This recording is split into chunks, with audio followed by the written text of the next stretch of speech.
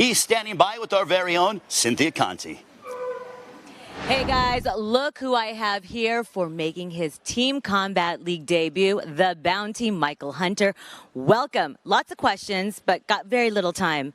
Why are you here? What enticed you to become part of Team Combat League? Well, I have a few friends that compete, and the Coach Dewey, we always bump into each other, and I have a lot of respect for him. He told me he had something for me, and he told me the details, and I think it was a no-brainer. So. You are fighting under the banner of Las Vegas Hustle. We've been seeing some of the fights, very, very competitive matchups. Tonight, he is going to be making his debut also, Hasim Rahman Jr. So this is going to be a fun heavyweight bout. I know this is going to keep you busy because I know there are names that you are calling out in the heavyweight division. Tyson Fury. And then also he is the one, if you guys don't know, his only loss in his record is against Alexander Usyk, one of the pound-for-pound greats. What are you wanting to show here tonight for Team Combat League for the fans that don't know anything about this league? Well, as far as the fans, I think they're going to be able to see that, this is going to be a fun, active, competitive sport and league, and there's going to be a lot of different fun things to do about it. I'm saying? I'm here to compete at my best and kind of bring my team Vegas Hustle up, and we're going to make it work. This is a competitive sport with teams. How easy or how difficult was it for you to kind of embody the whole team spirit and working as a team as opposed to just one-on-one? Well, if you're from the amateur, background, it's very similar. It's always a fun, it's always fun. It's camaraderie of bringing amongst your brothers, and just a new little spin to the game. There's no feel-out rounds. You just go in and bang it out, get that knockout. Hopefully, maybe we shall see. But hope this also works your one-round game. Yeah, absolutely. It's an experience. You're gonna get. This is where you guys, where people are gonna grow. All the fighters here, from even the traveling and knowing how to prepare for such a short burst. It's all a learning experience for us all. So it's an experience. You got to get better from it. You have a final message. Hasim Rahman Jr. is coming in. Both of you making your debut tonight, Team Combat League for Week 4. I just want to thank Team Combat League, Ahmed Sheikh, and the whole team. Thank you for inviting me. Well, best of luck to you, Michael, the Bounty Hunter. Look out for his debut tonight. Oh, this is going to be fun. Let's see if you can hustle these guys. All right, back to you guys.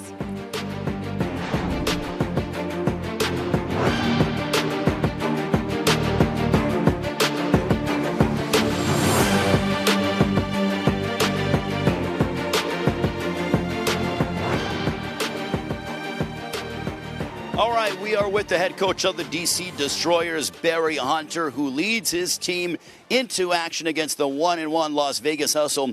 Barry, when it comes to the DC Destroyers, what a valiant effort last week.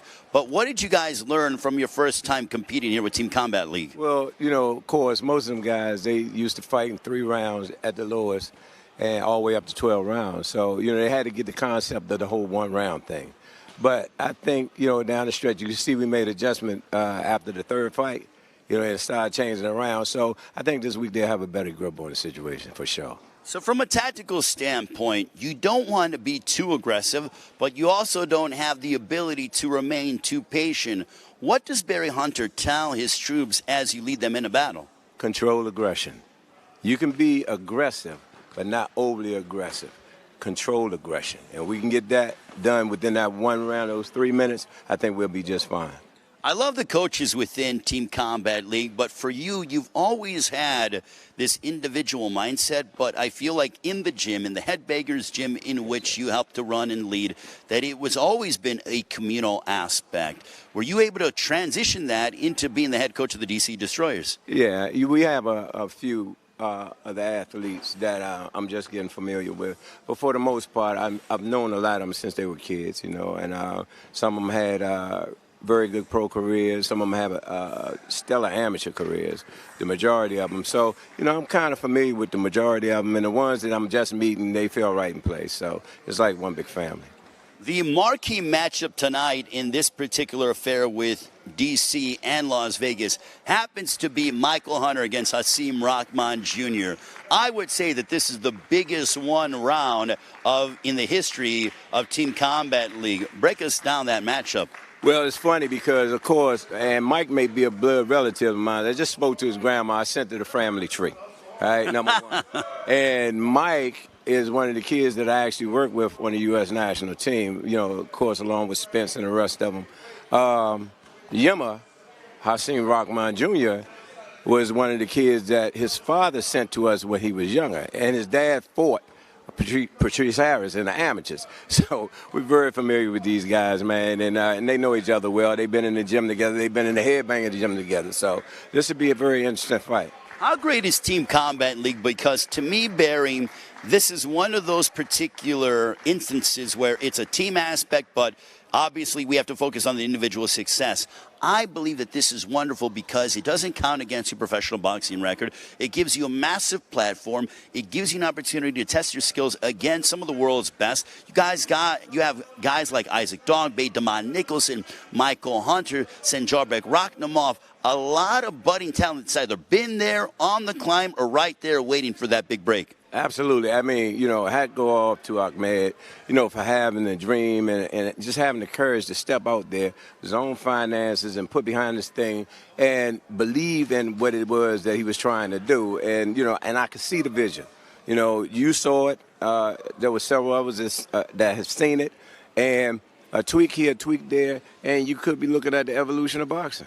Barry, thank you so much. Good luck to your guys. We'll see you guys in a few moments. Thank you, Ray. The DC Destroyers, led by head coach Barry Hunter, joining us. Action is moments away. There's nothing more exciting than what the Team Combat League brings to the table. One-round bouts, 8 teams across the U.S. The idea of this is so unique and so new. It forces the fighters to skip the feel-out process and get right to the action. I feel like New York's got a real good shot here, especially if I'm on the team. Nobody can beat my mind, so nobody can beat me. With the modeling is the modeling. When it comes to boxing, I handle my business. One round, and guys giving their all. This is going to be the future of boxing. I'm very excited to watch this format, this tournament, and this league. One round, all what you got. Any minute, any second, anything can happen. I got a 3-year-old kid. I'm just ready to change my family's life. What's up? What's up?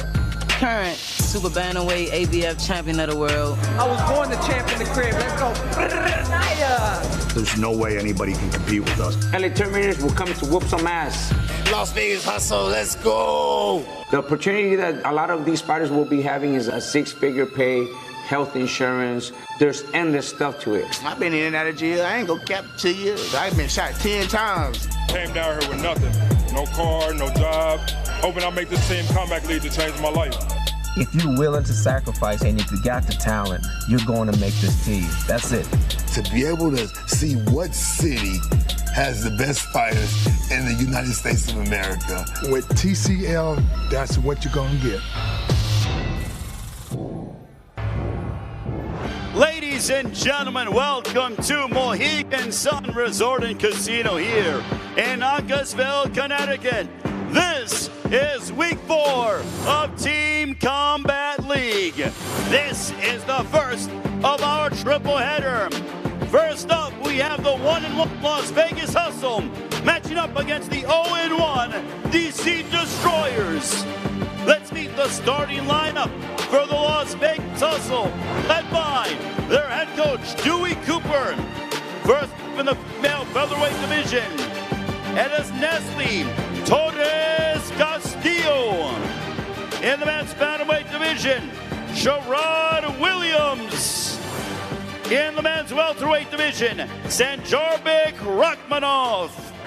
In the men's middleweight division, Alexander Thiel. For the men at light heavyweight, Samuel Arnold III. In the men's heavyweight division, the U.S. Olympian, cruiserweight and heavyweight contender, Michael the Bounty Hunter. In the women's featherweight division, Florencia Parajes Britos. For the men at 147 for Las Vegas, Ronnie Manuel Lee Austin. For the men at 160, Daquan Wyatt.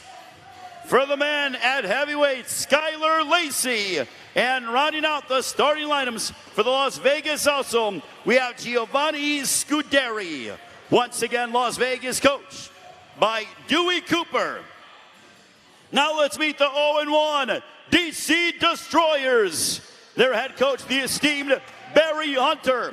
First up, we have in the women's featherweight division, Tyrecia Douglas. For the men at 135, Romello Webster. For the men at 147, Patrick Harris. For the men at middleweight, Quincy Williams. For the men at 175, Casey Dixon. In the men's heavyweight division, Hasim Rahman Jr. In the women's featherweight division, Dupe Shola Akinola. In the men's bantamweight division, in the men's welterweight division, beg your pardon, David Lamonte Green. In the men's middleweight division, Monye Gregory.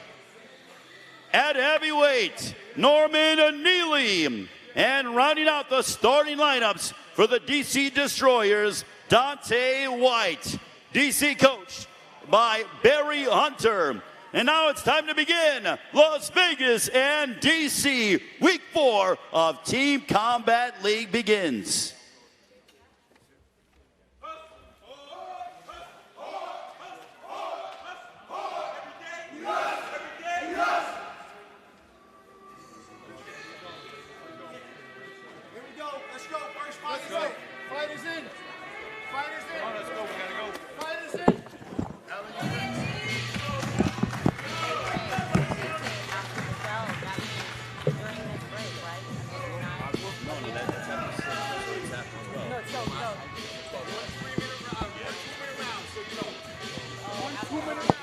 Yeah, Torres. Nelson. Ready?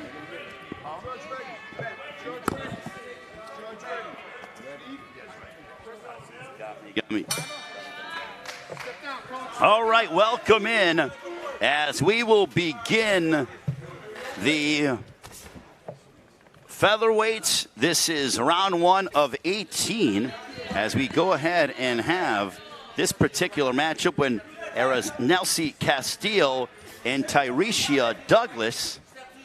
You have Tyrecia Douglas representing DC. Nestle Castillo representing Las Vegas. Ray Flores alongside the Hall of Famer Joe Goosen. Good right hand. They're over the top for Castillo. And Joe, we begin a Team Combat League in the women's featherweight division. Great way to begin the night here at Mohegan Sun.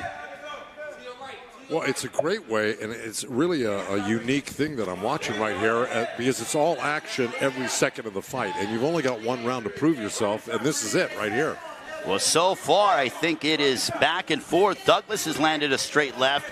Castillo with the right hand. Castillo being aggressive, but Douglas clipping her with the right hook. It is a triple header here from Mohegan Sun. Good straight left there by Douglas. And of course, Douglas being the southpaw in the ring, the left-hander. Good left to the abdomen of Castillo. You see that? There's a nice right hand for Castillo. Back comes Douglas. Yeah, Douglas put on a couple of nice defensive moves going backwards. But Castillo came in real hard and threw that nice combination when Douglas was on the ropes. She was digging to the body, was Tyrecia Douglas. Round 1 coming to a close, beginning the first of 18 in this triple header. And that'll end the first round, Joe. My goodness, what action. Awesome. And look, it goes by quickly, doesn't it? Without question. It was in the blink of an eye, Joe. Well, that was a tough one to call, that round, to tell you the truth. They both had their moments. I'd probably say Douglas? Yeah. All right, so you give 10-9 for Douglas. Yeah. So says the Hall of Famer Joe Goosen. Now we begin the men's bantamweight division. We have Sherrod Williams representing Las Vegas. Romello Webster representing D.C. You have Las Vegas with Sherrod Williams. He is wearing good start to this action. Sherrod Williams for Las Vegas. He's wearing the orange and the red, wearing the white and the blue. Romello Webster, this one in the bantamweight division. Good left hook to the body by Webster. Some body work being exhibited by Romello Webster of D.C. So you gave that first round to Douglas. You have it 1-0 for D.C., Joe. Right. And here's the thing, every single round is so important. Well, every single second is important, really. Indeed. Good straight left for Williams. Getting aggressive. Oh, he got buzzed with a right from Webster.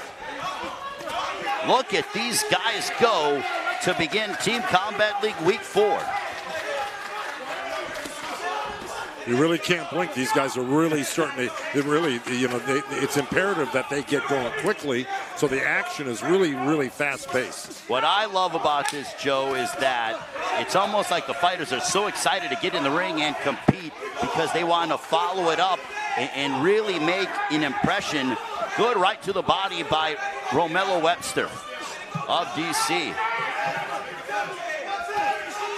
Just over the midway point of the second. Nice right hand, left hook from Webster. Well, Williams is coming forward. He's lunging in, and he's getting popped from a variety of different angles by Romello Webster. Nice jab by Webster right there. He doubled up on the jab. It's not easy to do that against a southpaw either. No, and Webster seems very relaxed and confident. Good left hook to the body by Webster, followed by a right. So far, Williams hasn't been able to put together much sustained offense. No, he started out good for the first few seconds, and that's where it ended. Webster took over the round. I think he's won it handily, to tell you the truth. So that could be an indication that D.C. is getting ready to go up 2-0. Beautiful left hook, spraying Sherrod Williams for Las Vegas. A couple of hooks in a row from Webster. He looks very sharp, Joe. He's got a great pro style. He's got a good defense. That was a slip. And down goes Williams, but it was a slip. As per you and Arthur Mercanti. Coming up on the final moments of this second round. Coming up next, we got Sanjarbek Rakhimov and Patrick Harris. Oh. Good straight left, followed by a right by Webster. And Williams did have a nice left uppercut that he landed. Oh, he almost went down from that left hook. Look by at Webster. this action. My goodness. I love this so far. This is my first show, second fight. It's great. Welcome to Team Combat League week number 4. As we take a look at some of the action. My goodness, Joe, look at this work from Romello Webster and also Sherrod Williams. Yeah, when you are pressed with just having one round to get the job done, you really leave yourself open for a lot of big shots, but that's the nature of the beast when you're just going one round. Here we go. We got one more coming up. So we got Sanjarbek Rakhimov and Patrick Harris, Joe. That's on the way. Rakhimov, who is a power puncher. He comes from that, I believe he's from Uzbekistan, taking on Patrick Harris. Harris is a southpaw. Rakhimov is conventional. Rakhimov trained under the guidance of Dewey Cooper as the head coach of Las Vegas. Good overhand right by Rakhimov.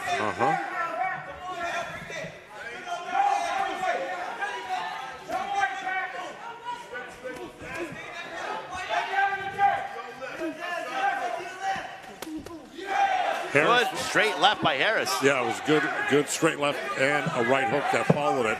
Rakhimov is actually being the aggressor right here, and Harris is kind of laying back, as a counterpuncher, playing the role of a counterpuncher. But he's not moving around the ring. He's holding his ground right here. He's just being real slick about his defense. Good right to the body by Rakhmonov, but popping him with this jab is Webster. Not Webster, beg your pardon, Harris. Harris looking to land a straight left on the head of Sanjarbek Rakhmonov. Harris, previously the last session of punches that he just threw, got in and out real quick. He made a nice turn around his opponent, and he's the slicker fighter for sure. Rakhmonov is kind of a pressure fighter, more of a brute, but Harris is definitely the slicker fighter in there right now. I think once Harris gets his jab going and has Rakhmonov off balance a little bit, that could play a factor. Good right to the chin, compliments of Patrick Harris. I've got Patrick Harris ahead so far. Rakhmonov is going to have to land something big to even up the score here, right now, because he's far behind. He just got countered again. Rakhmonov with a straight left. Right hand to the body, and he got countered with a clean left hand. That's coming up on the 40-second mark. So far, DC Joe has looked terrific. Yep. Las Vegas is like a half a step slow. Well, Barry Hunter has done a great job with these guys. Barry Hunter, the veteran, great future Hall of Fame trainer, I'd imagine. He's got a really, you can tell his touch on her, because these guys are all slick, and girls. Good left to the body by Patrick Harris, and now he's backing up Rakhmonov. Who would have thought that would have happened to begin this particular round, Joe? Yeah, and Rakhmonov complained of a low blow, but it wasn't. It was just a great body shot. No, and he backed up immediately. Yeah. That'll end the third round. Coming up, we got the middleweights. From the men, we got Alexander Thiel for Las Vegas and Quincy Williams. So, Joe, I would think you would have a 3-0 in favor of DC, correct? I do. Take a look back at some of the action.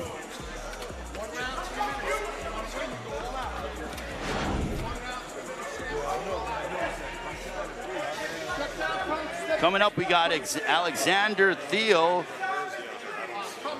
and Quincy Williams.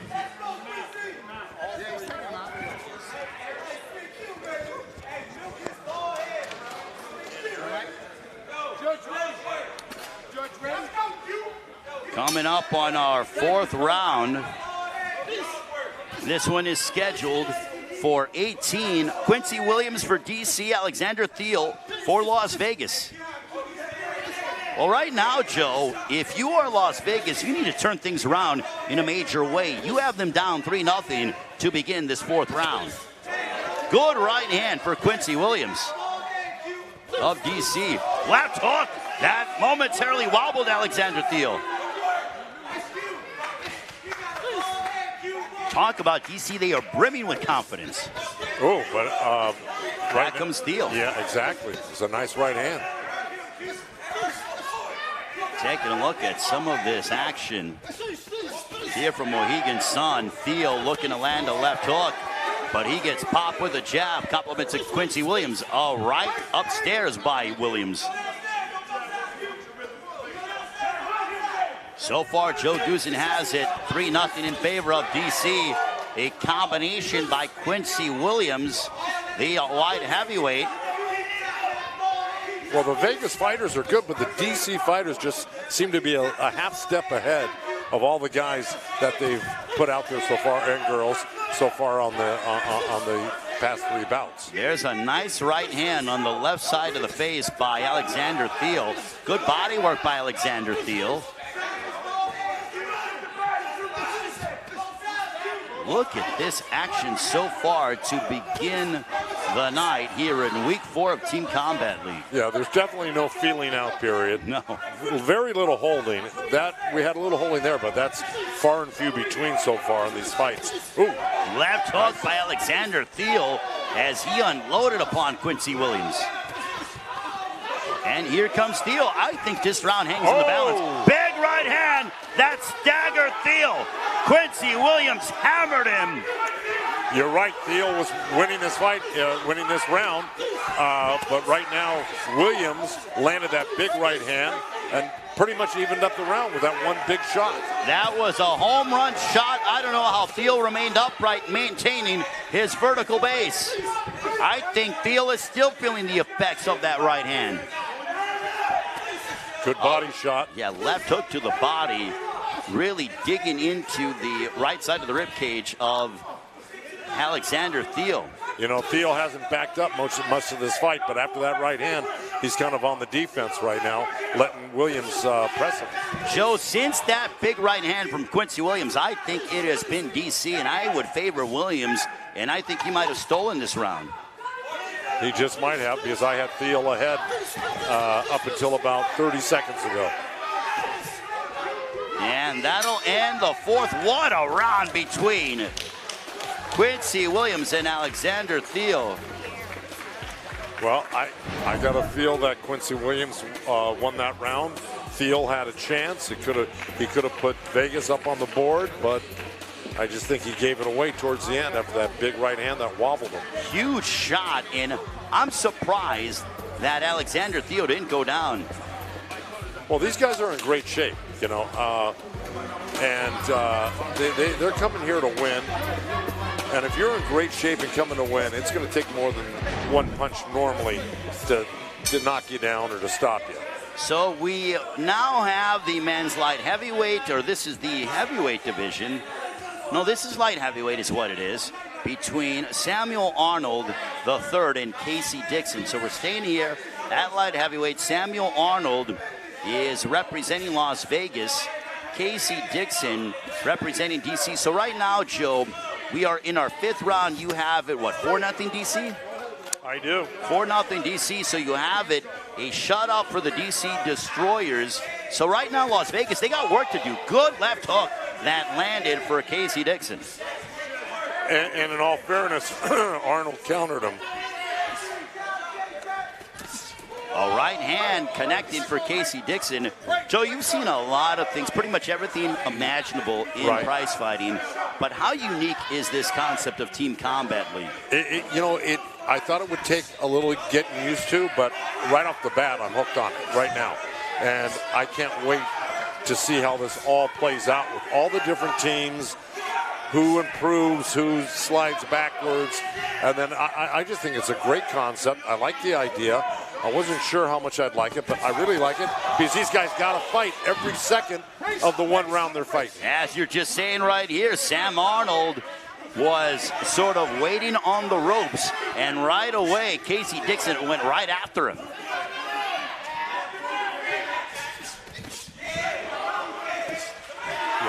So far, I think this round hangs in the balance, but being hyper-aggressive is Casey Dixon. And look at how Sam Arnold ties up. That way he can get an opportunity to reset and try to figure out more of Casey Dixon. I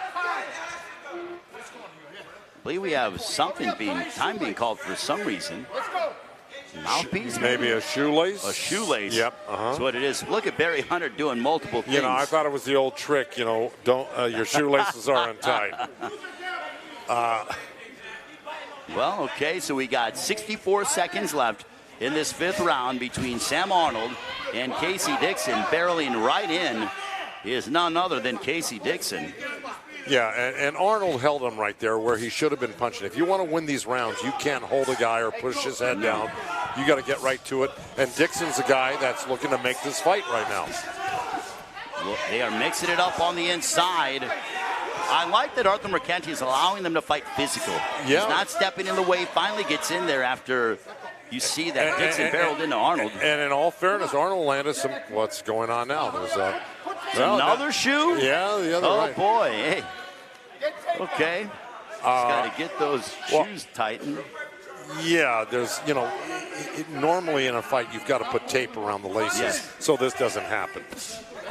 In most pro fights, most states will demand that. So final 30 seconds. But what I was going to say was Arnold actually landed some good body shots here before the shoe incident. But now here again, he's holding on, pushing down when he should be fighting. you know, you've got very little time to accomplish winning the round, and you won't do it by holding even for a moment. Down the stretch we go with Sam Arnold and Casey Dixon. Heavyweights on the way next. Good jab by Arnold. Good right hand down the center. Oh! Big shot. Down goes Dixon. Oh, my goodness. That's huge. That's it. He timed that perfectly. Arnold really landed a great 1-2 on him. Yeah, that just won him the round. What a point swing in favor of Las Vegas, and they needed that in a major way. Now, can you give a guy a 10-8 round? You are allowed to give a 10-8 round.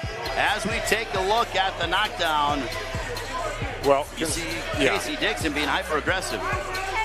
Considering, though, that Dixon was winning this round handily, I'd probably give it a 10-9. There it was. Look at beautiful that 1-2. shot. A beautiful combination, but here is the marquee matchup that people have been talking about. Michael Hunter representing Las Vegas, Hasim Rahman Jr. This is the biggest round so far in the history of Team Combat League. Michael Hunter, former cruiserweight, heavyweight contender, taking on Hasim Rahman Jr. Michael Hunter, a highly sought-after free agent that Las Vegas was able to bring a part of the team for the remainder of Season 1. Michael Hunter has fought the likes of Alexander Usyk, Alexander Povetkin, coming off of a draw against Jerry Forrest. Look at that. Hunter attacking Rahman Jr., looking to make a statement. A couple left hooks by the bounty hunter. Now, a little trivia. I used to train his father. Oh, you did? Wow. The bounty hunter, the original bounty hunter. Back in the 80s. My goodness. Yeah. Boxing is certainly in the blood of the Hunter family. And his dad was an incredible fighter. He was really rough and smart. Is it crazy just to think about how far now the son has gone? I mean, he's top cruiserweight when he was campaigning at cruiserweight. Right. Looking to make a splash in the heavyweight division. Left hook to the body by Michael Hunter. And of course, Hasim Rahman Sr., Jr.'s father, was another tremendous fighter. Heavyweight champion of the world. Was able to knock out Lennox Lewis, but then Lewis was able to gain retribution. Yep. What an era of heavyweights that was. Good right hand on top the head of Hasim Rahman Jr. And we talk about boxing lineage here between Michael the Bounty Hunter and Hasim Rahman Jr. Both guys' fathers competed in the professional ranks and were hyper successful.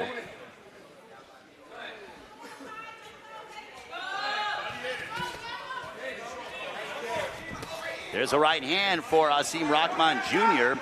Under a minute left here in this 6th round. Joe, so far, though, I believe that Hunter has got Rahman hurt. Hunter's not only got him hurt, he's been really doing well this whole round. It's big all right him. hand. All him. He hasn't really missed a punch. You can tell his experience and fluidness he's got. I'm really nice. Laughing, Joe, because Michael Hunter almost pushed Arthur Mercanti to the side in a very gentlemanlike way to try to go right after Hasim Rahman Jr. Mouthpieces out. Looks like from Rahman, but McCanty just throws it back to the corner. They're going to have to do without the mouthpiece until the action stops. I believe Rahman may have wobbled Hunter, or Hunter seemed a bit, what are we saying now? What's happening? Well, the mouthpiece came out earlier, and Arthur McCanty kicked it over to the corner. They just cleaned it off and gave it back.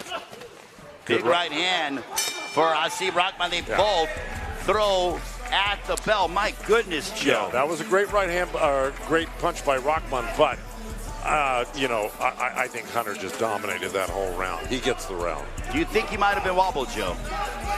Yeah, I think so. Wow. Unbelievable stuff. Listen, like I say, when you're throwing leather like this, kind of with not many restraints, Defense goes out the window a little bit because you're trying to win the round. You're trying to impress the judges.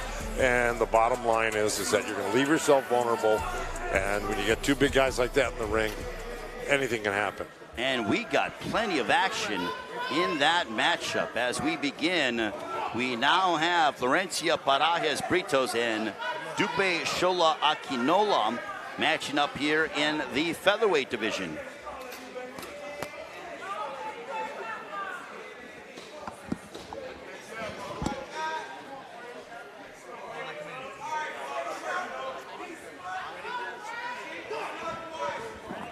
As we take a look at the scorecard, Joe, you have DC on top, 58-56, correct? That's how we have I think so. Okay, 58-56, according to our very own Joe Goosen. Florencia Parajes Britos representing Las Vegas, DC with Dupe Shola Akinola. Good right hand there by Akinola.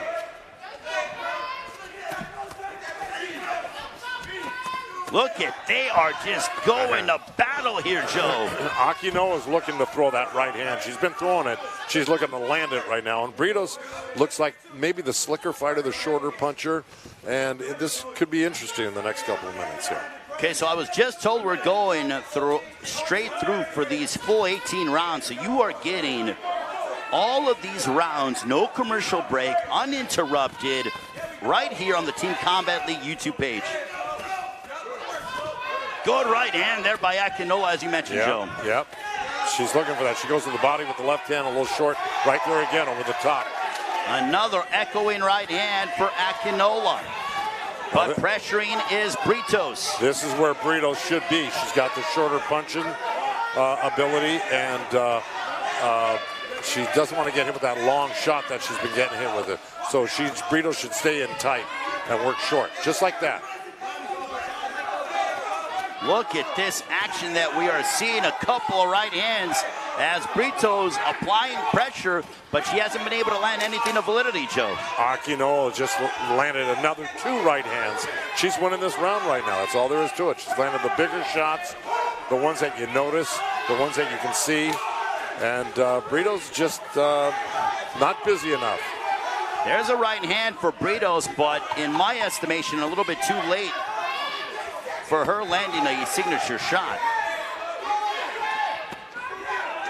Akinola applying the pressure. That'll end the round as the seventh comes to a close. Yep.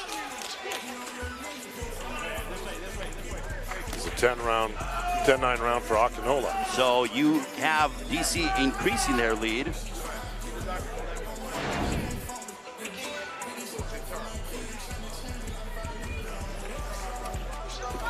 And here is some of the action. Akinola with that right hand.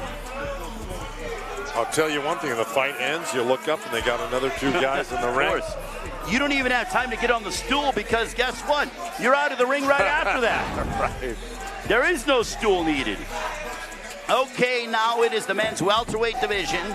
We have Ronnie Manuel Lee Ostian and David Grayton.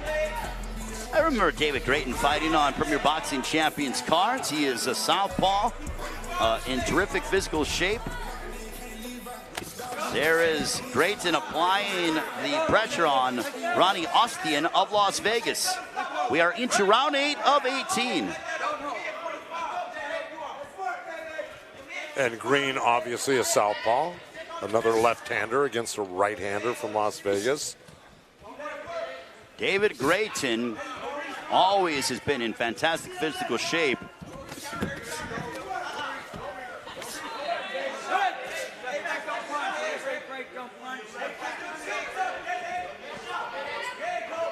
As we take a look, so far this has been the most feeling out process that we've seen between either two combatants in the first 8 rounds of this head-to-head showdown between Las Vegas and DC, Joe. And a minute's gone by. Somebody's got to do something to make it obvious that they're winning the round, because right now nobody's making it obvious. This is a feeling out minute 20 so far, of course. and it's really not what you bargained for. When you come into this tournament and this competition, you've got to let your hands go. Big shot Down goes Grayton, but they rule it a slip. So says referee in charge, Johnny Callis. It was because he really got his left hook wrapped around the neck of Grayton. And Grayton attacks the body of Ronnie Austin.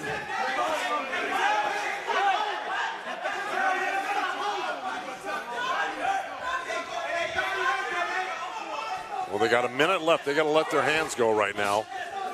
And Austin is probably a little bit ahead. And that's where, when you turn that guy around, you got to jump on him. You don't want to back out of that pocket once you turn Grayton around. Nice right hand by... Good to the body. Good lead right hand by Austin. He just tried it again, but got countered by a hook.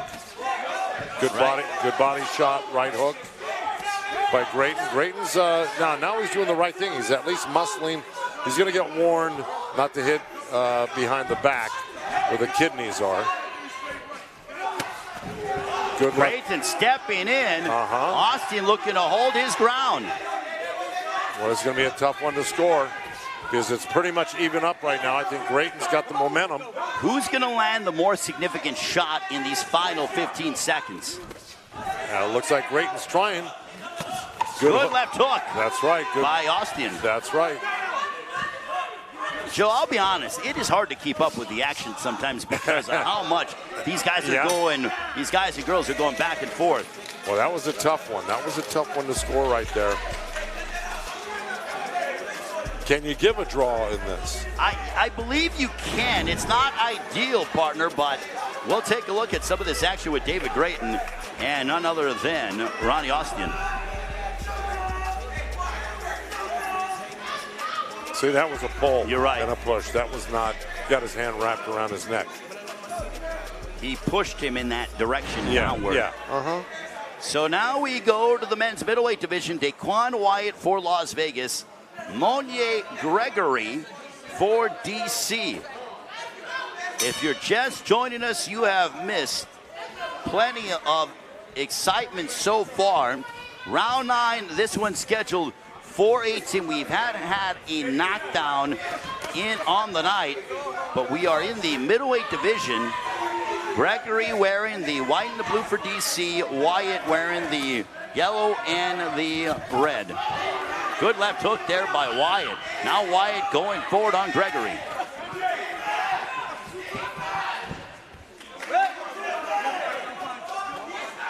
Look at Johnny Callis. He has his work cut out for him. Left to the body by Gregory. Johnny Callis telling him to keep the punches up. Might be going, doing some Felix Trinidad, Fernando Vargas tactics there, Joe. Yeah, a little, you know, it's a borderline shot there, but he did get warned to keep him up. Good right hand by Monier Gregory. But back comes Wyatt. Wyatt is swinging for the fences, trying to press forward.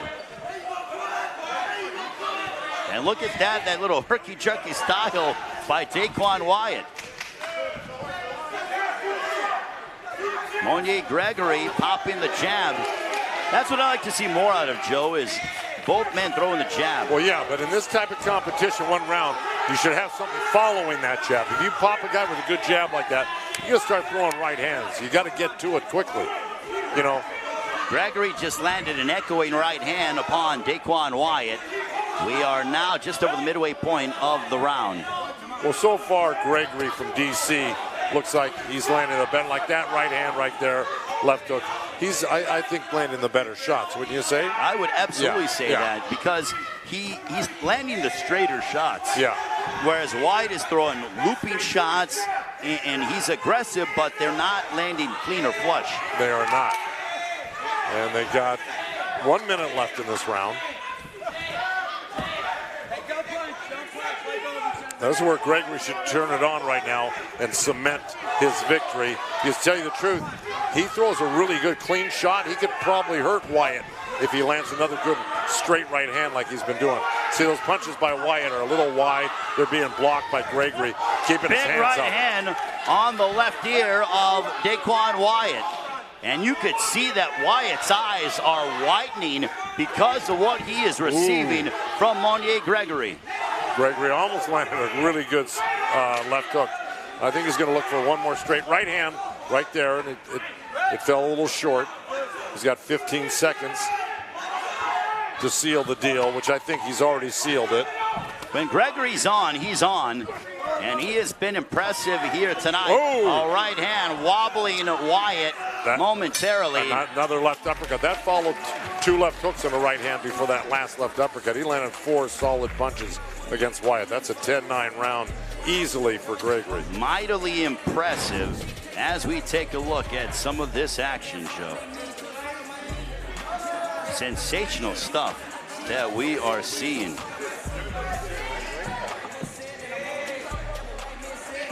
Nice jab by Gregory there, but he didn't follow up on the right hand. There's a lead right hand. He gets his hands back quick, Gregory, and then throws a left hook right hand. Basically, most of those fell short, but he does, I'm sure, at this point start landing that left hook right hand. That landed. He's got the forearm pushing down on his neck, and we're into the next fight. So now we have Skylar Lacey and Norman Neely. The heavyweights will be front and center throughout the next 2 rounds. Skylar Lacey for Las Vegas, Norman Neely representing DC. And Joe, what a head-to-head matchup that we've had so far. Good left hook by Norman Neely. No, they've been great. It takes a little getting used to looking down at your paperwork, and then you're looking up and there's 2 new guys in the ring. I mean, they're making the transition very quick, which is good. You wouldn't want a lot of downtime in between. There is a bit of loose tape as Johnny Callis will get that Barry Hunter not only tying shoes but being a cut man and cutting off tape. Did the interview with me earlier, coaching. You know what it is to wear different hats in the gym. That's it. You said it. You've got to be everything. You got to be a doctor, a psychiatrist, a tailor. Yes. You know, an actual coach. Oh, big right hand over the top by Norman Neely. Back comes Skylar Lacey. Big left hook by Neely on Skylar Lacey. When you have a tall frame like that, in Skylar Lacey, you have a big chin to go and unload upon upwards, and a big shot by Norman Neely. I almost feel like Norman Neely's probably about, what, 6'6", 6'7", Joe? He is huge. But I got to tell you, he's getting beat to the punch. I almost feel like he should be playing basketball for the Knicks or the Sacramento Kings, trying to be a forward of sorts. But he is a prize fighter. A little bit of a left hook there by Skylar Lacey of Las Vegas. That was a nice little right hand. He's trying to find the mark with it. See, Lacey's getting a little too close. He just moved forward off of that. Nice body shot. Right to the body. He should use that reach right now, right from out there, and catch Neely coming in. So he's got to start his punching sooner, like right about now. Yeah, wait for him. You cannot necessarily wait for him to make a movement because then he's cutting off the ring. You've got to be first. Yep. Under a minute left here in the 10th.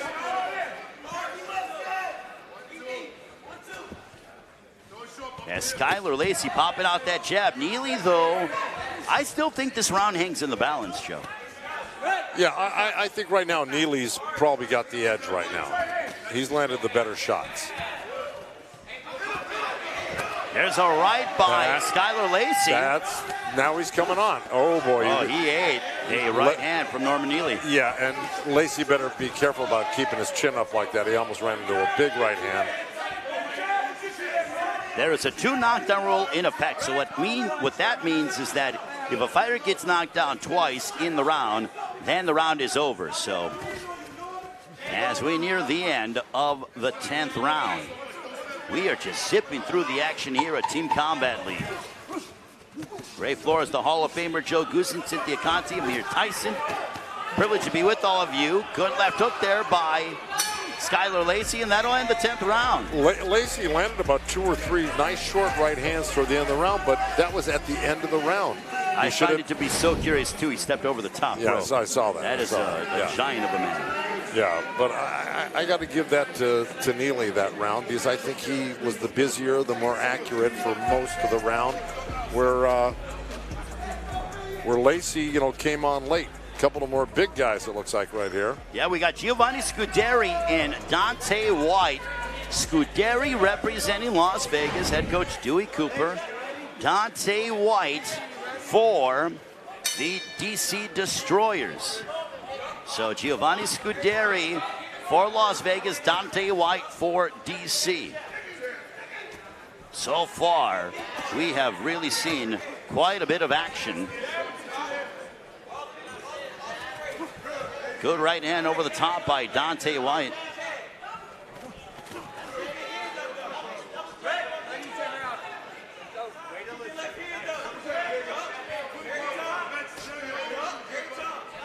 So far, neither man has landed anything significant, Joe, but this is the epitome of what you would say a feeling out process within the context of a 3-minute round. You know, when you got big guys like this and they've got that type of power, I mean, you know, you got to give yourself 10 seconds to at least see how the guy reacts to your feints or whatever. But, you know, looks like you feel, looks like Scuderi got cut on that. He is cut over his left eyebrow right now. They definitely clashed heads. That is unfortunate for the Las Vegas heavyweight, and Giovanni Scuderi. There's a cut above his left eye. He seems to be a bit upset about that. He pushed off on Dante White. We are at 1:40 to go in this, our 11th round. Neither man has landed anything clean to where you could say you could favor them in the round. No, I mean, Scuderi looks like if this were, you know, a 6-round fight, an 8-round fight, he'd probably have the patience and the skill to wear you down and then maybe start putting some on. But it's not like that in this type of situation. You've got to let your hands go regardless if it puts you in the danger zone. That's what this tournament is about. You got to roll the dice, essentially. Yeah, you do. You have to be able to try to come out with something of validity. Yep. And right now, I think Scuderi, just with his jab alone, Joe, is winning this round. Yeah, and he came in with a couple of nice right uppercuts, but there was a nice combination by White. First one of the night for him. That looked clean like that. Good jab by Scuderi. Scuderi using his physical attributes to keep Dante White at bay. And at this point, this kind of favors Scuderi because he's more the technician. He is. He looks like he has a little bit more boxing skill. But again, you know, you got to be awarded points for aggressiveness too, because that's what this whole thing is about, being aggressive for one round and let your hands go. And I like that about what White is doing right now. He's being very aggressive. Good right to the midsection by Giovanni Scuderi. Good left uppercut. But looking to pick it up is Dante White. And that'll end the 11th round. I need some help on that one, Ray. What do you think? I would give it to Giovanni Scuderi based on the fact that Dante White didn't land anything flush. If he would have landed one big signature punch that was flush and clean, I'd give it to him. But based on using his jab and his height, his physical attributes, I would give it in favor of Giovanni Scuderi of Las Vegas. You convinced me. Well, that means a lot coming from the Hall of Famer Joe Goosen, and looking forward to you being inducted in the International Boxing Hall of Fame in June. That'll be in upstate New York. Yeah. If you haven't made plans to join the Hall of Famer Joe Goosen and the rest of the class, make sure to do so all weekend long. It'll be a very special celebration for all those inductees, including you, my friend. I can't wait, and I really want to meet the other inductees and congratulate them, and then take a nice little tour of the Hall of Fame, which I've never seen. See my brother's spot. Yeah, absolutely. Your brother, Dan Goosen, got inducted last year. You're going to be inducted this year, and I'm continuing to make the campaign. Tom Brown inducted into the International Boxing Hall of Fame in 2024. We're making that campaign. That way, the Goosen Brown family can go 3 for 3, something that you all rightfully deserve. 2 of the 3 are done, but Tom Brown needs to get in next year in Canastota as well. Without a doubt. He's put in the work. He's put in the decades. He's promoted some of the great fights along with my brother that have been out there over the past 30, 40 years.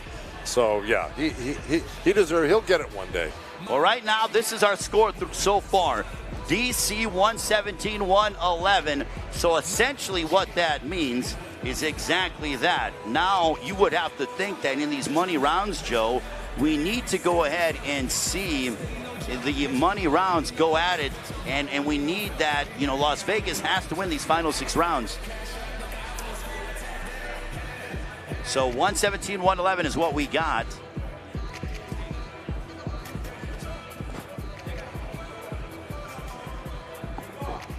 Okay, so I just heard that the judges have it, and this is perplexing to me, but 104, 104.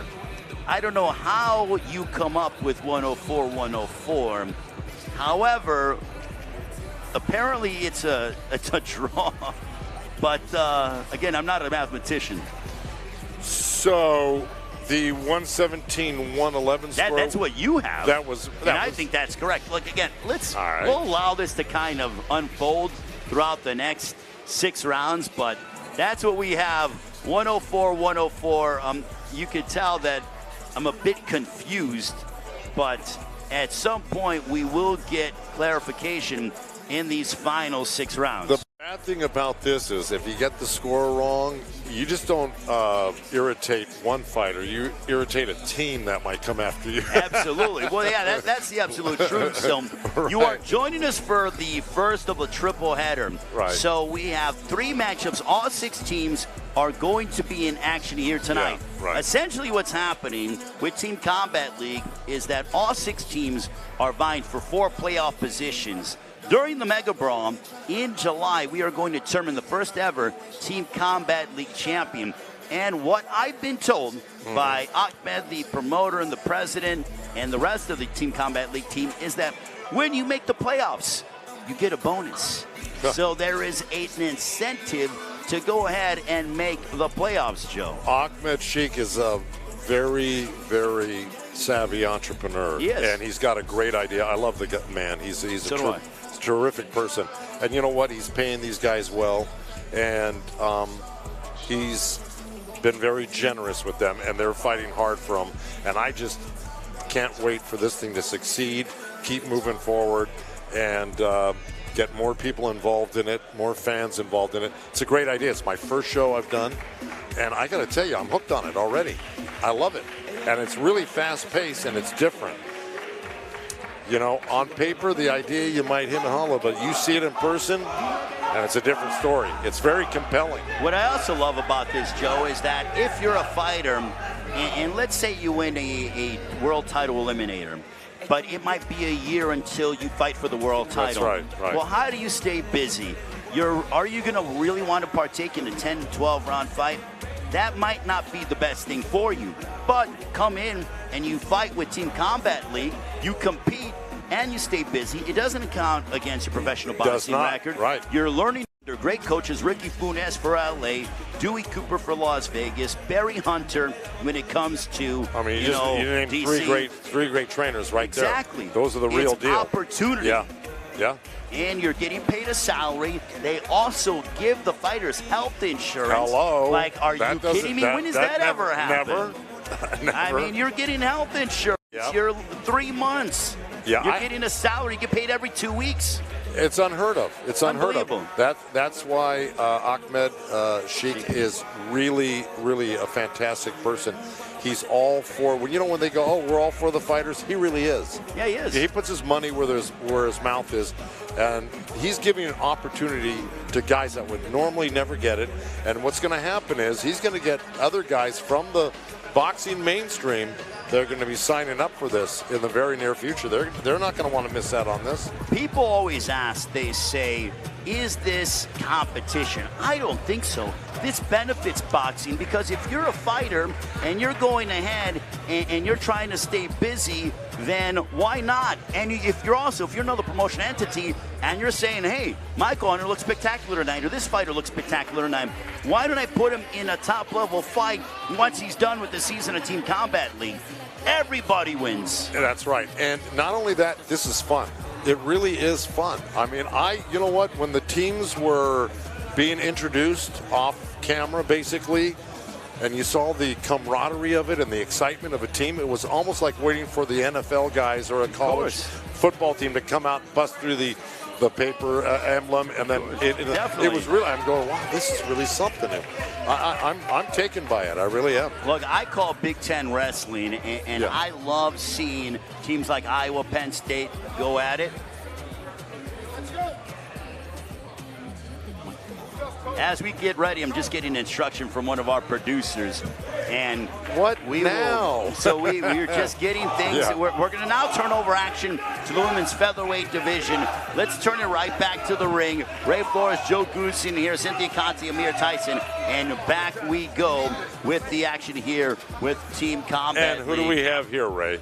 We have the likes of Nestle Torres Castillo and Tyrecia Douglas, who are matching up yet again here at Mohegan Sun Resort and Casino. Okay. So this is the women's featherweight division that are on full display, and this is a rematch of what we saw in the first round.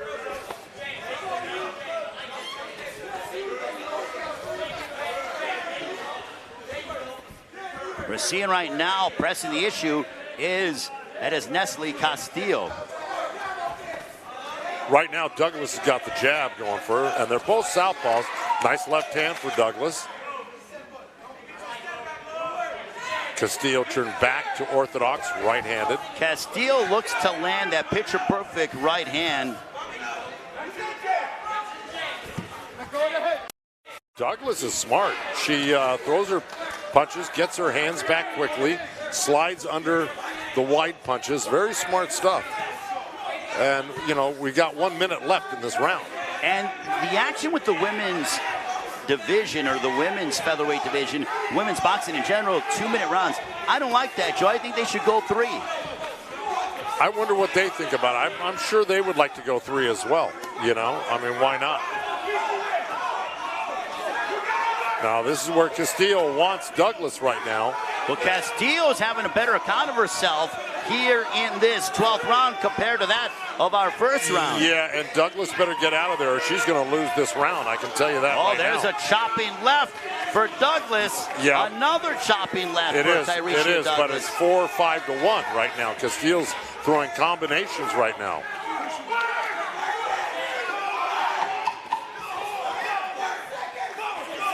There's another right uppercut, left hook by Castillo, and Douglas finally comes out of the corner, but Castillo lets her out. She should have kept her there. Well, I think it was Castillo who got the better of the exchanges. I do too. I really do. I thought Douglas started out great, but she backed herself along the ropes into the corner and let Castillo do what she needed to do to win the round. As we take a look at some of the action. There's Douglas throwing all the right stuff. Tying up Castillo. And looks like this is where she gets backed into the corner a little bit and gets hung up on the ropes. And this is where Castillo's digging body shots. Little uppercuts. Yeah.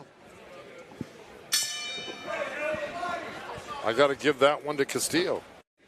Well, as we get ready, Alexander Theo, Quincy Williams, hey, this was a fun matchup that we saw, previously, Joe, because, we went ahead. No, this is women's featherweights. Beg your pardon. Yeah. I apologize. This is the women's featherweights that we are seeing. Good right hand. This is Florencia Parajas Britos and Dupe Akinola. It's like, wait a minute here. I look up because constantly changing fighters. Britos for Las Vegas. DC has Akinola. You remember Joe Akinola with that beautiful right hand? Yeah, she had that little looping right hand. No, that was not a knockdown. The eye test, Joe. I think both teams are passing the eye test. And what I mean by that is coming in very good physical shape, being super aggressive, but I have DC ahead by a step. Yeah, DC is really, they just, it seemed like they had the slicker fighters. Nice right hand by Akinola. Yeah, another right hand. Yeah, she's been sitting down in her punches. That's her punch. And she whips it. Look at that little body shot with the right hand, then back over the top. Smart stuff, slick. Right to the body by Akinola. Akinola looks like she's just teeing off right now. She just wants a knockout, where she could be using a jab coming in a little bit more to set up that right hand. Good body shot.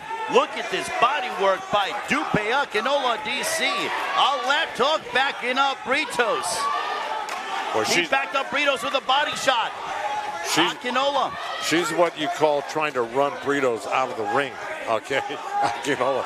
She's really putting the pressure on. It's like she feels nothing Brito can do can hurt her, and that's the end of the round.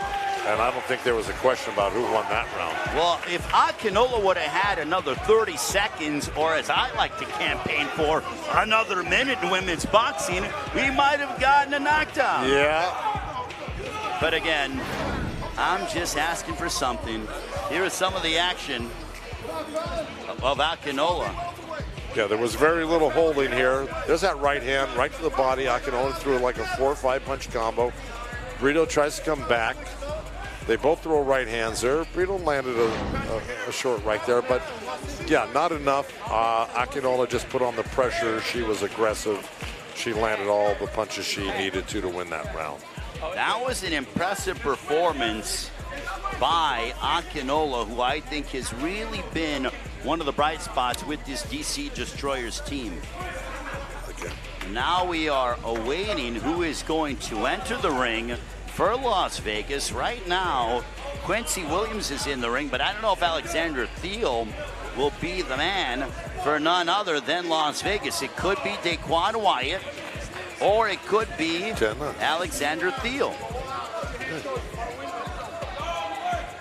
All right, so I believe this is Alexander Thiel who is stepping in the ring. Yes, this is Alexander Thiel and Quincy Williams. They go at it yet again. They matched up in the first half, and now they collide here within the men's middleweight division. Quincy Williams had a beautiful shot, was able to get the better of the exchanges.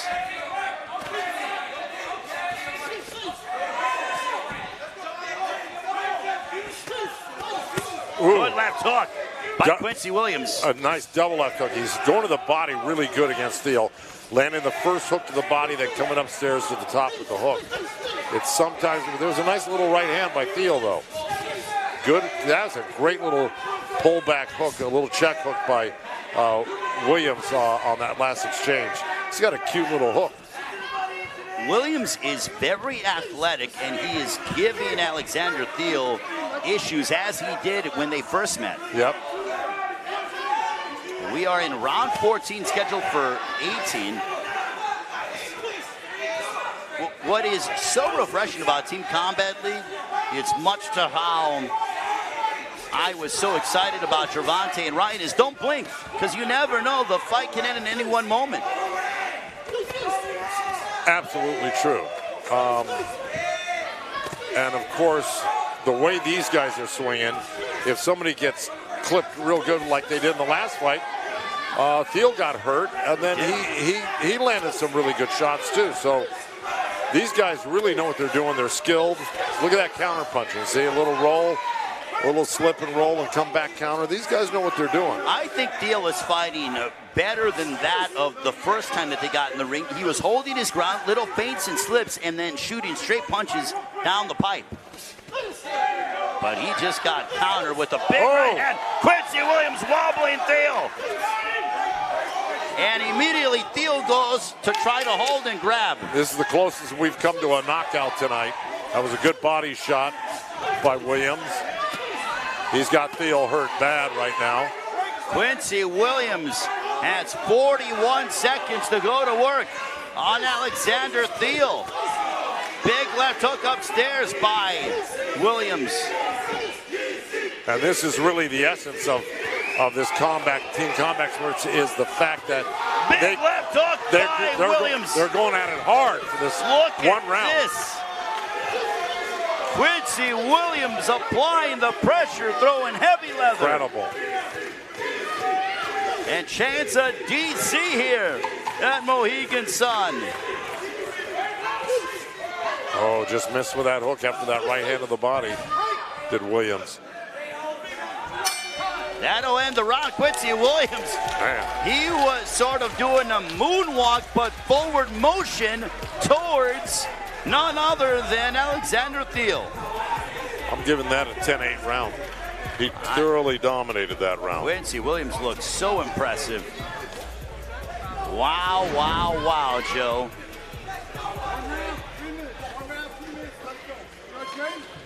As we take a look back at some of the work.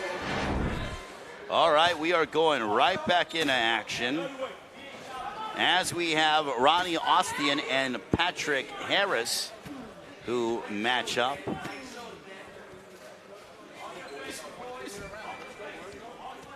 You have Patrick Harris, the southpaw. There's a straight left for Patrick Harris. Yeah, he jumped in with the right hook, fell short, and then landed the straight left hand.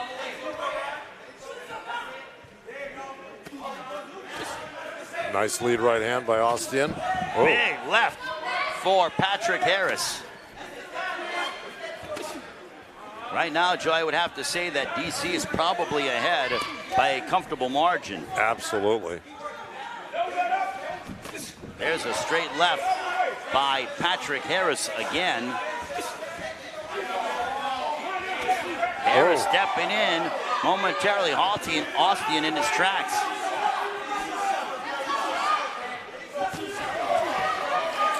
Patrick Harris looking sensational.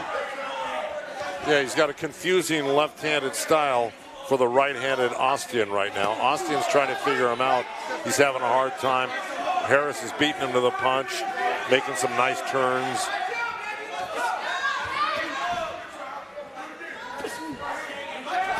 Ostian looking to throw the lead right hand. It's been falling short. There it is. Straight left by Patrick Harris. And Ostian's trying to counter him with that right hand. It's just not landing. Just over the midway portion of the 14th round. That was a nice little check right hand he just threw, Ostian. Now, Ostian's trying to find that opening, but he just absorbed a right hook to the body. Ostian's looking for that left uppercut against Harris right now. It's a slick move. He hasn't landed it yet. He's come close twice, though. Nice right hand by Ostian.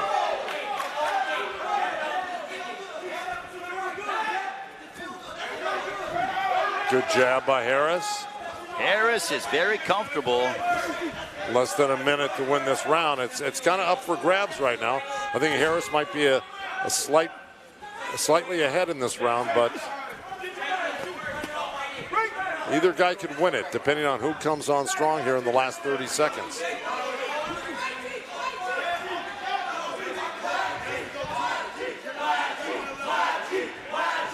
You hear the chants of DC. Patrick Harris has been with prolonged success, Joe. Yeah, Ostian just landed a couple of nice shots there in that last exchange. Good right hook for Patrick Harris. That'll end the 14th round. Yeah, you know what? I'm calling that one a draw. You're calling that one a draw? Yeah, I think so. I know you probably thought Harris won it, but I think he just took his foot off the gas the last 30 seconds of the fight, last 40 seconds of the fight.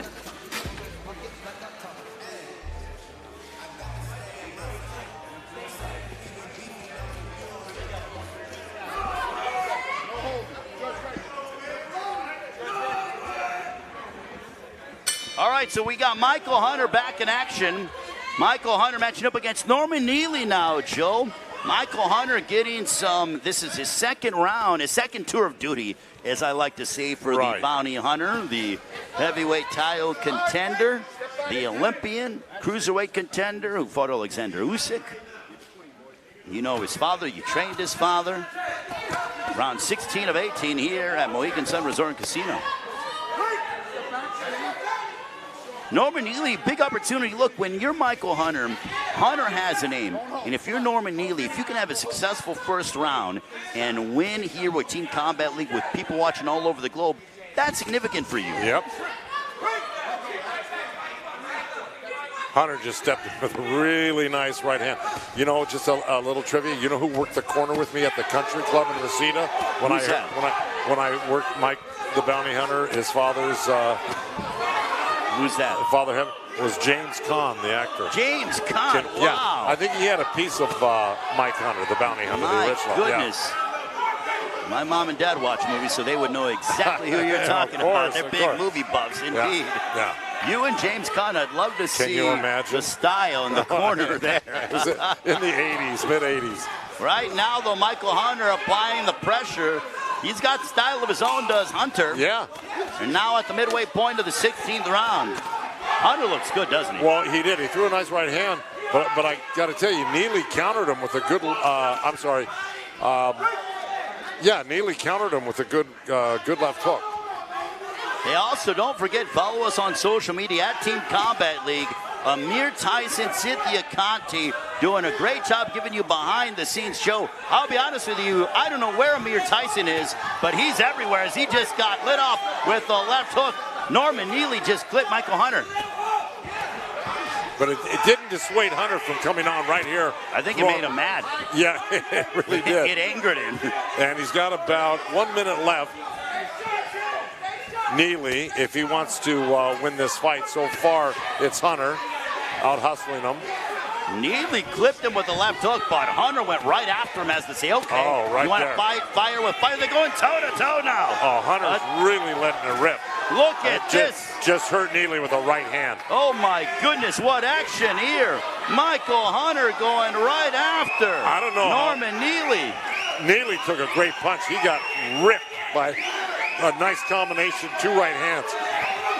Look at this action here with Team Combat League. Michael Hunter going right after Norman Neely, Joe. The final moments of the 16th round. Michael Hunter and Norman Neely slugging it out here at Mohegan Sun Resort and Casino. Wow. And Neely, I got to give him credit, man. He came back hard after taking those great shots. That was a hell of a fight. Here is some of the action from the 16th round. Well, they're in close. Here's Hunter throwing that great body shot at the right hand. Threw two more body shots, right to left uppercuts, right to the belly. And there's Neely leaving the clinch and then throwing that left hook counter after that right hand that Hunter threw. Yeah, it was a lot of back and forth, but I think Hunter won that hands down. So now we are on to the 17th round. Samuel Arnold and Casey Dixon here in the light heavyweight division. Joe, the action has been fast and furious, and I'm not talking about the movie, I'm talking about Team Combat League. Unbelievable. And it's great. It's better than really doing a 10-round fight because sometimes you get lulls and, of course, and it slows down. This, when you do 10 rounds, every round is action-packed. It's unbelievable. I love it. And they literally put in a new fighter every single time. They're fresh and ready to go. But right now, down the stretch, we go in the final 2 rounds with Samuel Arnold and Casey Dixon. Good jab by Casey Dixon.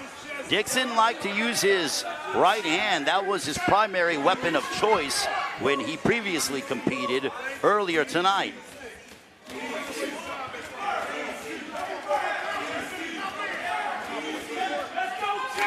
One minute gone. Not a lot has happened so far. Big right when hand. I say it.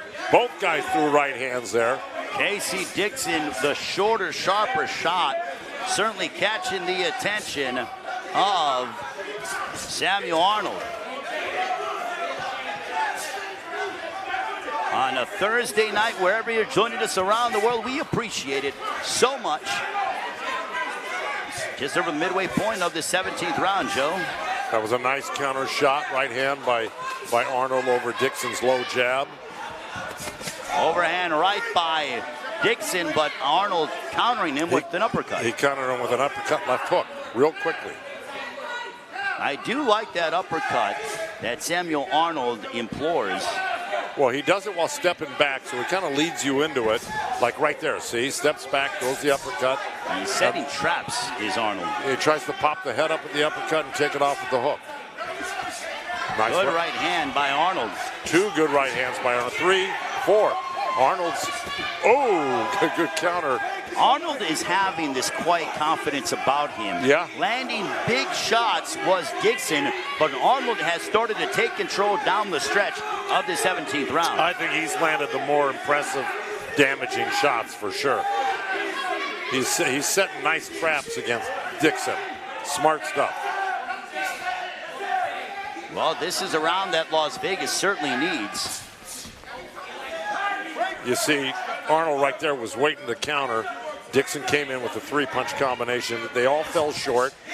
And here comes Arnold again. He's looking to counter. He's really not an aggressive fighter unless you give him some really easy openings. But right now, he's looking to counter.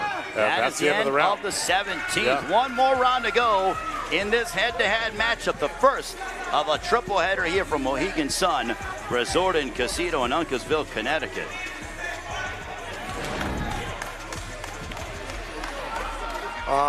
There's that lead right hand and counter right hand by Arnold. There's where he fell short. Dixon, fell short with that little combination. But Arnold definitely won that round, I think, hands down. So here we have the 18th and final round, Skylar Lacey and Hasim Rahman Jr. And Skylar Lacey starting off already strong. Hasim Rahman Jr. went at it with Michael Hunter in his previous matchup. When it comes to Skylar Lacey, we saw him in action against Norman Neely.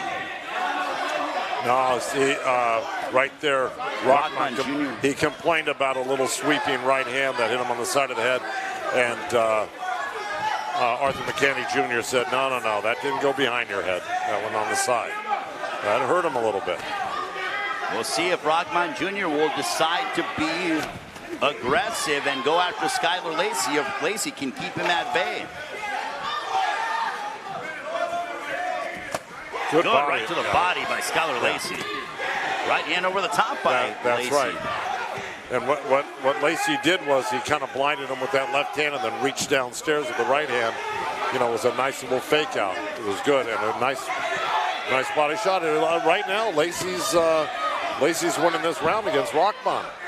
Lacey is deceptively athletic, and I like the strategy that he uses. Very unassuming, and then like a cobra, he strikes immediately. Yeah, and he landed a nice sneaky right hand, as you said that, against the southpaw Rahman. And that's the go-to punch a lot of times, the lead right hand against the southpaw. I think this unorthodox style is giving Rahman Jr. some issues. Well, yeah, Lacey came in with a left hook right hand, landed just a second ago, landed a nice little shot. He's the one landing right now. And I'm talking about Lacey.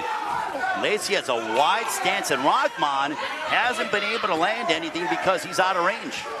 Yeah, Lacey's so big and so long. Even though he'll come close to you, he'll jab and move in close to you and throw a shorter right hand, which I think he shouldn't do. But, yeah, no, he's very athletic. I think Skylar Lacey, he's one of those guys that, they say it, he's a good hand. He's one of those guys that, does he have, eye-catching, knockout power? No, but he's just a solid fighter. Yeah, how tall would you say he is? 6'6", 6'7"? 6'7". Yeah. When you say it doesn't have any power, I mean, that really doesn't make a lot of sense. I'm saying, what I mean by that in terms of knockout, elite level, knockout power. No, I'm not disputing that. You're 100%. Oh! Big shot! And there we go. And down goes Rahman Jr. Well, he proved me wrong. He put him down. Well, he's not calling it a knockdown, or he would have not helped him up. Okay, so he's not calling it a knockdown. No, he didn't count. No, he didn't count. So, and he helped him up, means that it was a push. But big right hand by Lacey.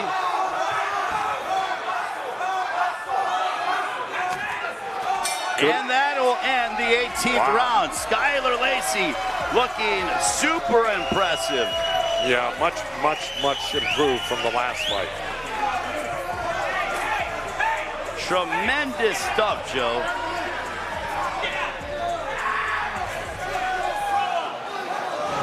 As we take a look at this 18th round.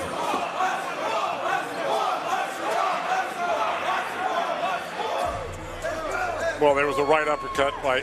Well, you know, that's really hard. There's the uppercut. No, he tripped. He tripped. We take a look at some of the action here. No, he tripped. I think he tripped over the referee's foot. That's Is what happened. it was. Yeah. So I was looking. I saw Lacey towering over him, and I thought it was like, okay, there we're seeing some power, but he tripped over him. I mean, look, you know some. And the only thing I meant, I wasn't even questioning because you're right. He's not a knockout puncher. It's just that when a 6'7" guy hits you, yeah, you know what I mean? It's got to hurt. Yeah, of course. I mean, look, I would not want to be on the receiving end of any of that. No. But right now, I want to turn it over to the ring because, partner, I'm going to get the scorecards, and we're going to find out who is going to be victorious. Will Las Vegas improve to 2-1 on the year, or will DC go to 1-1 on the year? As I will go ahead and try to go ahead. Joe, let's take a look at your scorecard. And while I leave the broadcast position, if you can explain to the audience your scorecard in a few moments.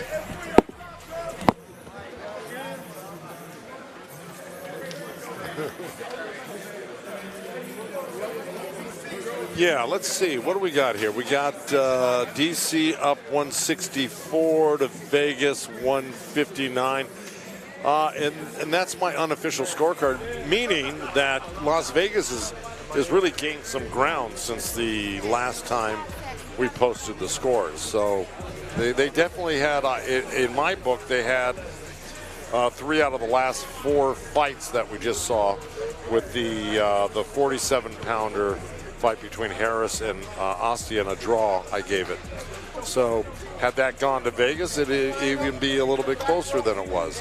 But Vegas is definitely gaining ground on DC in the second round here.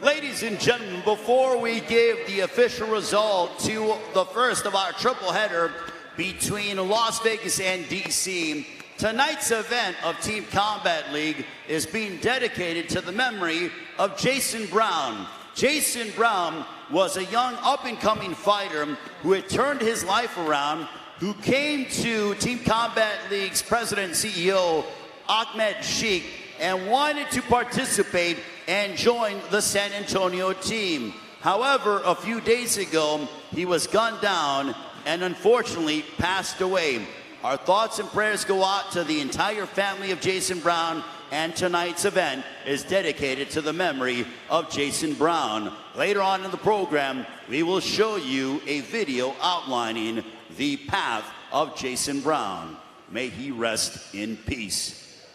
After 18 rounds, ladies and gentlemen, your final score total: Las Vegas 171, DC 170. Las Vegas improves to 2-1 on on the season, DC falls to 0-2. Congratulations to Dewey Cooper and his team, along with their newly signed coveted free agent, Michael the Bounty Hunter. Las Vegas 2-1 on the season, DC 0-2. What an effort for Barry Hunter and company. And now, ladies and gentlemen, we get ready for the second of our triple header here from Mohegan Sun Resort and Casino.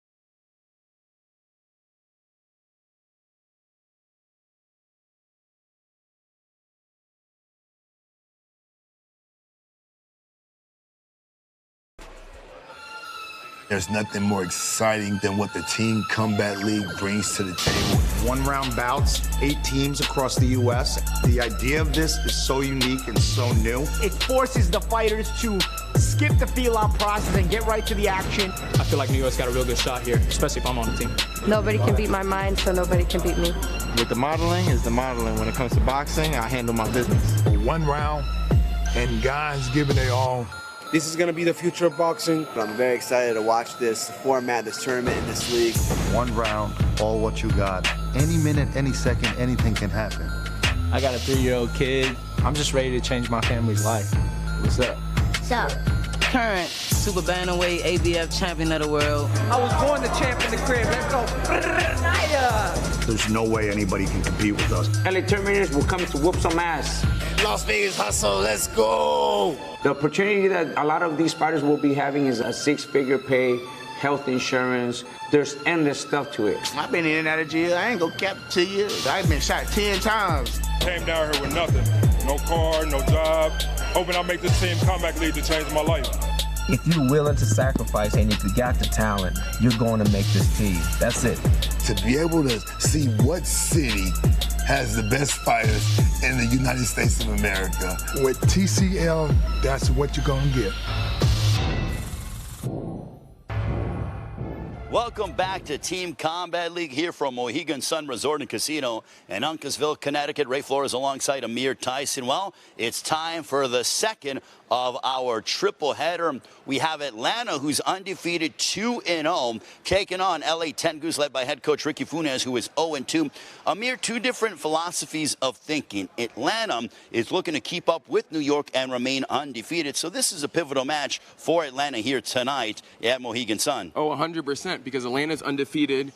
You know, LA has something to prove, so Atlanta has to be up and ready to go to war, just like LA was. You know, Floyd Mayweather said something back in the day. He's like, I go to the gym like I never made a dime. So Atlanta has to have that mindset, like they've lost both fights, lost both rounds, and then they have to go from there. They have to have that energy, like I'm the underdog in order to beat LA, because LA is coming. So you're saying that Atlanta has to act like the hunter instead of the hunted? Yeah. Well, speaking of the hunted, Atlanta very much going to be hunted by LA. LA 0-2, but Ricky Funes did tell me that he was going to implement some lineup changes here tonight in week number 4. Now, what that means, Amir, we still don't know, but I know that Ricky Funes is cooking up something smart there when it comes to his game plan and his fighters. There's a lot of talent over there with LA Tengus. Oh, there's a lot of talent. Don't let the, winless record fool you. There's a lot of talent, and it just has to come together, and hopefully it comes together tonight, because it's going to be a good bunch of fights, and I can't wait for it. I can't wait to see what's going on tonight. For Atlanta Tengus, I'm excited to see Alejandro Silva, the power-punching middleweight. Oh, my goodness, does he pack a whale of a punch. But with a fighter to look at, we send it up to Cynthia Conti. All right, thanks, Ray. Marcus Davidson, you are here at Atlanta Attack. You're going to be going up against Los Angeles, Ricky Funes' team. You guys are on the attack so far. It's either you, New York City Attitude. These are very competitive fights. How has this been for you for Team Combat League? It's been great experience. Like I said, this TCL is a new platform, new things for people like me to showcase my skills. It's a blessing and an honor to be here. This is a little different, obviously, from a normal boxing, because it is a team sport. You only have one round to really put in all your skills and hopefully go for the knockout or show and get the points. How has this been for you particularly? It's been good for me. Actually, I kind of like it. There's no fill-out stage. You got to get in there and you got to let your hands go. It ain't no hugging, no wrestling, none of that. You just got to get in there and let your hands go. And right before this, you did have your aha moment. The Hall of Fame trainer, Joe Goosen. You're taking pictures, and he's going to be on the call, calling your fights, watching you. How excited, how important is that for you to be able to show your skills to someone like that, and even Paul Malignaggi when he would call your fights? It's such an honor, just to be around those Hall of Fame type of guys. It kind of, no lie, for the fighters, it lights a fire under us. It makes us want to show out and go in there and put on a little more for the fans. For fans that don't know you, what kind of style do you like to show, since you are in the welterweight division, a very glamour division, by the way? See, one thing about the welterweight division, and I got a couple styles. I can either bang with somebody, Mike Tyson, or Ali somebody. Whatever the fight or whatever presents itself in the ring is what I'm going to do.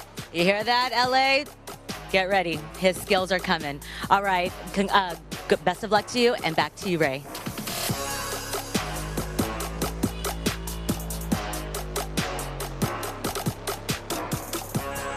Ladies and gentlemen, welcome back to the second of our triple header. It is week 4 of Team Combat League. Next up here from Mohegan Sun Resort and Casino, It is the 0-2 LA 10 Goose, led by their head coach, Ricky Funes, matching up against the 2-0, the undefeated Atlanta Attack, led by their coaches, Mustafa Meekins and Sam Arnold. Let's meet the starting lineups for LA 10 Goose. In the women's featherweight division, Iyana Verduzco. At 135, Sean Bates. Welterweight, Ellen Garcia. Middleweight, Alejandro Silva. Light heavyweight for LA 10 Goose, Angel Lozano. In the men's heavyweight division, Alexander Flores. At 135 for LA 10 Goose, Anthony Cuba. For the man in the middleweight division, Vlad Panin. In the light heavyweight division for LA 10 Goose, Ronald Ellis. Also at light heavyweight for LA, Martin Higuita. And rounding out the starting lineup for LA 10 Goose at heavyweight is Duval Cashton Young. And now let's meet the starting lineup for the 2-0 Atlanta Attack. First in the featherweight division for the women, Mona Ward. At 135 for the Atlanta Attack, Michael Dawson. At welterweight, Marcus Davidson. Middleweight, Khalid Johnson. Light heavyweight, Nehemiah Jones. Heavyweight for Atlanta, Devon Young. In the bantamweight division, Marcel Davidson. In the middleweight division for Atlanta, Keandre Leftwood. At light heavyweight, Devontae Williams. At light heavyweight for Atlanta, Frankie Solomon. And rounding up the starting lineups for the Atlanta Attack at heavyweight, we have Michael Nelson. This is LA 10 Goose against the Atlanta Attack.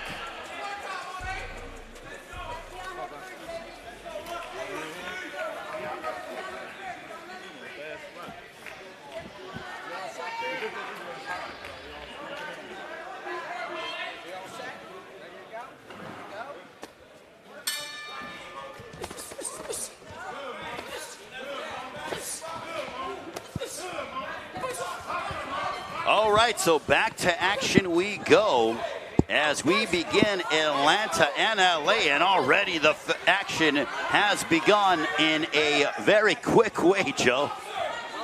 I'll say. Look at this, Iyana Verduzco, Mona Ward going right after one another. So already tonight, you have Las Vegas, who defeated DC by a point. And we'll see what this confrontation brings when it comes to LA and Atlanta. Already good body work there by Iyana Verduzco. Round 1 of 18. Happy Thursday, everybody, wherever you're joining us around the world. Ray Flores, the Hall of Famer, Joe Goosen, Cynthia Conti, Amir Tyson, all here at Mohegan Sun. Week 5 next Thursday, 7 o'clock Eastern, 4 Pacific time. Good straight left there by Verduzco.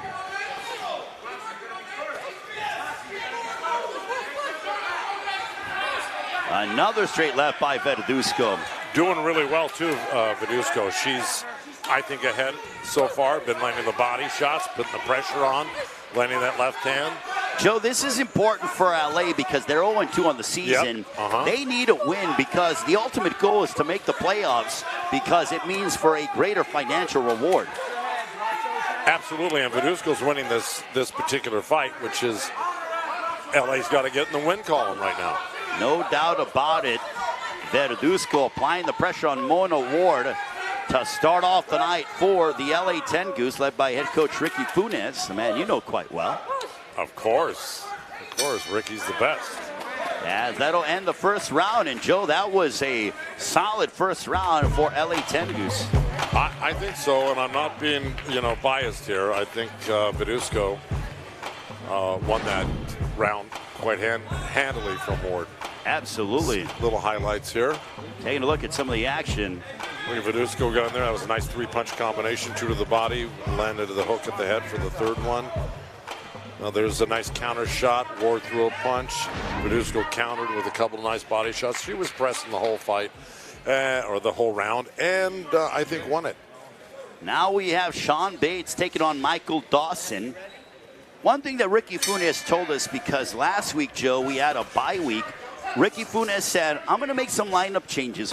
Wait to see what I have. My team will be that much more significantly better. Big right uppercut by Michael Dawson, backing up Sean Bates. Look at Michael Dawson unload upon Bates. Sharp right hand for Sean Bates.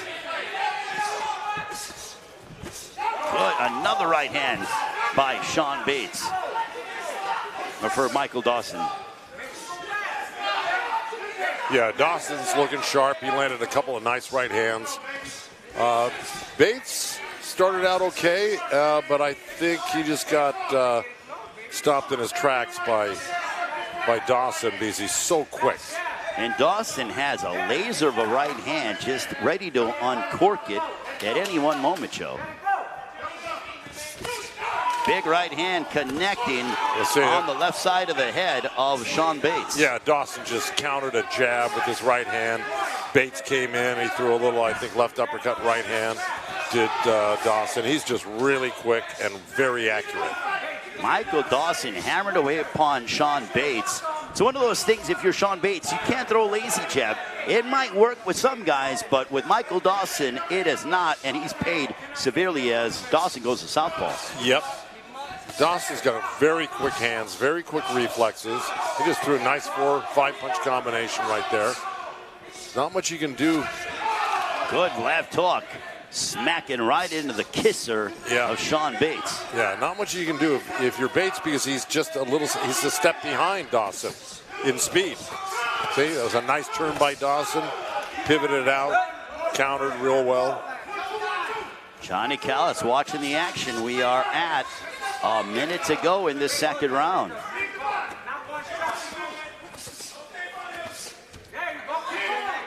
Sean Bates looking to mix it up, but he hasn't found an answer to that of the quickness and the speed of Michael Dawson. No, but on that last set, he finally got in a few punches because, Dawson slowed down. Nice left hook by Bates. See, right in here, this is where Bates can get something going.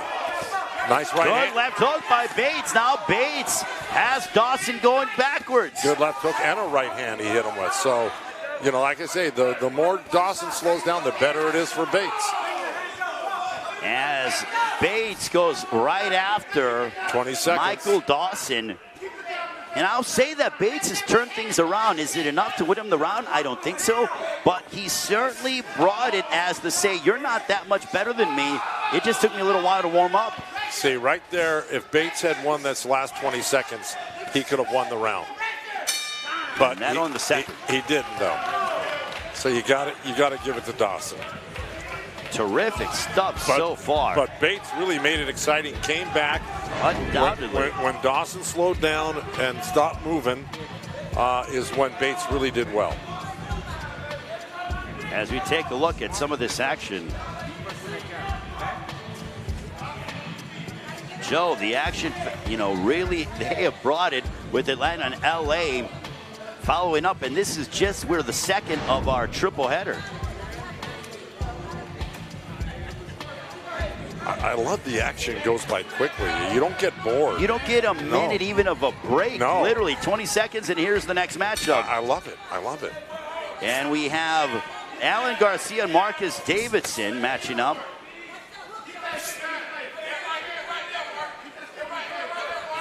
Marcus Davidson and his brother Marcel Davidson are with LA, or not, with Atlanta. Alan Garcia for LA Tengus. They are here in the welterweight division. Marcus Davidson is a gigantic welterweight as well, Joe. Either that or Garcia is a real small one. Yeah, of course. Maybe in the middle is what we would say. Yeah, no, Davidson does look tall for the weight. Alan Garcia waiting as he hammers away on the left side of the body of Davidson. Davidson shrugs him off as to say, nope. Well, that was nice, though. That was nice. Garcia stepped in there with a hook, a jab, and then a hook right off the jab. It got blocked, but it was a nice punch. It was quick. That's a nice counter. Garcia rolled under the punches and came out with his own counters. Now Garcia goes to southpaw. Yeah. So Marcus Davidson, he is conventional. Alan Garcia's gone to the southpaw stance.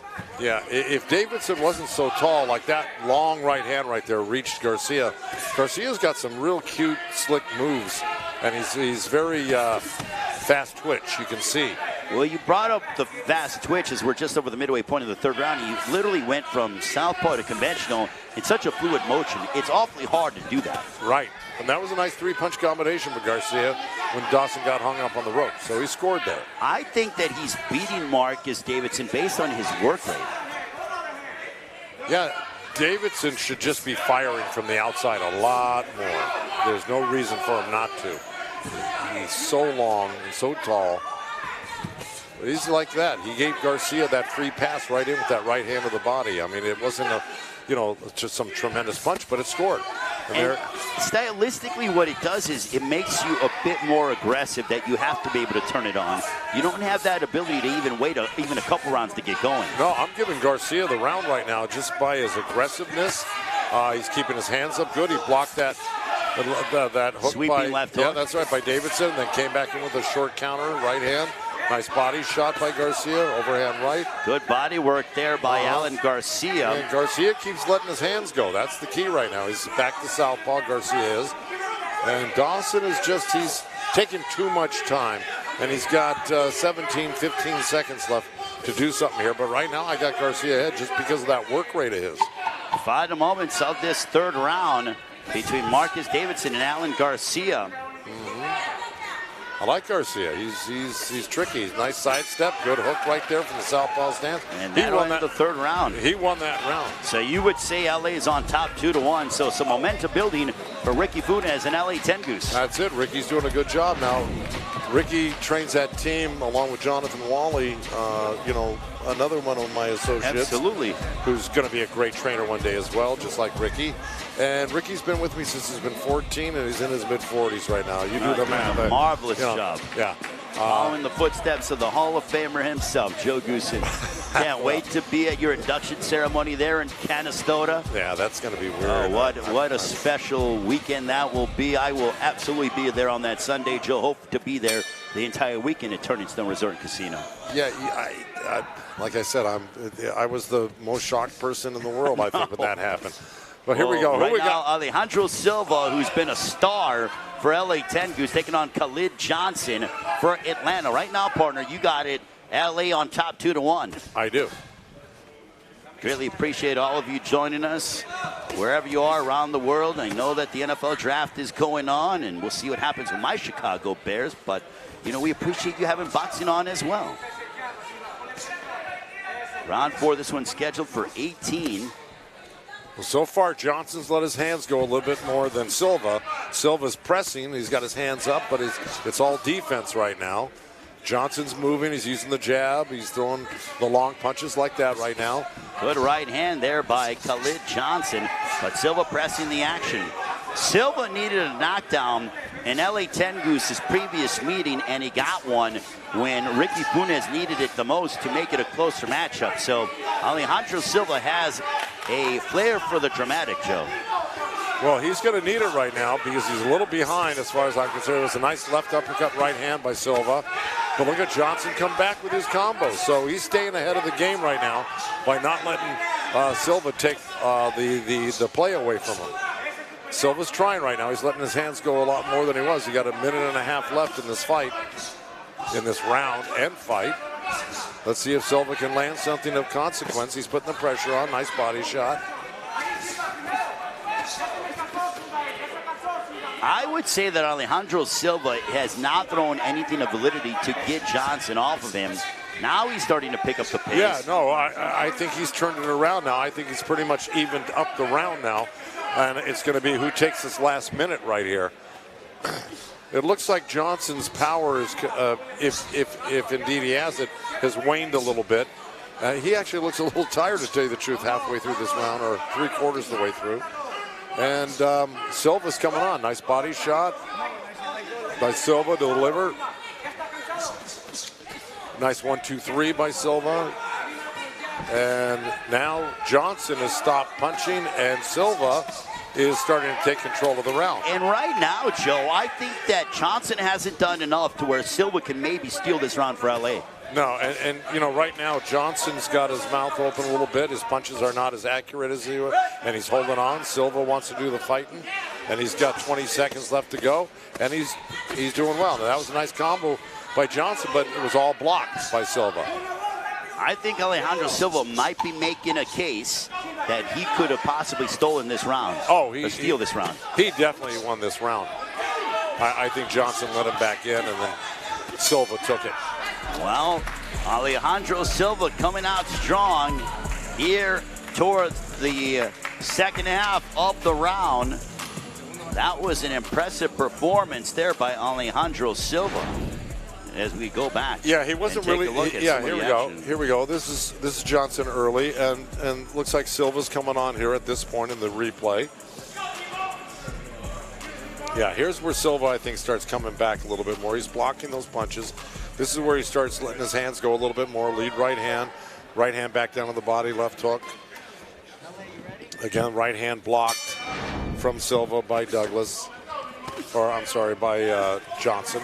Well, now here we go with Angel Lozano for LA and Nehemiah Jones. Curious, I spoke with Angel Lozano for LA 10 Goose after their last matchup, and I really enjoy his style. He has a beautiful left hook. He is aggressive, uses off his jab, and he said, I only had about 10 or 11 amateur fights, but I was working and sparring with the likes of David Benavidez, Dimitri Bivol, and when you spar with those kind of monsters, especially the Mexican monster, well, you have my attention. Yeah, absolutely. Lozano's got a nice quirky fluid to him, his style right now. You know, he keeps his shoulders rolling. He's got a nice rhythm. Nice little jab. He has it down at his waist, but he's able to stick it in there pretty good because it comes quickly like that. He's done that 3 or 4 times now. Good right to the side of the head by Lozano. Nice. See that jab working? That's 3 in a row right there. It's a sneaky little jab. He's, like I said, he keeps the motion going. He kind of hypnotizes you a little bit. And boom, right there. He sticks it out there. Good stiff jab, snapping back the head. Look at that. And that 3, jab 4, 5, spraying. 6. Yep. That's just beautiful stuff to watch. It really is. For a guy who really had no amateur experience, you know, you got to say, what took him so long to get into the game? There was a nice little left hook, right hand. The right hand fell short. He's just sticking that jab yeah, all night long in front of the face of Nehemiah Jones. People don't realize that, you know, when it comes to high-level prize fighting, the jab will likely lead you to victory. Without a doubt. Without a doubt, it's your lead hand. It's the one that measures everything for you. It measures the hook. It measures the right hand. It can, you know, puff up a guy's face. It can, you know, basically keep him busy while you're thinking about doing other things, maybe dropping down to the body with another. It's really the. And there's a nice little left uppercut by Lozano. No, it's the hand you want to use the most. That Joe, left hand. Just judging from your perspective, would you think that Angel Lozano only had 10 or 11 amateur fights based on his fundamental skill? And how old is he right? I think he's like about 29, 30. Yeah, and that's the thing. You go, well, what would happen if he started when he was 15? You know? True. Because he threw a nice little left uppercut, left hook. That's a very difficult punch to throw. It's a little up and over. I mean, he did it really smoothly. The jab is good. It's just like, what took so long? I agree. Yeah. And you know what? Some guys better late than never. And Angel Lozano being a part of Team Combat League, I think this certainly gives him an ability to be one of the stars of LA 10 Goose. Yeah, let me just tell you something. He just threw another great jab, right hand. Total control of this fight right now. And Jones is a good fighter. Jones looks strong and talented. But I got to tell you, Lozano's quirky movement and athleticism just kept him at bay, and Lozano won that round. He's awkward easily. in a way that works for him. And he knows his attributes and what works. It works for him, and I'm going to tell you, he's going to pose a problem for anybody. I just think he's got one of those real cute, quirky, rhythmatic styles. I like it. I like it. Well, round 5 in the books. Now we have Alexander Flores, no relation to myself or my brother Miguel. What? We have Devon Young going at it. So, yeah, Alexander Flores, who, if people remember, fought, I believe, Luis Ortiz years ago. I believe you called that fight, Joe. And which one? He was when Alexander Flores fought Luis King Kong Ortiz. Right. You remember, and that was in the buble, the bubble aspect. Some bubble boxing that we had. You called it the buble. Right. Not the Michael Bublé, the bubble. But Flores came up short in first round knockout to Luis Ortiz. There's a right hand for Alexander Flores. He's taking on Devon Young of Atlanta. So right now, Joe, I would say, what, 4-1 in favor of LA? Yeah, 4-1, exactly. So 4-1 is what my colleague, the Hall of Famer Joe Goosen, has it. Now picking up the pace is Devon Young. Yeah, I think that Flores got a little head start on Young here. He's got a real, see, that's a great move. He hurt Young with a little left uppercut right hand. Going now, they were tumbling to the canvas. Flores made a nice little slip, left uppercut right hand. He's got real quick head movement, and it's short, and he punches off of the, see that little slip. He punches off of it really well, keeps his hands up good. I like Flores. I think he's supremely talented, and I think that, you know, he realizes that if he is to try to really push through and get another crack at the big time, you know, he's got to perform well here when it comes to Team Combat League and be one of those, and he's new blood for LA Tengus. Yeah. You're seeing Flores kind of pushing the head down a little bit of Devon Young. But we're seeing new signings and acquisitions. Yeah. Michael Hunter with Las Vegas, Alexander Flores here with LA Tengus.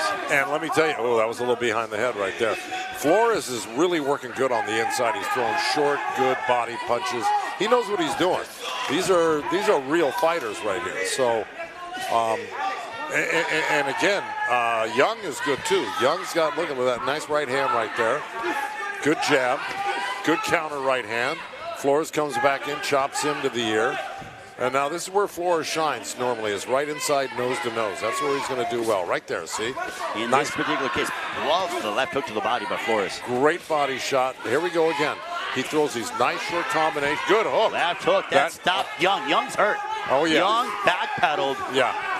Yeah. He hurt. Yeah, he did the stutter step going backwards right now. But look at Flores, how short he punches for a big man. That's not typical. He's punching like a featherweight right now. Also, a knockdown could be significant. Look at Alexander Flores go. Yeah. I think that Young is just trying to hold on and beat the final bell. Yeah, well, Flores has got 15 seconds left right now. Oh! Big right. Out goes the mouthpiece. Oh, my goodness. Talk about that on the Thursday night in your living room. There it was. Wow, what a great performance by Flores. Great acquisition by Ricky Funes. Yeah, Ricky Funes said, you just wait and see. I'm going to have some new talent. We're going to look differently. And lo and behold, that was the case. Well, you know what? Let me tell you, he's turned this boat around, hasn't he? Oh, absolutely. Because right now, I got it 1, 2, 3, 4, 5-1 so far.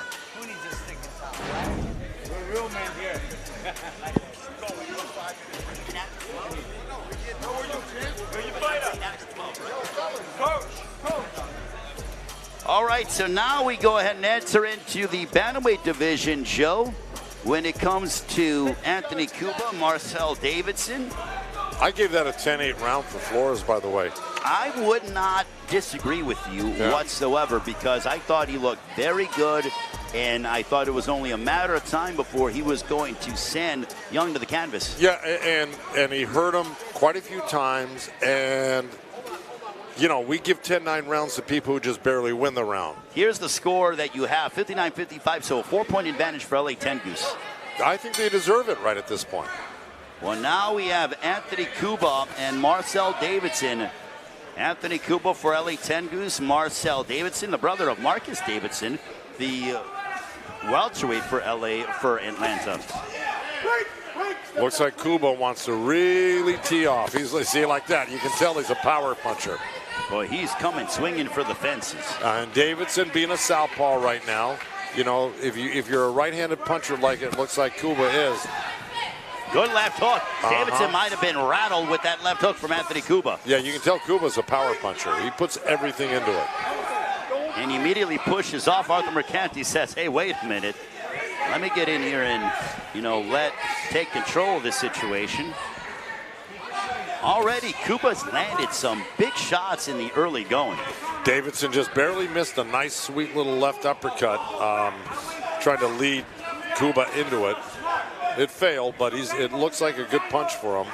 I think if you're Davidson, you have to be resigned to the fact that you got to use Cuba's aggression against you and set those traps, as you mentioned. Absolutely, but in the meantime, there was a good left hand by Davidson, but Cuba landed a right hand right before that. So he's still ahead in the punch stat category. It isn't a double right hand he just threw there, Cuba. I would like to see Cuba use a little more feints and not have his head on the line, because if Davidson is able to time him with his head being stationary, it's an easier target to land upon.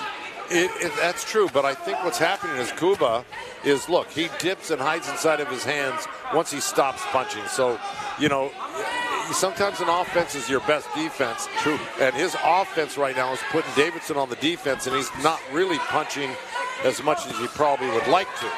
And when you're a technician and it takes you a little while to get warmed up, it's different because you literally only have 180 seconds if you're the men. The women have 120 seconds, and that time goes by quickly. Yeah, too fast for my taste, to tell you the truth. I agree with you. I think the women boxers should be able to go 3. Oh, nice left hand. That's a nice straight left by Davidson. That's right. That's his best punch of the round. I think the women should go 180 seconds, 3 rounds. I wonder what campaigning for that as well. Oh, there we go. Good shot. Under 30 seconds left between Anthony Cuba and Marcel Davidson. I think it's all tied up right now. I think Cuba had the first part. Davidson came on strong the last 30 seconds here. So let's see who wins this last 20 seconds. Final moments. I think this round hangs in the balance. Joe Goosen has LA Tengus on top, 59-55. Also want to appreciate Ethan Gilmore for putting in the numerical information into the computer for both you and I, and that'll end the 7th, Joe. All right, so tell me, who do you think won that fight, that round? I would slightly with aggression, Anthony Cuba, just based on the slight aggression. I wouldn't disagree with that. When the punches landed are kind of about the same, I favor who is more aggressive. I go to the other criteria, and I think ring generalship and aggression went to that of Anthony Cuba slightly. Well, Anthony Cuba owes you a Coca-Cola because he just won the round. Well, now we go to the middleweights, a guy who has been a young stud for LA Tengus, Vlad Panin, taking on Keandre Leatherwood. Vlad's a real fighter. I mean, I think his boxing record is like 15-1, something like that. He's a really, really good fighter. He looks in great shape right now. And he's matching up against Keandre Leatherwood, who's been in there against some top-level guys as well. So this is a matchup to really keep your eye on, this one in the middleweight division. Yeah, Leatherwood looks very strong. But I got to tell you, Vlad Panin, he's a real slick fighter. Of course, he fights 10-rounders. So this is not really his genre, so to speak.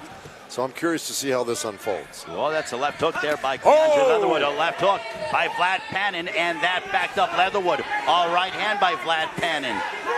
Yeah, I've always said this, Charlie. Tengus, their weight class is middleweight. Alejandro Silva and Vlad Panin. Yeah,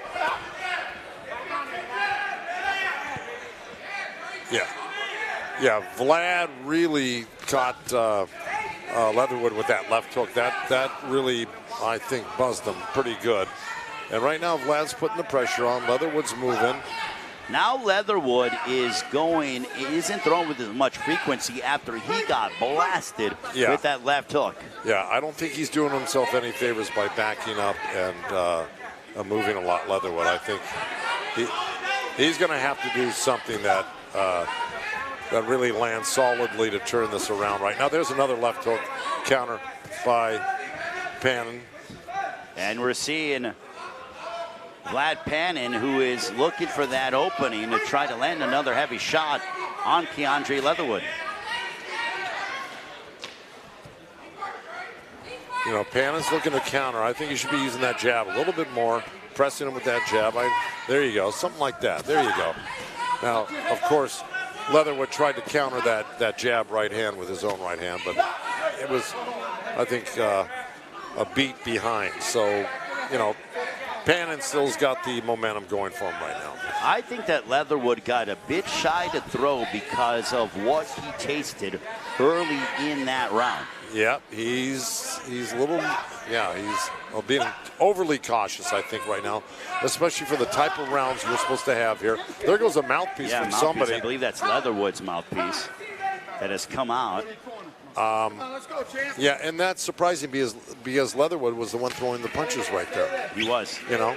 And I think he might have had his mouth open. I mean, maybe the pace that Pannon has put on him is affecting him.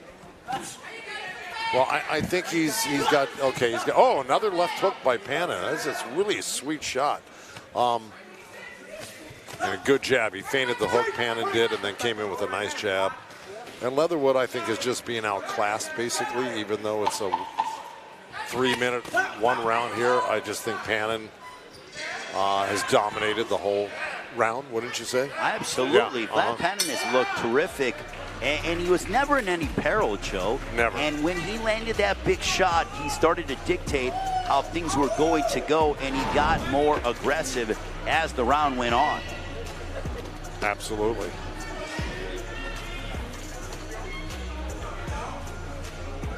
Let's see. We got a little replay going here. Taking a look at some of the There's that action hook. You see that slow right hand that Leatherwood threw, and then the hook right over the top.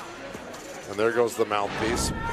And not because he got countered or anything, it just came out. All right, so now we get into round number 9. This one is scheduled for 18.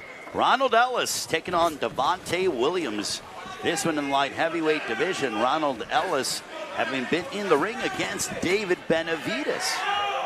Went to his backyard, came up short, but still was a terrific, gave a terrific effort. A spirited effort is what I would say, Joe. Absolutely.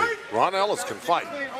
That's what it is about Team Combat League. You get the past, the present, and the future all mixed into one on 6 individual teams.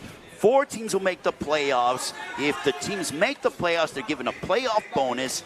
They're paid, every other week, beg your pardon, and also they're given health insurance. Now, if we make the playoffs as announcers, do we get bonuses? I think that maybe you and I have to talk to Ahmed Sheikh along with Cynthia Conte and Amir Tyson. I think we should get a playoff bonus, right, Ahmed? No, I'm just kidding.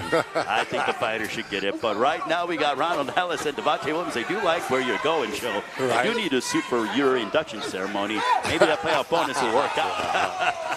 Good right hand there by Ronald Ellis. Yeah, Ellis is dominating so far right now. This is a big night for LA. Big left hook there by Devontae Williams.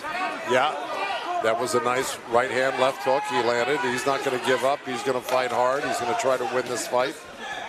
So we're going to have a brief intermission, but don't go anywhere. We're going to have Amir Tyson with the fighter along with Cynthia Conte breaking down the first 12 rounds of this matchup with Atlanta and LA Tengus. As we are coming up on the final minute of this 9th round. Good right hand again by Ellis. Williams tried to counter it, but to no avail. Ronald Ellis picking up the pace And Joe, this is what we say, just being active. A good chopping right hand by Ronald Ellis. Yeah, Ellis did it 2 or 3 times. He went to the body with the left hand, chopped down with the right hand. He did that twice in a row, and now he's just putting the pressure on. Oh, big right hand, staggering Devontae Williams. LA Tengus come out of their seats. Look at Ronald Ellis go. What a signing for Ricky Funes and LA Tengus. Down goes Williams as he's dancing, moving, and grooving. A knockdown. And Arthur McCanny Jr. Was not happy with the... He's ready to salsa dance on a Thursday night. That's a 10-8 round, a major point swing for LA Tengus. And that's the knockdown for Ronald Ellis. That's huge. Ellis looked really, really sharp. You can see that pedigree of the pro experience that he's had and the fighters he's dealt with and the sparring he's had over his career. Great, great win. Take a look at some of the action here. Well, you know, that was Williams' good shot right there, that little right hand left hook. That was his best shot of the fight. And there's Ellis right now, working combinations. There's that quick right hand he caught Williams with before Williams got his right hand off. That was a 10-8 round. 10-8 round for Ronald Ellis. Now we stay within the light heavyweight division. Martin Higuita and Frankie Solomon. As we get ready for the action here in the 10th round. This is a very big round for Atlanta, Joe, because LA is building a significant lead. So Atlanta, they are undefeated 2-0. They need Sam Arnold, Mustafa Meekins, the head coaches. They need to rally their troops here. Yeah, I think LA's gained a lot of ground on them. I don't know if they can, you know, come back and capture the night, but right now Solomon, being the southpaw, he's pretty clever in there, and Martin Higuita yes, is got to get going because we were already a minute into this fight and he hasn't landed anything of substance, and Solomon is doing pretty much what he wants. Higuita's got to pick up the pace. He's a power puncher, is Martin Higuita.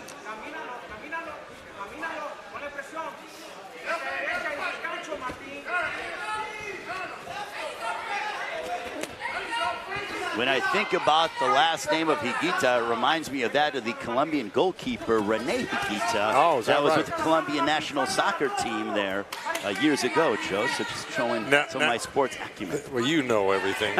You know, come on, Ray.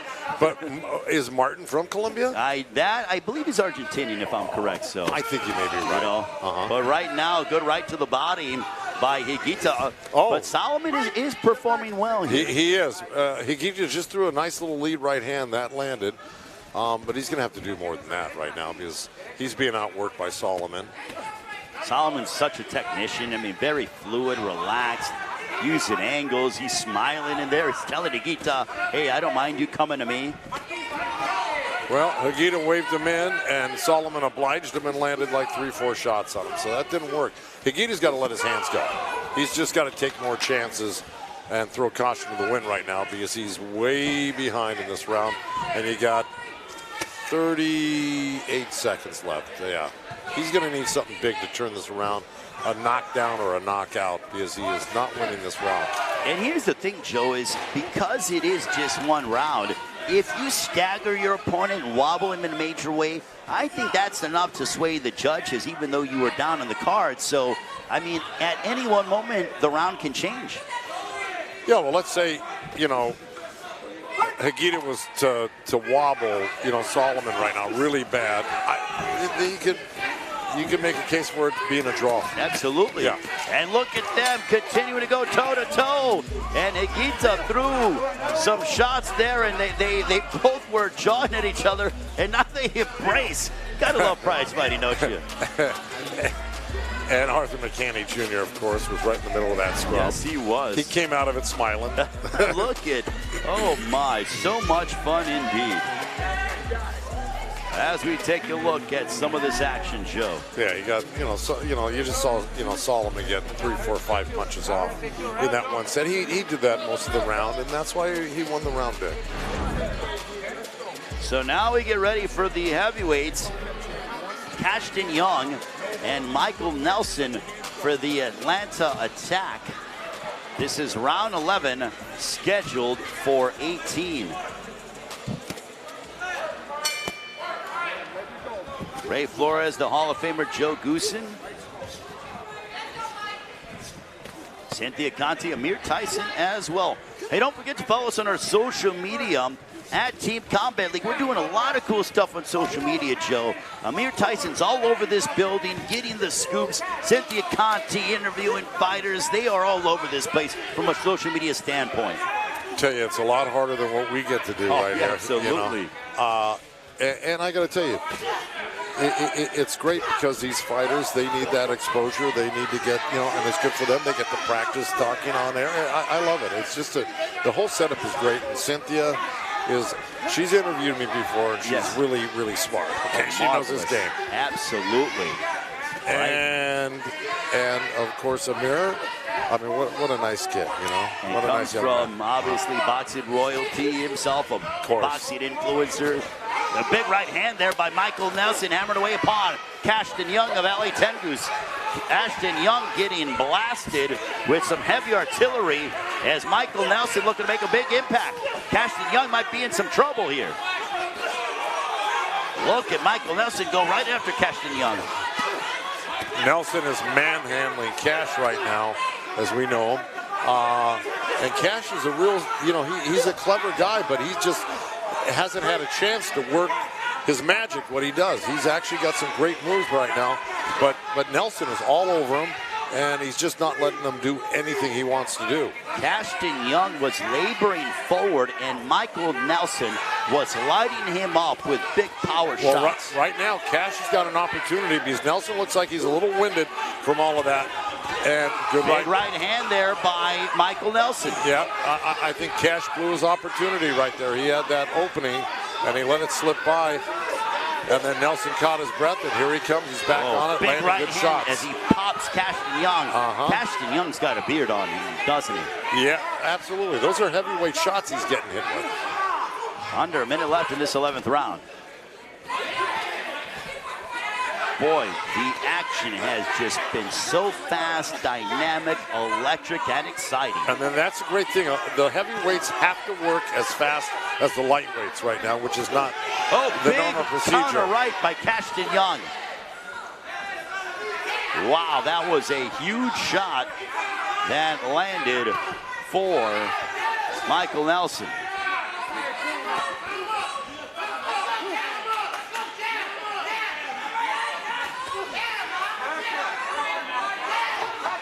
Well, I don't think there's a question who won this round. No question about it. And that'll go ahead and conclude the 11th round.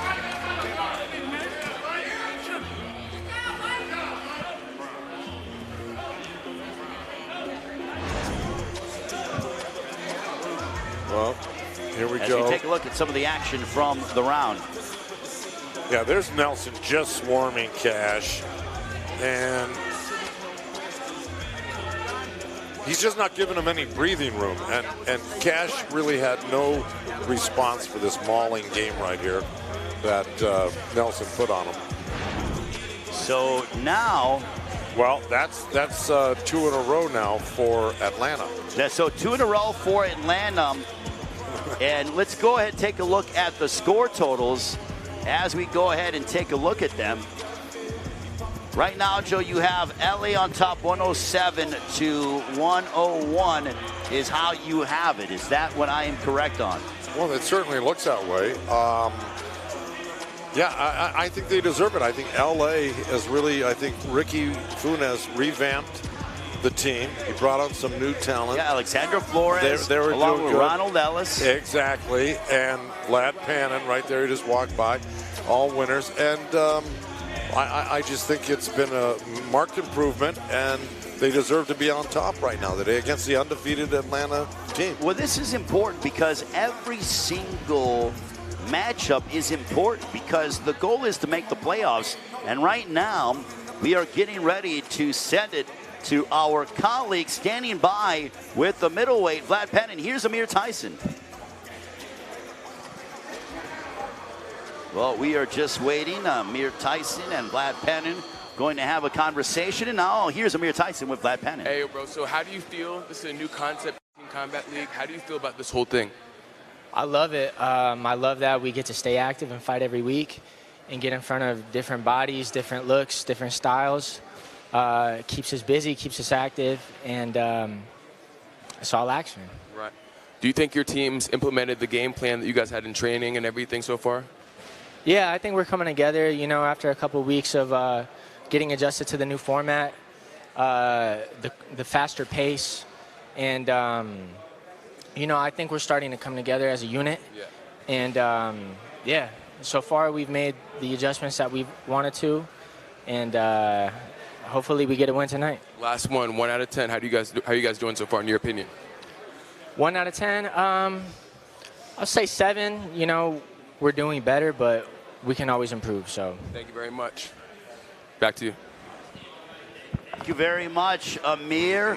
As Amir Tyson speaking with Vlad Pennin. Got to love Vlad Pennin and his excitement for this, Joe. Well, especially since he's a legitimate pro that's active right now and has a very good record. I think he's like 15-1 as a pro right now, and he's got several knockouts in his last 3 or 4 fights. So he's legit, and now he's in this format here and loving it. You heard him say it. Well, the newest member of LA Tengus, one of their prize free agents, Ronald Ellis, is standing by with Cynthia Conti. Thanks, Ray. Ronald Ellis, excuse me. We were just talking. Well, this is your Team Combat League debut. Hold on, let me get my earpiece. I hear me. You came out and showed up exactly what we wanted. You scored a knockdown. How do you feel to do that the first night you were working tonight? I felt good. I just got a couple buys before, but I'm here, you know, to make a statement, get my team back on track, and we work, and what more can I say? Why are you taunting? You doing your little salsa dance in the middle? I can't stop it. I can't stop it, but we're gonna, you know, we're gonna finish with a bang. We just got the momentum right now. We just got to keep it going for the whole season. Message to your team. Oh, man, keep working. Great, guys. You guys did your thing, but we always got room for improvement. Let's work. Ow! Back to you guys. Thank you very much. Ronald Ellis, talk about a guy that is really making some moves, and I think he has been such a wonderful asset to LA Tengus, and Ricky Funes did a sensational job adding him to the team. Absolutely. And look, I mean, the proof's in the pudding. They're ahead right now on our cards. So I completely concur. And now, Joe, we get ready for the money rounds. So we got 7 money rounds on the way as we have Alan Garcia and Javon Davis getting set to match up. As right now you have LA Tengus on top, Alan Garcia, Javon Davis. And again, Joe, this is the second of a triple header. We still have Dallas and New York City on the way. Johnny Callis, a referee in charge. I mean, you got to love the fact that we're giving you 54 rounds of compelling action over the course of the night. And again, it's going by quickly. It's exciting. I'm not bored. And I just love the pace of this whole thing. It's great. Well, back to action we go. Alan Garcia for LA Tengus, Javon Davis for the Atlanta Attack. Well, Garcia really likes to engage and mix it up. Javon Davis, we'll see if he keeps Garcia at bay with his jab. Big right hand, echoing right hand. Best punch of the fight so far. Although Garcia had that left hand up, so that was blocked in all fairness, but it came out quickly, you're right.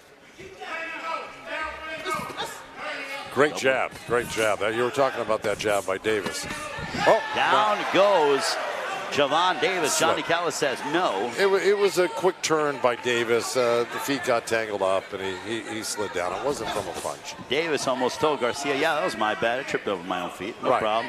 Now the feeling out process is likely dissipated.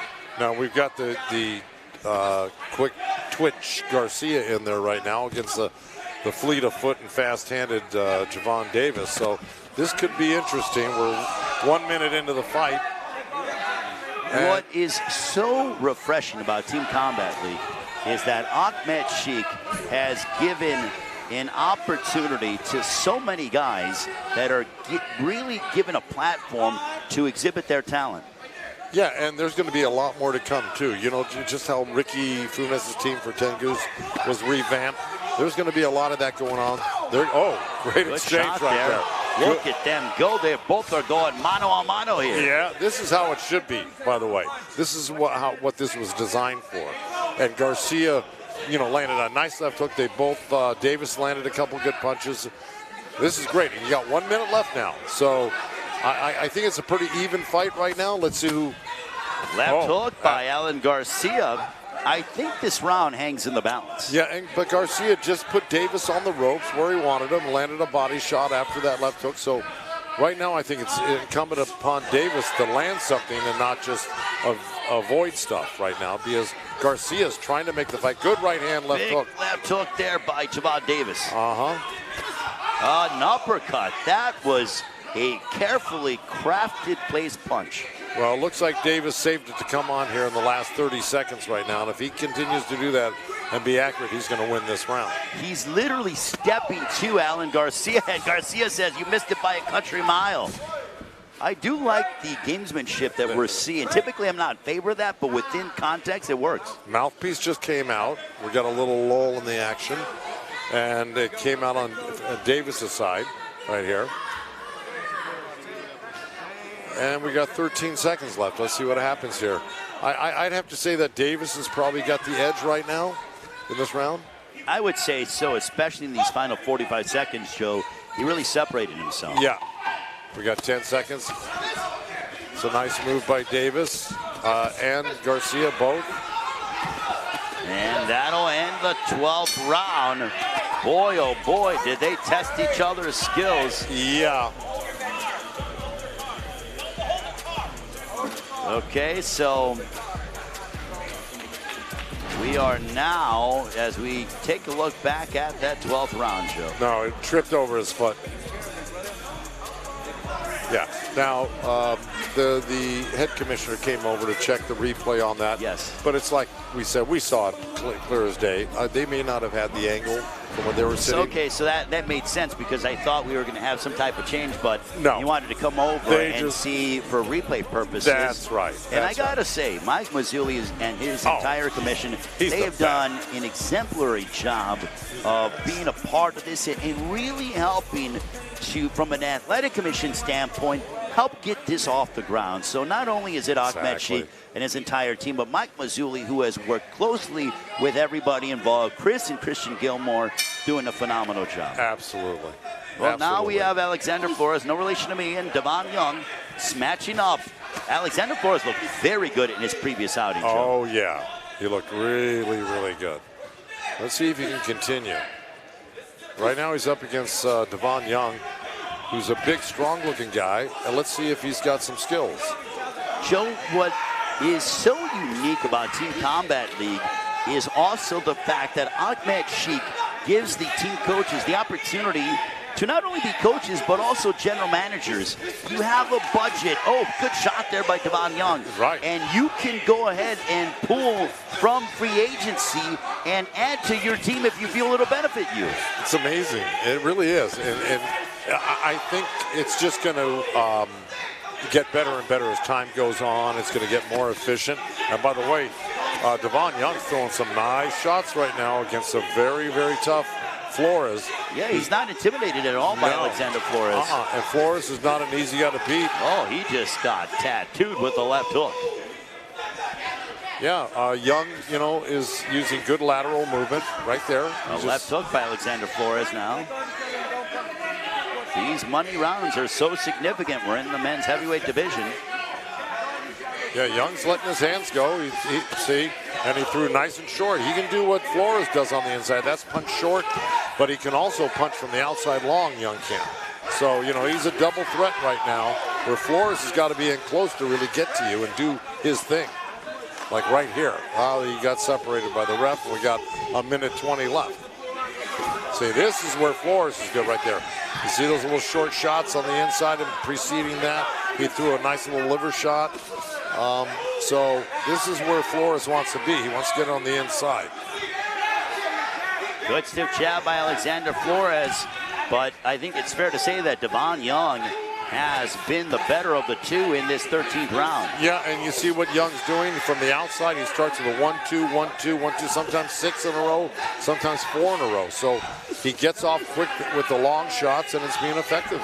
And Joe, there's a mouse that has developed underneath the right eye of Alexander Flores. Well, he's been getting hit with that right hand like that. See, Young is stepping in with a good 1-2. And then he'll double up on it and sometimes triple up on it. There's a good hook. Look at that shot by Alexander Flores. Yeah, Flores threw a nice right hand as Young was trying to get out to the side. And he's got 20 seconds left to knock him out, or else he's going to lose this round. These heavyweights are just going to battle here tonight with Team Combat League. It's all Flores right now. Ooh. Big right on the jaw of Young. Alexander Flores stopping Devon Young in his tracks. And he pours it on, and both men exhausted after a scintillating 3-round affair. I got to make that an even round because Young was winning that round. But you know, in pro boxing, one good staggering right hand or a punch can turn the whole round in your favor. So I say Young won most of the fight, most of the round there, but Flores almost stopped him with some really good power shots at the end. I got to call that a draw. And again, something that is so refreshing. You go from the men's heavyweight division now to the women's featherweight division with Yana Verduzco and Mona Ward again. And look at them go again, setting pace. This insanely high work rate. Man. This is rough right here, let me tell you. You know what this is like? This is like IndyCar racing, but they are throwing with punches and bunches, a lot of speed and ferocity. Yeah, and danger in there. Oh, you know? Absolutely. Yeah. Verduzco is she's really rugged, and she likes to, force her will on you with pressure, and she's kind of allowing Ward to box a little bit more instead of cutting off the ring and putting pressure on, which I think would suit her well, considering it's only 1 minute left in the fight, So you got to be, it's got to be obvious like that. So you got to do things that are obvious. Well, there's Verduzco attacking the body of Mona Ward. Right, and Ward's good, but I got to tell you, Verduzco is not putting as much pressure as she did in the last fight. I thought she was a lot more aggressive. She's willing to box a little bit and she's more measured. Yeah, and give Ward a chance to kind of do her thing right now. I told Ricky Funes when he asked me who I was impressed by in the previous meeting with LA 10 Goose, I said obviously the middleweights, Vlad Panin, obviously Alejandro Silva, but also Yana Verduzco in the featherweight division. Yeah, absolutely. She's very aggressive, and she's being aggressive right now. She throws with a lot of velocity and a lot of power. Final moments of this 14th round. And look at Verduzco. She's smiling. She's having fun.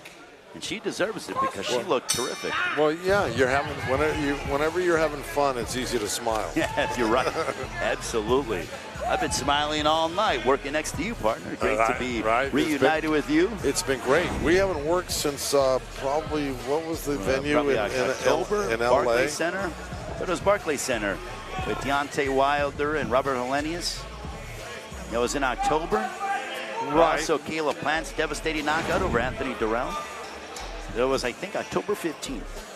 When we announced together the last time. Oh, the last time you and I announced by ourselves when I was on the team. Yes, it was Los Angeles. That's right. I think it was still in the context of the Buble. It wasn't. We didn't have fans around, but thankfully that's not the case. We had to entertain just ourselves at that point. There was nobody else around. Well, we're so glad fans are back, and obviously incredible momentum for boxing. Right now, Anthony Cuba, Michael Dawson. Their previous matchup, Joe, was a lot of fun with Dawson using the right hand, Cuba being aggressive. We'll see what this 15th round brings.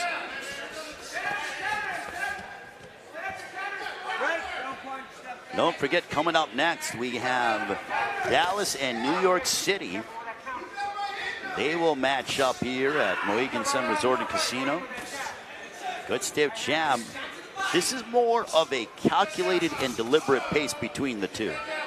Yeah, because they're very skilled guys, and they've got good counter-punching skills, good defense.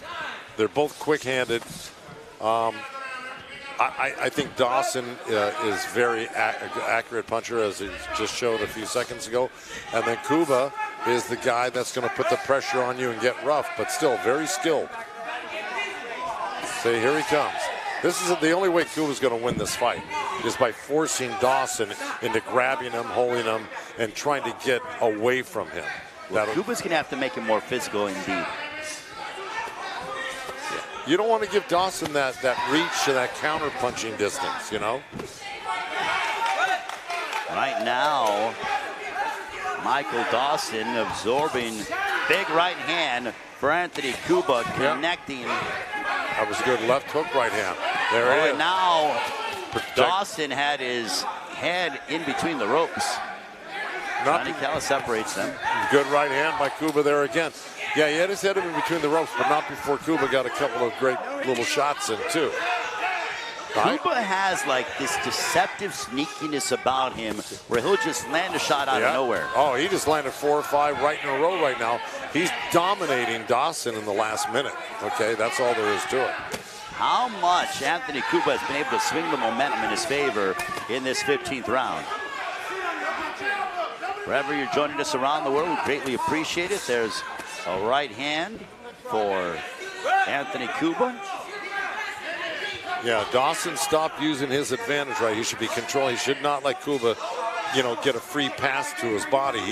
He should be throwing, like, before Cuba even gets near him, he should be punching him, making him get through some hard shots, not giving him a free pass to his body.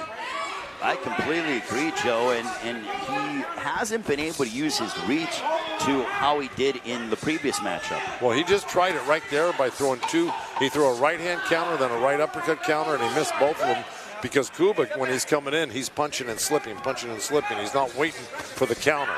Good jab followed by a right hand. That'll end the 15th round. 3 more rounds to go. Yeah. Alejandro Silva, Duval Young, and Ronald Ellis to go for LA. I wouldn't be wrong in saying that Cuba won that round, right? No, I agree with you on that because of the aggression.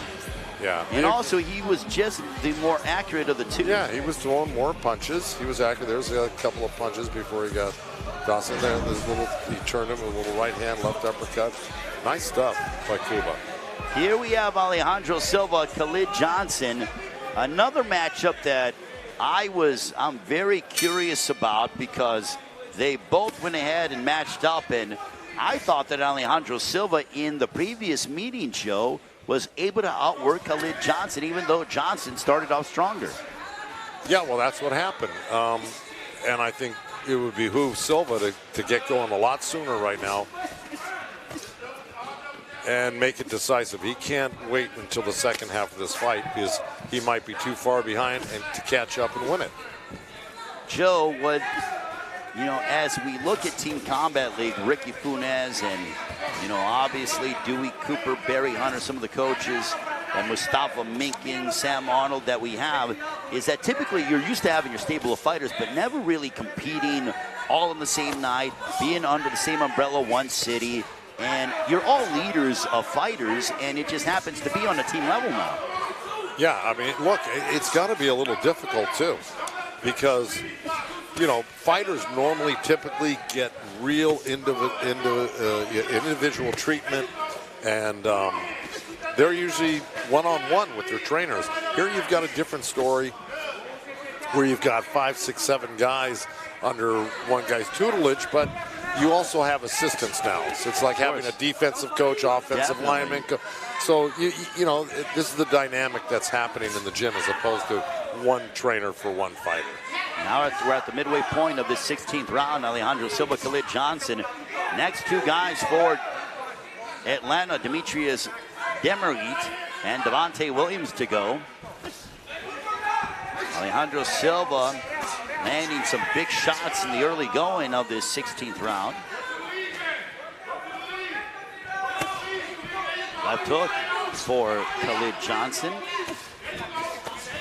Next week, Joe, 7 o'clock Eastern, 4 Pacific time, another triple header with Team Combat League. Yeah, Johnson's done well just in the past 20, 30 seconds. They're landing a good jump hook and then a couple of 1-2s, right like that, a little lead right hand, and then pushing down on the head, getting around Silva, tying him up.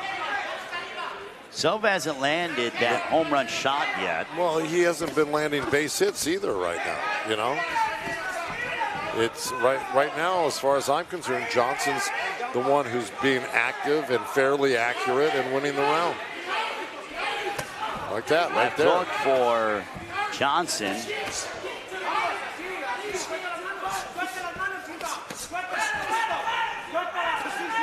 Final moments of the 16th round.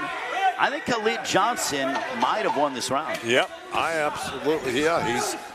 He really threw Silva off his game, to tell you the truth. Now wrestling towards the end of the round. 2 more rounds to go. Yeah, I agree. I think Johnson won that round right there. I don't think there's any question about that. Silva had his opportunities. I just don't think he took them. See, Johnson was being very athletic. He's on one side, he's on the other side. He'd tie you up, he'd pop you a little bit and go. He was there, he wasn't there. I mean, he was certainly very crafty. He was crafty in their previous meeting, but it was Silva who was able to find a way to get around the boxing skill of Khalid Johnson. But this time, Khalid Johnson maintained his discipline. He went to school off the last fight, Johnson did.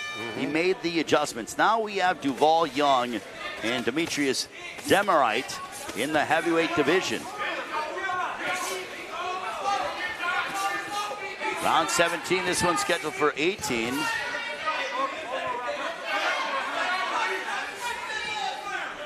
And also, Joe, when we look at the Team Combat League gloves, I love how the team logo, the city logo, is on the gloves. How cool is that? Yeah, I mean, look, it's team concept, you know, and I like that. Matching uniforms.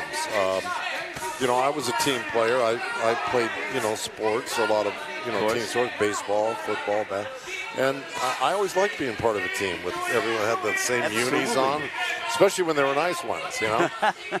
The Goose and Brown family certainly has their fair share being embedded, entrenched in baseball. You know, the Goose and Brown boys, stud pitchers and baseball players. Yeah, Jake, a solid football player. I mean, guys are athletes in that family, not just boxing. No, that's right. Jake, the head football coach at Wainami High now.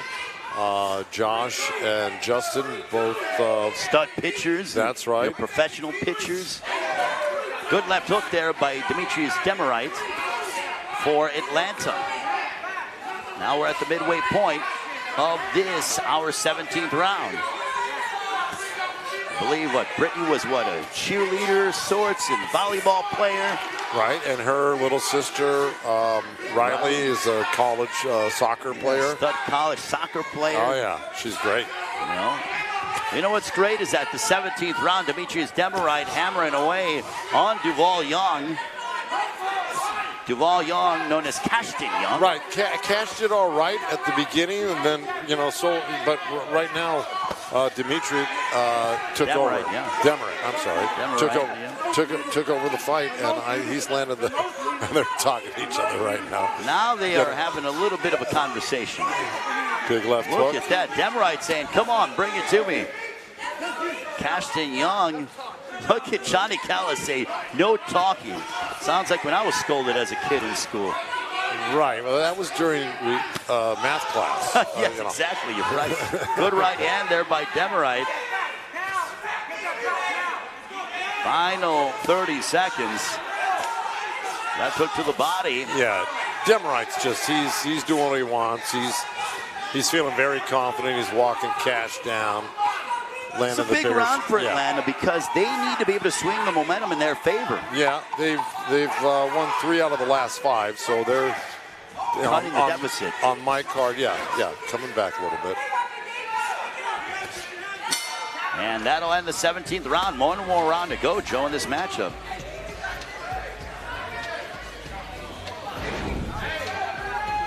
as we'll go back and take a look at There some we of the go. work There's from Demerite. Demerite.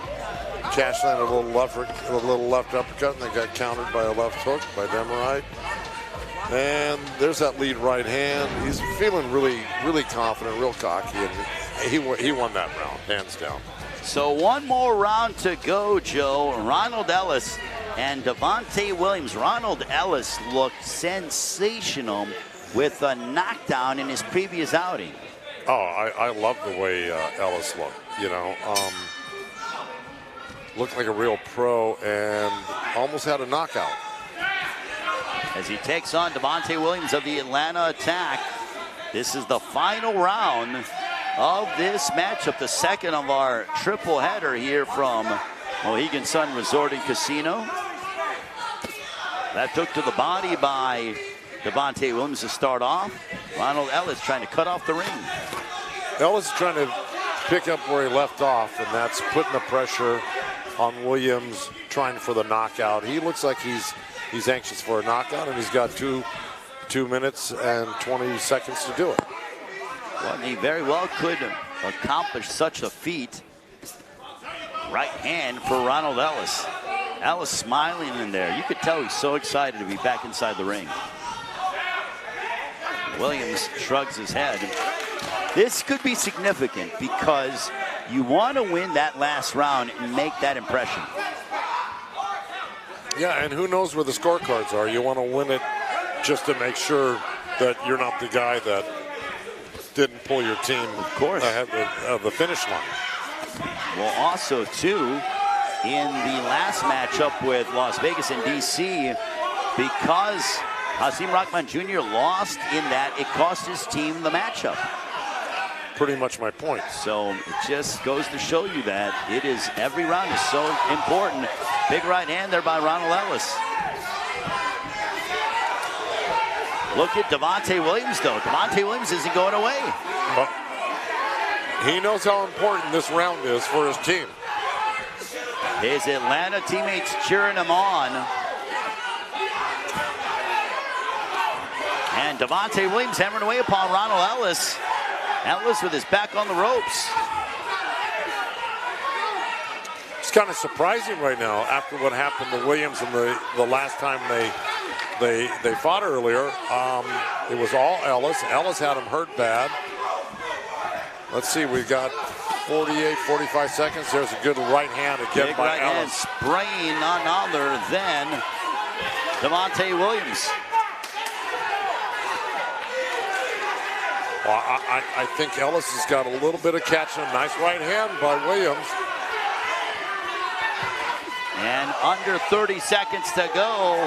Ronald Ellis and Devontae Williams left hook. And Williams shrugs his head. It's a tight round right now.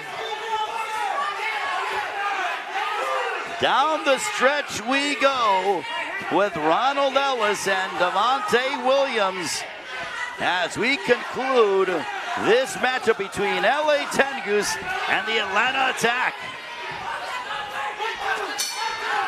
Terrific matchup here tonight. That's kind of surprising. Williams showed a lot of... showed some moxie. Yeah, he did, by coming back and looking good. Again, I'm gonna defer to you here real quick. I mean, I would say that I think that Ellis stole the round because it looked like Williams started off strong and then he faded a little bit and Ellis really picked up the intensity, cut off the ring, and I thought he did just enough to get that round and tip it in his favor. All right, it's all your fault. You know, just say, you can blame me, Joe. You know, I'm okay with it as the teams will go ahead and make their way into the ring right for us, the Hall of Famer Joe Goosen. And as we go ahead and tabulate the cards, Joe, I would be, you know, fair to say that probably LA will improve their record to 1-2. I think so. I mean, I haven't really tallied it up. I'll let the other guys do that. I just scored the rounds, but I just think overall, here's your score. So 174, 168 that you have in favor of LA Tengus. Right, and I think that's reflective of the night right there. I think LA had a better night. I think they surprised Atlanta, who was undefeated. I think the adjustments that Ricky Funes made in the gym with the talent, I think paid off, and I think they may have won it tonight. So I'm going to go ahead, partner, and I'm going to grab the scorecards per the commission. We'll come back and we'll see who's going to take it. Okay. All right. We were a little surprised earlier tonight, so.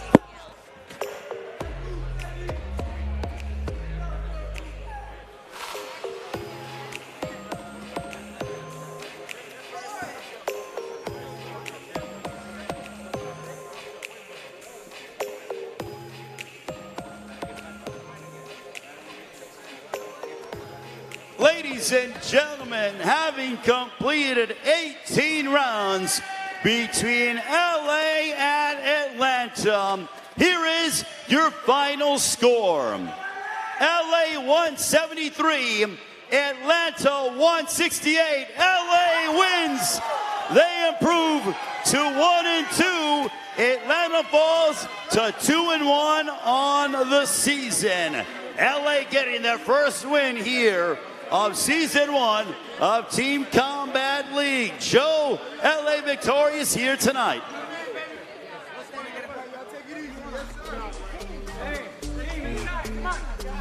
Take a pic.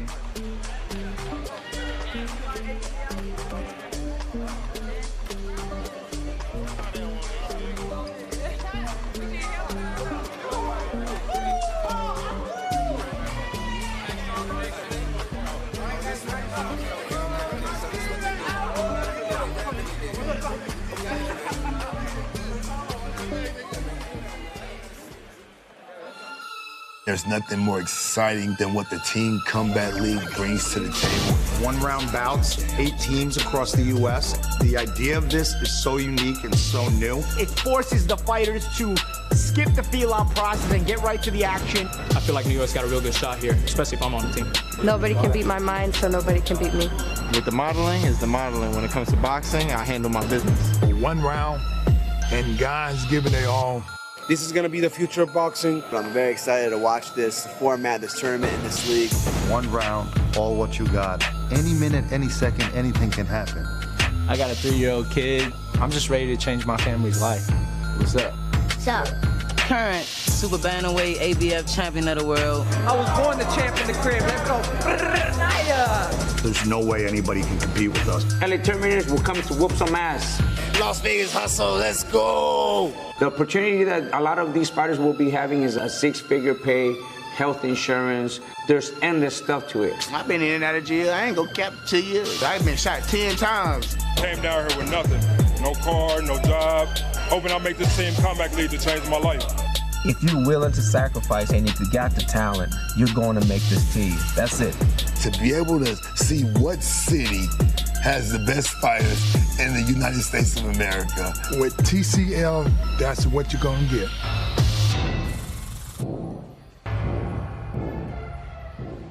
All right, so LA Tengus gets their first win of the season. Before we have a somber moment, Joe, your thoughts on what we saw, and pretty much I think your scorecard was identical. LA 173 to Atlanta 168. 3. It was, I believe it was pretty much identical, Joe. 173, 168, but LA gets a much-needed win to improve to 1-2. Atlanta falls to 2-1. I agree. I thought they looked really good tonight. Obviously, the revamping they did paid off, and they beat an undefeated team. That's really saying something there. So that shows they've got some a good future ahead of them if they keep on improving, because they beat what was essentially the #1 team out there. Absolutely. Well, now we come to you here with Week 4 of Team Combat League with a heavy heart, a young fighter who is looking to make his debut with Team Combat League, who had turned his life around. Jason Brown was supposed to compete for one of the teams here in Texas, but unfortunately, on Saturday, he was gunned down and killed and passed away. Just horrific to hear about what happened. Our thoughts and prayers go out to the family of Jason Brown. What a wonderful person he was, as he was so excited to be a part of Team Combat League.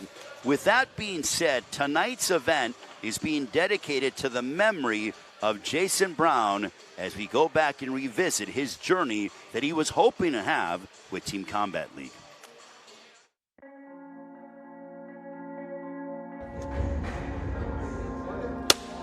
How y'all doing? My name is Jason the Gorilla Brown.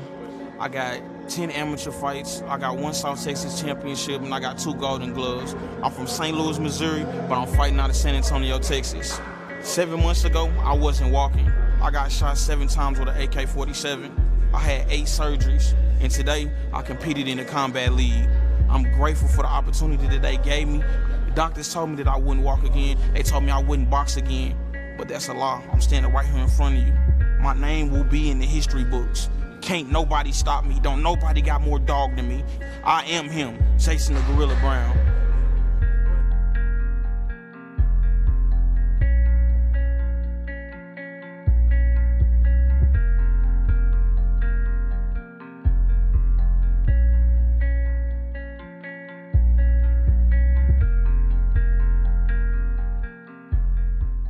Welcome back to Mohegan Sun Resort and Casino here in Uncasville, Connecticut. Week 4 of Team Combat League rolls on. It is the final of our triple header alongside the Hall of Famer Joe Goosen and Amir Tyson. In our final triple header, we have the New York City Attitude, who are undefeated at 3-0, taking on a very tough and determined Dallas team. Joe, New York City, they're 3-0, a lot of momentum. As a fighter and as a team, how much does confidence play into one's performance? Well, I mean, confidence is the key. I mean, that's the start of any fight. You got to have the confidence, and then you've got to have a lot of other things working, a lot of intangibles once the fight starts, depending on your competition. But New York has got some really, really good talent on their team. Well, also, Amir, Dallas, they are looking to hand New York the first loss of the season. How much do they want to go ahead and say they are the first team to get rid of that undefeated record of New York City? I mean, it automatically gives them status because they're the best team. And if they were to prevail against the best team, obviously people would be looking at them. So obviously they want to do that because they want to stick out even more. Since they're not winning, that would be the closest way to stick out until later competitions. With more on our final matchup of our triple header, here is our very own Cynthia Conti. Thanks, guys. I've got New York City's Attitude, Darius Hawk Jackson, that you are no stranger to the ring for Team Combat League. You're going in for your 7th fight, as we just talked about. This is exciting. How has it been so far for you? It's been a great experience. A lot of great new things to do, find out. I love the differences of combat people who I'm fighting.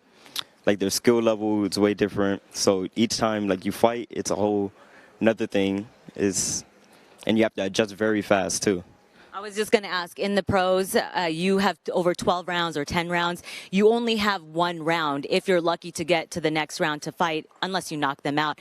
What has been your struggle and what has been your strength learning about yourself throughout this process?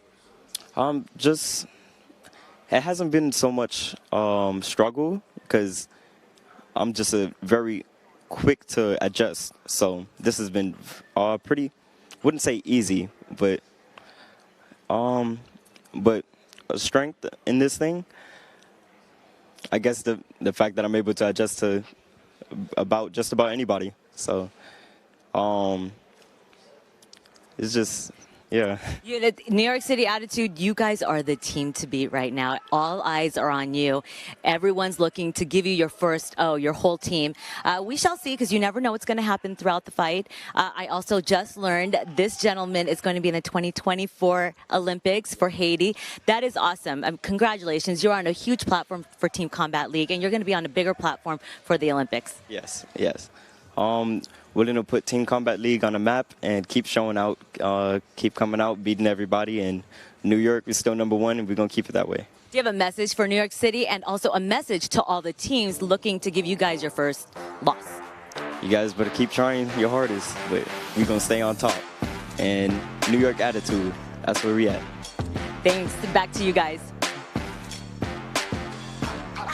Ladies and gentlemen, welcome back to our final matchup. It is the third of our triple header week 4 of Team Combat League.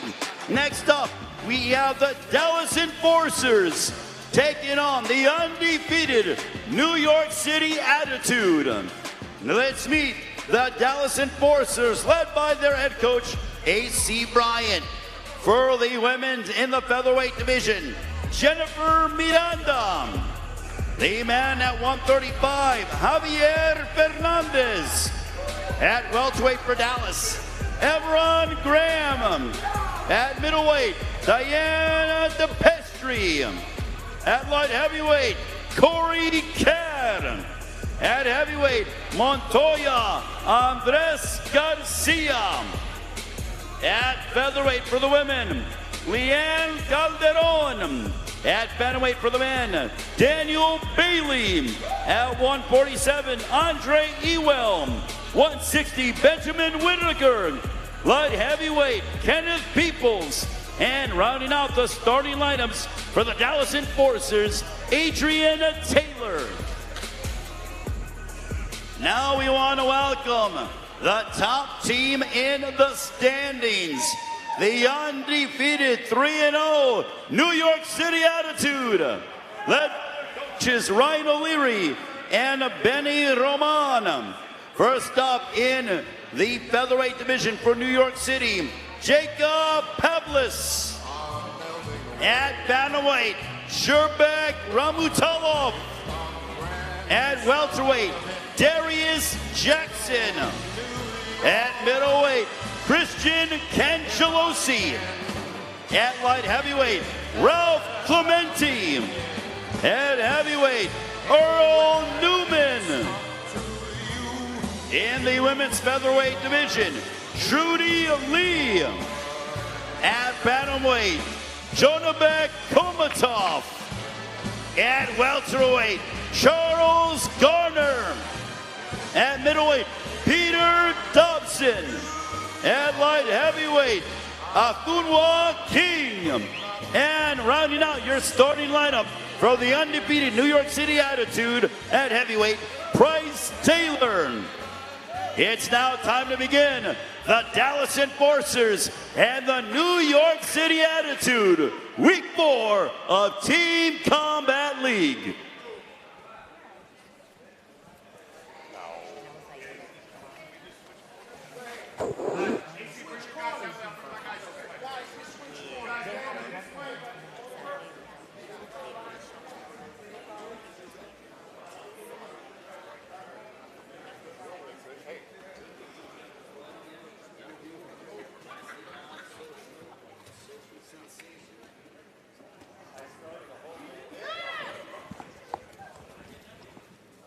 All right, so it is the final triple header here tonight from Mohegan Sun Resort and Casino. We have the New York City Attitude and the Dallas Enforcers are ready to recap the night. Las Vegas defeated DC 171-170. Then it was LA 10 Goose 173 over the Atlanta Attack 168. What is the final of our triple header going to bring? Joe, I love triple headers, especially when it comes to, I don't know, my favorite sport, football. But guess what? Who doesn't love a triple header when it comes to boxing? Well, listen, I don't know of any other sport that has a triple header. It doesn't. It's new. Right. It's fresh. Exactly. It's exciting. I've heard of double headers. I have. You know, in baseball. Let's play. What did Ernie Banks do? That's right. Yeah, exactly. Let's go to Ernie Banks, Chicago Cub. Let's play 3. Let's play 3. Let's fight 3. Huh? Right. I like it. Shall. And we have Jennifer Miranda for the Dallas Enforcers. And for the New York City Attitude, Jacob Pavlis matching up.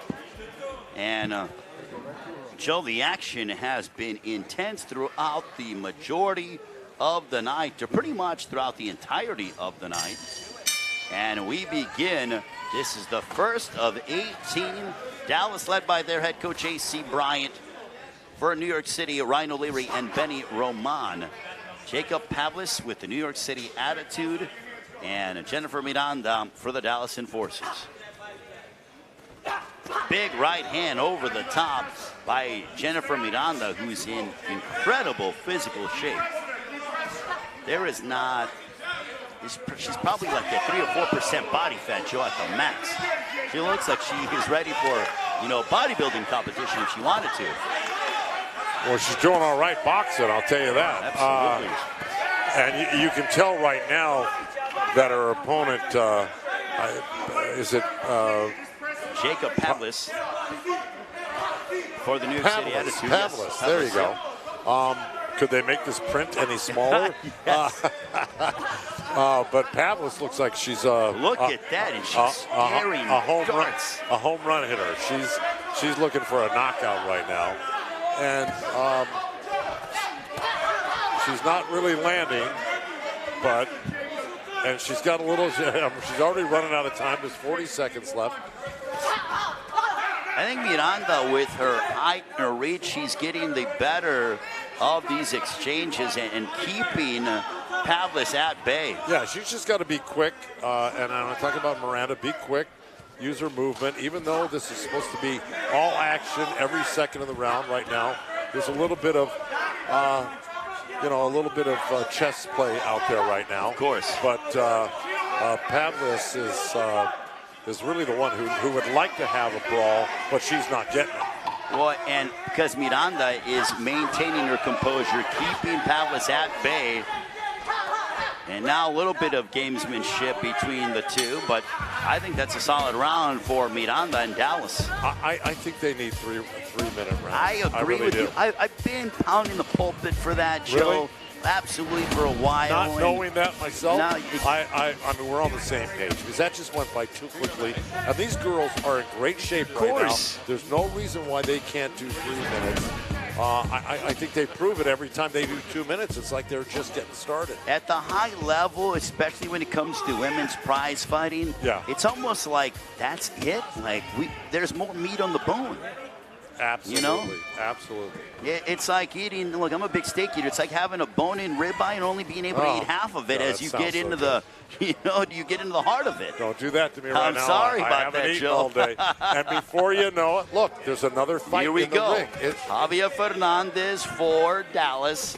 Sherbak Ramutalov for New York City. And Joe, since this is your first week, Ramutalov has been one of the shining stars for the New York City Attitude. The southpaw. Yes. Oh, he's good. You can tell. Ramutalov digging to the body of Fernandez. Round 2 of 18. Kind of whips that bolo uppercut into the belly, too. I'll let you say his name. No, yes, Sherbak Ramutalov. You can call him just Sherbak. Yeah. How about that? Yeah, that's what I'm going to call him. Sherbak. Yes. Javier Fernandez, though, trying to cut off the angles and get on the inside. This is the third of our triple header. I can't even believe. I feel like we just started 10 minutes ago instead of when we started. Time has been standing still for me right now. I've been enthralled and enthused with this right now. And Sherbak is really good. I mean, he's whacking Fernandez with some left hands. Does this guy fight pro as well, or is he just in there? He is. He's a professional fighter, as Ramutalov. And what's his boxing record? He's like 6-0.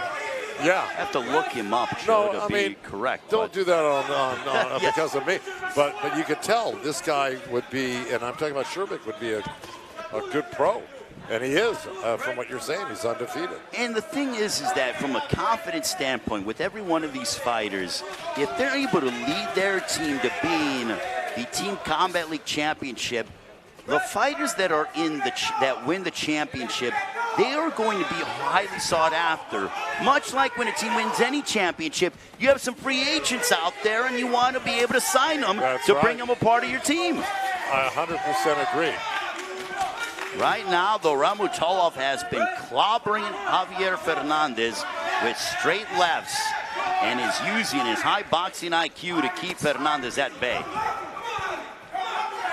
Now, have you seen Fernandez? I have not seen Fernandez fight before, have you? No, he is a newest addition to Dallas. Yeah. And it's great because reinforcements are constantly happening. Yeah. It's like going in the farm system or going on the waiver wire. That's to right. see who's Guys, out there. guys get sent down to single A. You Exactly. bring up somebody else, or somebody's injured. You put them on the injury reserve list. You bring somebody else up. I get it, and I like that. It's this whole team concept within an individual sport, but so much better because of it. Down goes a little bit of a clash of heads. Oh, you hate to see that. Boy.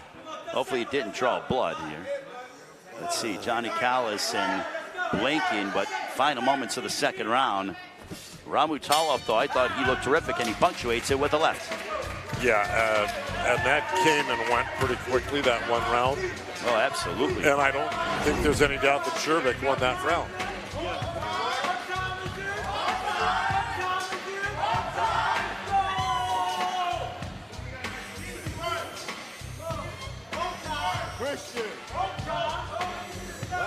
We are now into our third round. This one is scheduled for 18. Darius Jackson and Everon Graham. Jackson is going to be actually qualified for the 2024 Olympic Games for Haiti.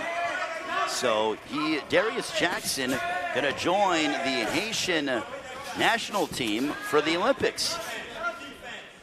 Well, this is great preparation and a great stay busy activity for sure for Jackson if he's going to be doing that. And you can tell he's good. He came out landing a nice left hand. And of course, he's fighting another southpaw. So you got two southpaws in there. And I'm sure Jackson would prefer a right-hander because southpaws, they don't like fighting other southpaws. They do not. And he spoke with our very own Cynthia Conti at the start of this triple header. But Everon Graham, very tough and determined, looking to get on the inside of Darius Jackson, who goes back to southpaw. He just ate a heavy left. Darius Jackson got wobbled.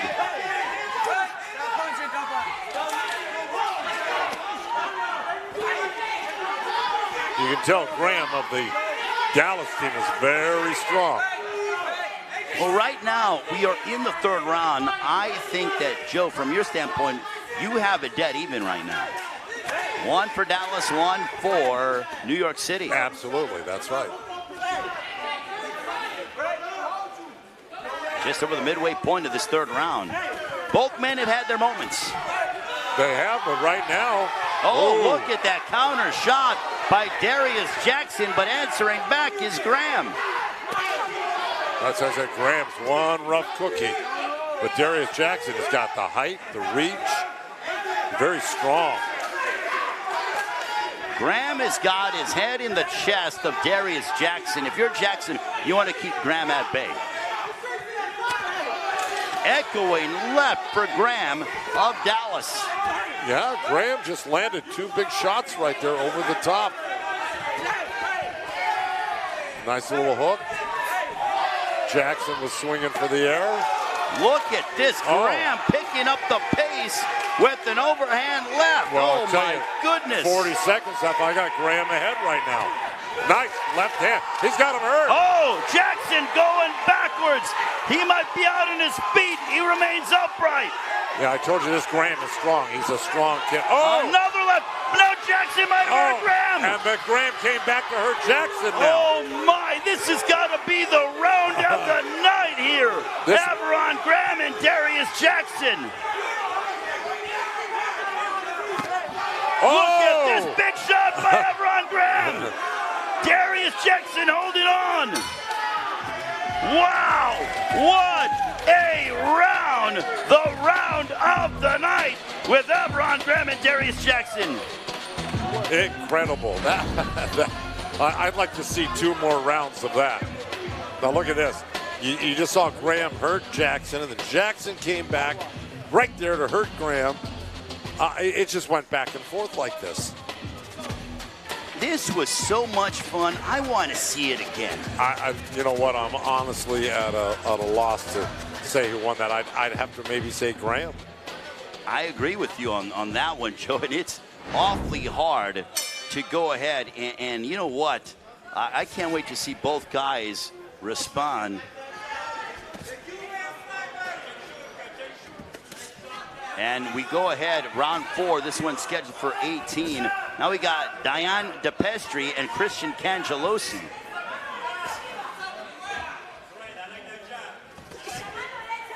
So back to action we go. You gave it to Graham, Joe, so meaning that you have Dallas on top 2-1. But wait a minute, you agreed with me about I do Graham. agree. Okay, all right. I'm just from a hypothetical standpoint. I thought you said it with a big question mark. No. Graham. I am with you. However, the Hall of Famer, the one who has juice, my friend, is none other than you. All right, but I concur. But I got to tell you, it was a tough one because that could have been a draw as well. Because Jackson came back to hurt Graham every time practically he got hurt. Well, right now, Christian Cangelosi has been one of the budding stars for New York City Attitude, but Diane DePestri picking up the pace.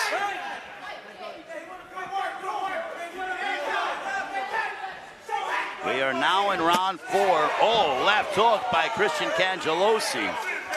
You know, Joe, it's a really good fight night when you're saying ooh and nah. I mean, there's sometimes where I'm like, oh man, do you believe that? Or, oh my goodness. You can go through a whole 10-round fight and not do that once. You know. We're doing that multiple times over the course of the first half. Well, this is what a 1-round fight does. It brings out the bombs. Of course. It brings out, all-out assault. So anything can happen.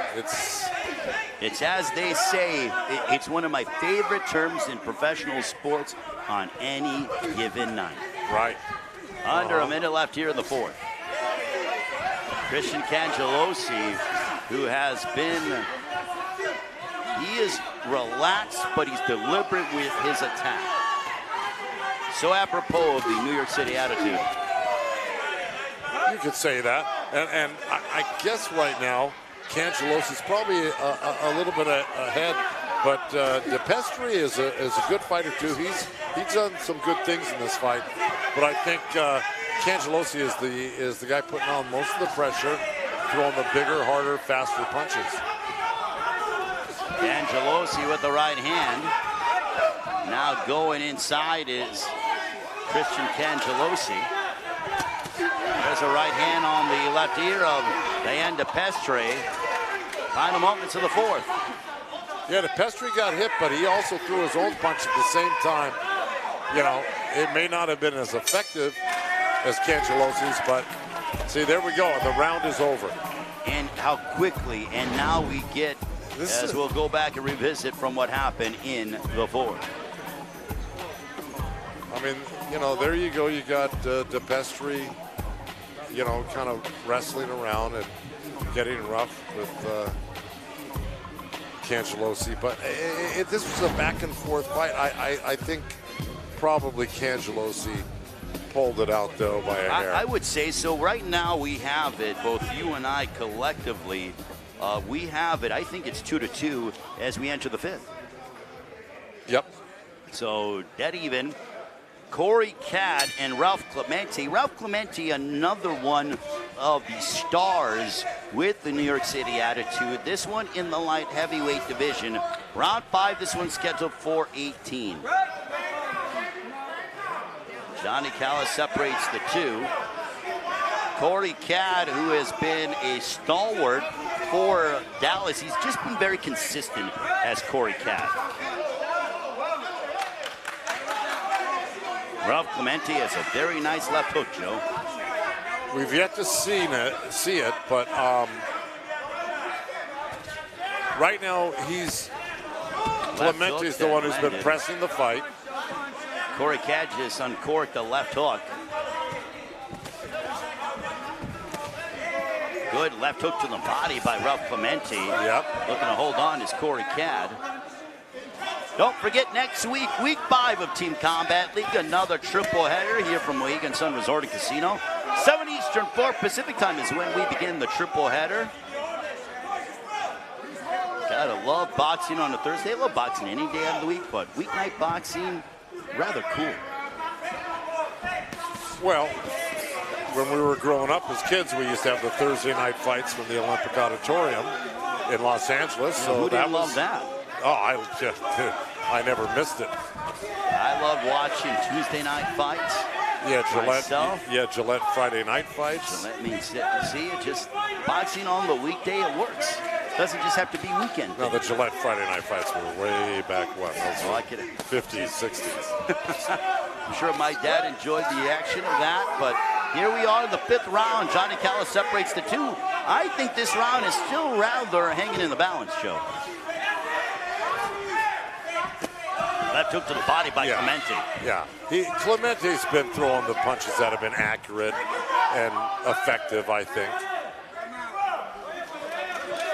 Ray Flores, the Hall of Famer, Joe Goosen, Cynthia Conti, Amir Tyson, all here at Mohegan Sun Resort and Casino for what has been a riveting night of action, week 4 of Team Combat League. We are going every week from now until the 2nd week of July. The playoffs will begin the first weekend of July, and then we will have the Mega Brawl in the 2nd weekend of July. July 9th, if I'm corrected. Barreling in is Clemente and Cadd. The Cadd's been doing a lot of holding, though, and that doesn't cut it in a one-round fight.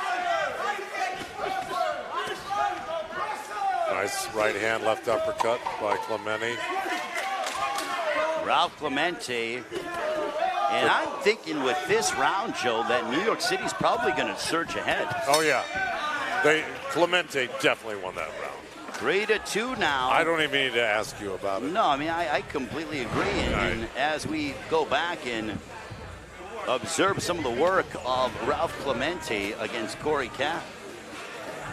Yeah, they get these guys out of here fast and new guys in. But I got to go. The fight of the night so far, Jackson and Graham. Oh, absolutely. Avron Graham and Darius Jackson. I'd like to see those guys fight a 10-round fight. Can you imagine? I mean, that to me is the round of the season. Yeah, it wouldn't last 4 rounds so if these guys fought.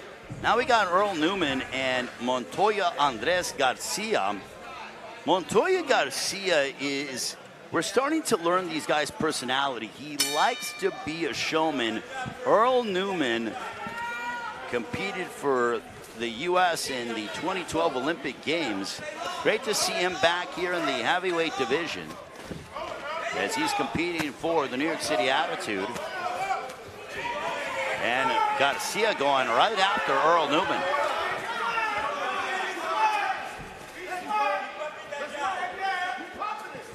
Earl Newman from Brooklyn. There's a right hand for Newman.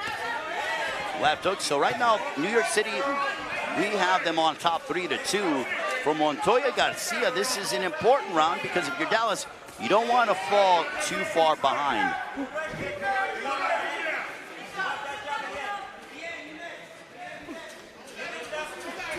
Double jab there by Earl Newman. Newman just using his high boxing IQ. He is, but right now they're both missing a lot of punches. They're throwing punches, but nothing solid has really landed yet. Particularly, that was a nice little overhand right by Garcia, trying to catch Newman as he swings outside on him. When all else fails against a guy who's taller than you, throw the overhand right. Yeah, you just might catch him like that right there. But now this is where Garcia wants Newman. He wants to put his frame on Newman and try to work on the inside. Yeah, but I don't know why Garcia just allowed himself to be pushed back so easily and off when he had the man on the ropes. You know, once you work hard to get a guy there, don't let him off that easy. No. Like right here, right now. Newman should not be able to get out of there easily like that. See, well, you got to also work. If you're Garcia. And Garcia kept him there, but then gave him room to get out. Yep. Right to the body by Earl Newman, and Garcia says, go ahead. This is solid. Yeah, Newman's been throwing a good jab here and stuff, but I think so far Garcia's landed the better stuff because he trapped Newman on the ropes and was able to do something with him. That hasn't happened for Newman yet. He hasn't.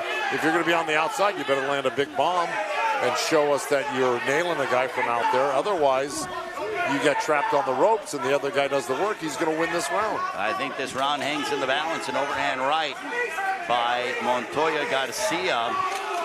Another right for Garcia. Yeah, Garcia's just starting to walk him down now. He landed a good right hand. Now he's touching the body on the ropes here. Joey, mention how this was an important round for Dallas and Montoya Garcia, who doesn't have the amateur credentials of that of Earl Newman, but he's outworking Earl Newman here. He is.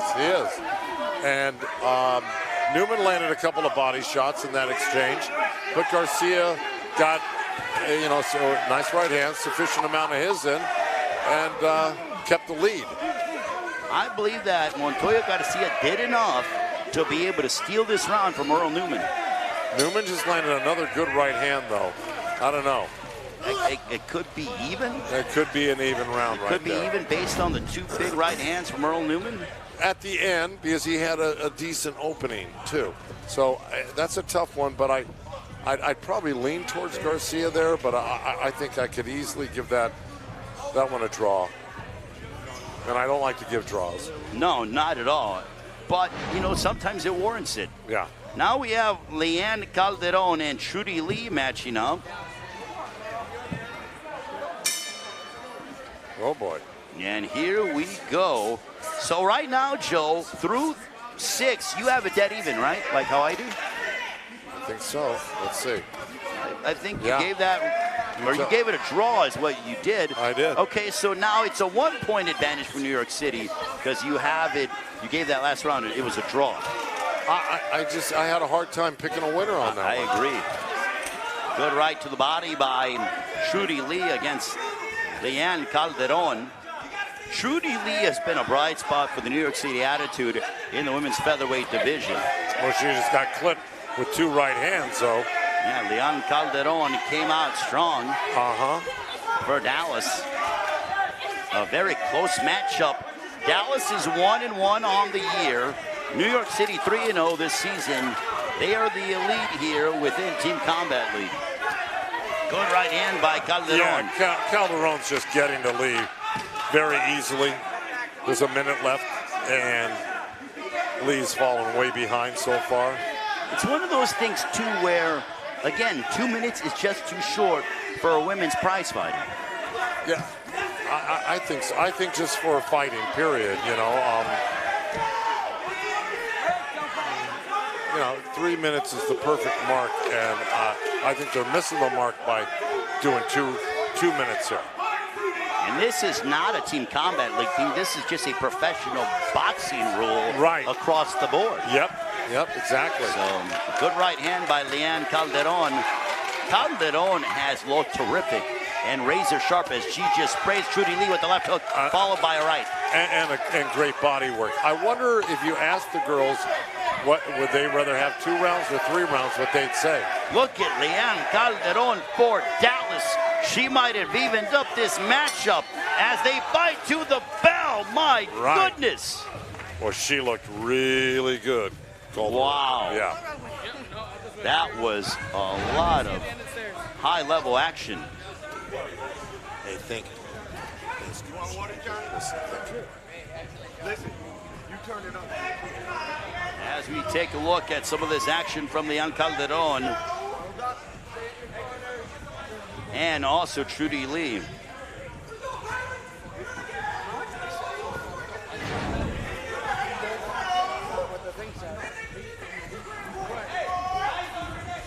Daniel Bailey, Jonabek Komatov matching up. Daniel Bailey for Dallas, Jonabek Komatov for New York City.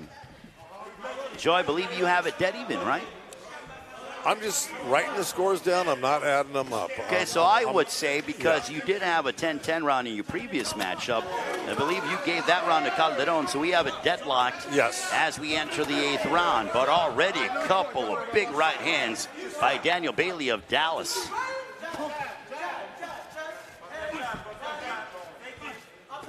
Yeah, Joe, I can't even believe that this is round 8, and we are in the midst of our triple header, or the third of our triple header.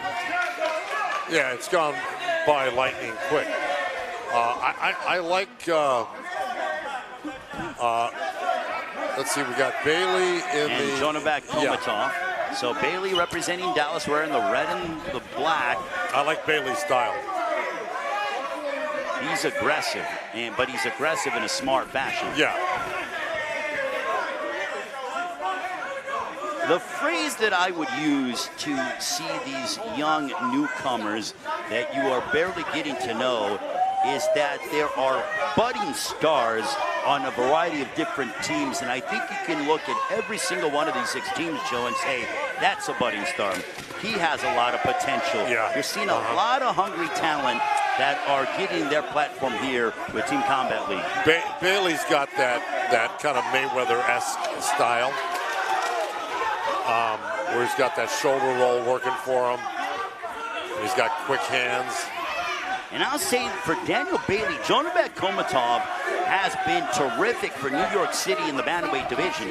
And for Bailey to come out and take it right to Komatov, and he lit him up with the right hand. Yeah, he's even admiring his own work. And that's why I say I like this Bailey. You can tell he's clever, he's athletic, he's fast. He's got great eyes. See, like that. He sees things coming. I mean, very, very smart. He's a showman. He put his hands behind his back, and then he was able to duck and dodge a couple of punches from Komatov, came over the top, and hammered him with the right hand. Yeah, Bailey backed Komatov off with the... He's got some Roy Jones in him, does Daniel Bailey. Jones Mayweather kind of look for sure. However, he doesn't want to end up like Roy Jones in the sense of getting clocked with a left hook if you get a little too cute. Well, that took about 20 years to happen to Roy. It did. You know, I'm just saying. Nobody clocked him with anything. Of course. For the first 19, decade. 20 years. Yeah, exactly. And I didn't forget. Y'all must have forgotten, not me. But anyways, as we get into round number 9. Yeah, Roy Jones. Oh, look beautiful. at that. What? Daniel Bailey. Bailey is good. He's one of the sharpest looking guys we've seen tonight. Really is. I was mightily impressed by Daniel Bailey. Is that the first time you've seen him? That was my first time seeing him. I saw, he's a newest addition to Dallas, Joe, because he's someone that I remembered. You're going to remember, or you remembered from No, I'm saying I would have remembered him had I seen him before. Of course. But he's somebody that I'm going to remember moving forward. Right. Now we have the welterweights, Andre Ewell and Charles Garner matching up. Ewell for Dallas, Garner for New York City. Two southpaws against going at each other. And Arthur McCanty staying away from danger there, the referee in charge. Charles Garner going right after Andre Ewell. There's a left by Charles Garner. Round number 9, we're at the midway point of this triple header. What a week 4 it has been, Joe. Las Vegas defeats DC 171-170. LA over Atlanta 173-168. So there is one team that's undefeated with Team Combat League, and it's the team that we're watching with New York City taking on the Dallas Enforcers, and their undefeated record hangs in the balance. Well, we've got a ways to go still till the end of the show, so they could retain that undefeated status quite easily if they... When talk about building a lead, because if they go to 4-0, that means the next team is 2-1. That's the Atlanta Attack. So you have some distance now, a bit of a cushion that you have when it comes to the standings. Ultimately, you want to be you make it to the playoffs. So there will be 2 teams that will not make the playoffs. Next year, the format is expanding to 12 teams in season 2. Oh, really? Expansion is coming fast and in a quick fashion. 12 teams will be a part of Team Combat League next season. Yeah, Yeah, I think by next season, this is going to be well established. I think it's going to have a lot more fans. They just got a new one with me tonight, and I'm going to tell a lot of people about it. And I'm really excited about where this is going to go. All right, there's a bright future. Ahmed Sheik and his entire team doing a marvelous job. But right now, Andre Ewell on the inside as Charles Garner is chasing him around the ring, but it's pressure, but he's not throwing enough, is Garner. Left hook to the body. There's a beautiful shot by Garner, the best punch of the round. Yeah, he finally started letting his hands go right now. Look at Garner go for New York City. Yeah. Well, New York City can be excited not only about the Knicks, who will be involved in the second round of the NBA playoffs against the Miami Heat, but they better be excited about the New York City attitude. We have a lot of attitude and skills to pay the bills. Well, Garner's showing a lot of attitude right. Oh, Ewell coming back. There. Oh my, as the action concludes. It's another tough one right there. Am I wrong about that? It was, I thought Garner, but then Ewell came back with some major leather and unloading upon Garner. Oh. We already got 2 new guys in the ring. Oh boy, and I haven't even scored the last one. Somebody help me out Literally. here. Benjamin Whitaker, Peter Dobson matching up. Okay, you know what? I could see a 10-10, Joe. I mean, it's all right. All right. Beauty's in the eye of the beholder. And now we have Benjamin Whitaker for the Dallas Enforcers. Peter Dobson for New York City. Good right hand for Benjamin Whitaker, the veteran. 37 years of age is Whitaker. Good right hand there by Whitaker. But back comes Peter Dobson of New York City.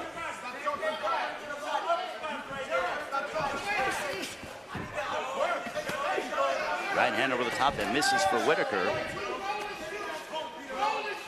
Next week, week 5 of Team Combat League, another triple header. Comes your way 7 Eastern, 4 Pacific time. Follow us on social media at Team Combat League. Amir Tyson, our brand ambassador, also Cynthia Conti, giving us great job and analysis behind the scenes. We'll hear from them in a couple of rounds as well, Joe. Looking forward to that, of course.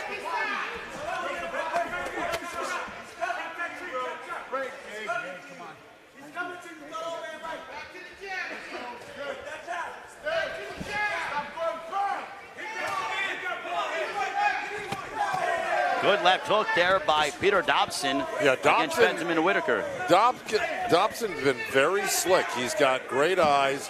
He's got good radar. He's not getting hit with stupid stuff at all or even smart stuff. He's slipping right hands. He's getting under punches. I like what he's doing defensively, and I think he's probably been mostly effective offensively between the two. So I got Dobson by a hair right now. Good right to the body by Dobson, followed by a left hook. Whitaker started strong, but Dobson was able to seize momentum rather quickly. Yeah, he's very clever. He's a sneaky guy in the best possible way. New York City, coached by Ryan O'Leary and Benny Roman. He's a sneaky guy. That means he's a very intelligent kind of guy. Right. Peter Dobson. And 2 good counter right hands Dobson just threw, which were smart and placed well. So, you know, again, these aren't knockout punches, but they're good crisp punches, and I think he's leading Whitaker right now. Well, they are leaving an imprint, and also they are probably swaying the judges. Yeah, and also that was a beautiful move by Dobson out of the corner there. You got to see that in slow motion to appreciate it. Also, I give credit to the judges. The judges have gotten it. You know, I thought the judges have come out and they've worked hard because it's not easy to judge 54 total rounds. No, it is not, and especially since the scenery keeps changing all the time. It's like, Final moments of the 10th round. We're on our way to the 11th. All right, this one I'm assured of. Dobson won that Dobson round. won that round, so you will give that in favor of the New York City attitude. Yeah. As we'll go back and examine some of the craftsmanship from Peter Dobson. Oh, yeah, I missed it. Okay, here we go. Approaching round 11. This one's scheduled for 12. Well, there was only so much, I guess, they could show before the next fight comes on, since they put them in there every 8 seconds. Yeah, literally. It continues. We got Funwa King of New York City and Kenneth Peoples of Dallas. Left hook coming upstairs for Funwa King. Kenneth Peoples looking to help to lead the Dallas Enforcers to a W and improve to 2-1 and have New York City drop to 3-1. Nice left hook by King right there off the counter. They both are exchanging a left hook by Peoples, but Funwa King with the left hook of his own. Good right to the body by Funwa King. Both men are extremely focused here in this matchup.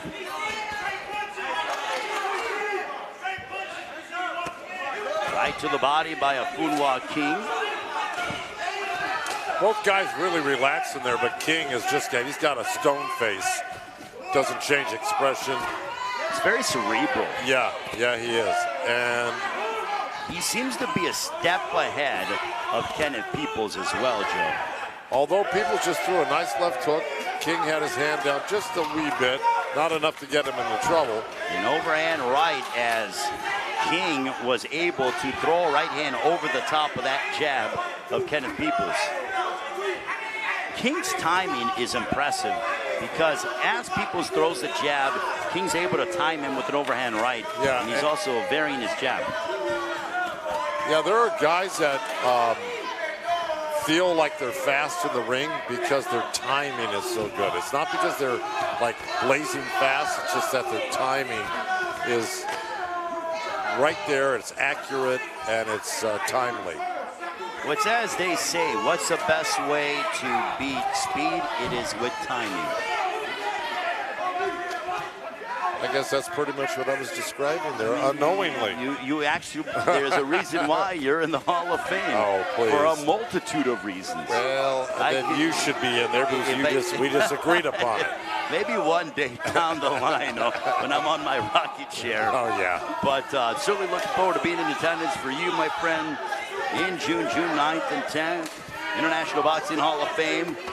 But thankfully, we don't have to give you up. We have you the rest of the season, so off we go. Or whenever you can squeeze us in here. Oh, yeah. Yeah. Now, I will have an occasional fight or two I'm going to have to go to, you know. There's a left hook, but luckily to have you here throughout the majority of the season. You know, it's not often that, I know he passed away as Funwa King and Kenneth Peoples, but it's like having John Madden as your analyst, but also he's helping to coach the Raiders. Like, that's what we have. Because you're still coaching, you're still training guys at the highest level possible. I don't know, you just did a gazillion pay-per-view buys with your fighter against Tank Davis and Ryan Garcia. Right, 1.2 million 1.2 million so far. Yeah, the 5th highest gate in Las Vegas, Nevada boxing history. That's crazy, right? Over 20 million, right? I mean, over 22.8 million is what I saw. Yeah. But right now, we got Adrian Taylor, Bryce Taylor going head-to-head. 12th round. After this round, we're going to have a brief intermission and then get ready for our money rounds to conclude the final of our triple header. And I had to give that one to King. Do you not agree? I would completely concur with you. Yeah. And again, Joe, like you said, 8 seconds, and here we go again. Adrian Taylor and Bryce Taylor matching up. Adrian Taylor, Joe, has sparred with the likes of Errol Spence along with Jermell Charlo. He used to be a part of Derek James's stable. He's a cruiserweight, now campaigning here at heavyweight, at least for this particular season. I was going to say, he doesn't look like he's at the weight of Errol Spence anymore. No, definitely not. But Bryce Taylor giving it a go for the New York City Attitude. Good stiff jab by Adrian Taylor. Yeah, nice jab by Taylor. Nice uppercut. Beautiful right uppercut by Bryce Taylor. They're both Taylor. Right. So we're saying for New York City, just call them by their first name just so that everyone, so we don't get confused. But Price for New York City and Adrian for Dallas. A minute has elapsed. Price Taylor has gotten and landed the heavier shots, Joe, for New York City. Yeah, he seems to have a little bit more snap on his punches right now. Where Taylor from, we're talking Adrian Taylor from Dallas, just a little, it doesn't seem like he has the same snap. Not at all. Yeah. Taylor's trying to figure out Price Taylor, but Price Taylor is closing the gap. He is, but there's only, you know, a little more than a minute left. That was a nice block by Price Taylor on the overhand right from Adrian Taylor. And Price Taylor, he is cutting off the ring and making Adrian Taylor uncomfortable here. But Taylor snuck in a left hook, did Adrian. And then, of course, Price just landed his own left hook. You know, I think Price Taylor should be, at least with his hands, he should be throwing 2 to 3 to 4 punches in a combination. Like right there. Right by Adrian for Dallas. I think he's got the athleticism to throw 3 or 4 punches at a time. Like that. See, there you go. He's letting his hands go, and it's much to his benefit. That's right. Now Adrian's got his head on the chest of Price Taylor, trying to make him uncomfortable, but to no avail here. Yeah, Price is winning the round now just by virtue of those combos. And final moments of this 12th round. His activity with punches. Right there, nice little left uppercut, right hand. Oh, yeah. And that'll end the 12th round. An overhand right for Adrian Taylor on Price Taylor. Yeah, but Price Taylor outworked Dallas Taylor. Yeah, Adrian Taylor. I like it. Yeah. Dallas Taylor. There you go. Right. Joe? Right. See, you like that? I love your spin on things. Not just because you're the Hall of Famer, because you're the man. You had some wicked fight outfits last week in Las Vegas. I love your suit tonight. Oh, but, thank you. You know, you certainly have your own unique sense of style. Yeah. That's a great thing. You know, you go out in public, you want to look good. Absolutely. Right? And my dad was a pretty snappy dresser. Oh, you know what? Hey, I'm sure it goes far into the lineage, but yeah, you know, I gotta say, throughout the first 12 rounds of this matchup with New York City and Dallas, we haven't seen any respite at all. All 3 head-to-head matchups have been so compelling. And right now, I think we are getting ready as we are at intermission, but we are standing by with the head coach of the Dallas Enforcers. We send it to our colleague here, is Amir Tyson.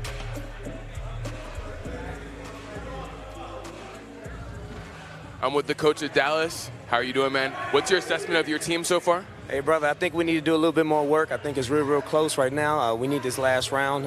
We need to make sure we put do exactly what we've been training for. I think we're going to do it. I know we're going to do it. We're going to pull this off. We're going to give New York their first loss. Do you think they're doing what you trained them to do tonight? I believe they have the intent of doing it right there. They're trying to do it, and some people just missing a little bit, but we're going to put it together, and we're going to pull out this win.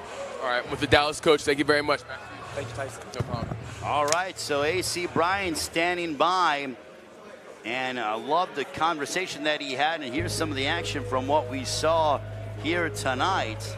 And my goodness, so far, this is the first 12 rounds, and Joe, as you mentioned, I think it's very close. Yeah, you mean between Dallas and New York, right now? Yeah, I think New York's come on though. They've won. Why are you so pissed off? Because you fought Darius Jackson. Fights, so they're coming on strong. What? And we'll see what happens in the next few fights. Cynthia Conti standing by with Averon Graham. Cynthia. Averon Graham, you do not look happy. You just told me they gave it to Darius Jackson. How do you even know that? That's just something I heard. I thought I clearly won. I almost knocked him out. I got a little too excited, and he did crack me back, but I stayed in strong and I wobbled him again and almost finished him. But he's a tough kid. He's good, but I just don't see how I lost or how that's even an idea, but it is what it is. Well, to be fair, you did crack him with 3 big left hooks. We saw it. Best of luck to you. I'm going to bring in your opponent, Darius Jackson. Come on in real fast. Darius, did you hear what he said? He felt that he won the round, but he allegedly heard that you won the round, but he thinks he won. I feel like it was a pretty good matchup. I didn't think that he won that round, mainly because like at the beginning of the part, I outboxed him. I know that he did catch me, but that's the point of boxing. You get caught sometimes, but I was able to recover from that, go back to boxing, able to catch him, almost drop him. But hey, it's a good matchup, and that's what you're going to see in TCL. That was one hellacious matchup. You guys, Ray, back to you. Thank you very much, Cynthia. Greatly appreciate it. So you heard that apparently Darius Jackson won that round over Avron Graham, and I got to give credit to the commission here, and this is what you have through the first 12 rounds, 116, 114.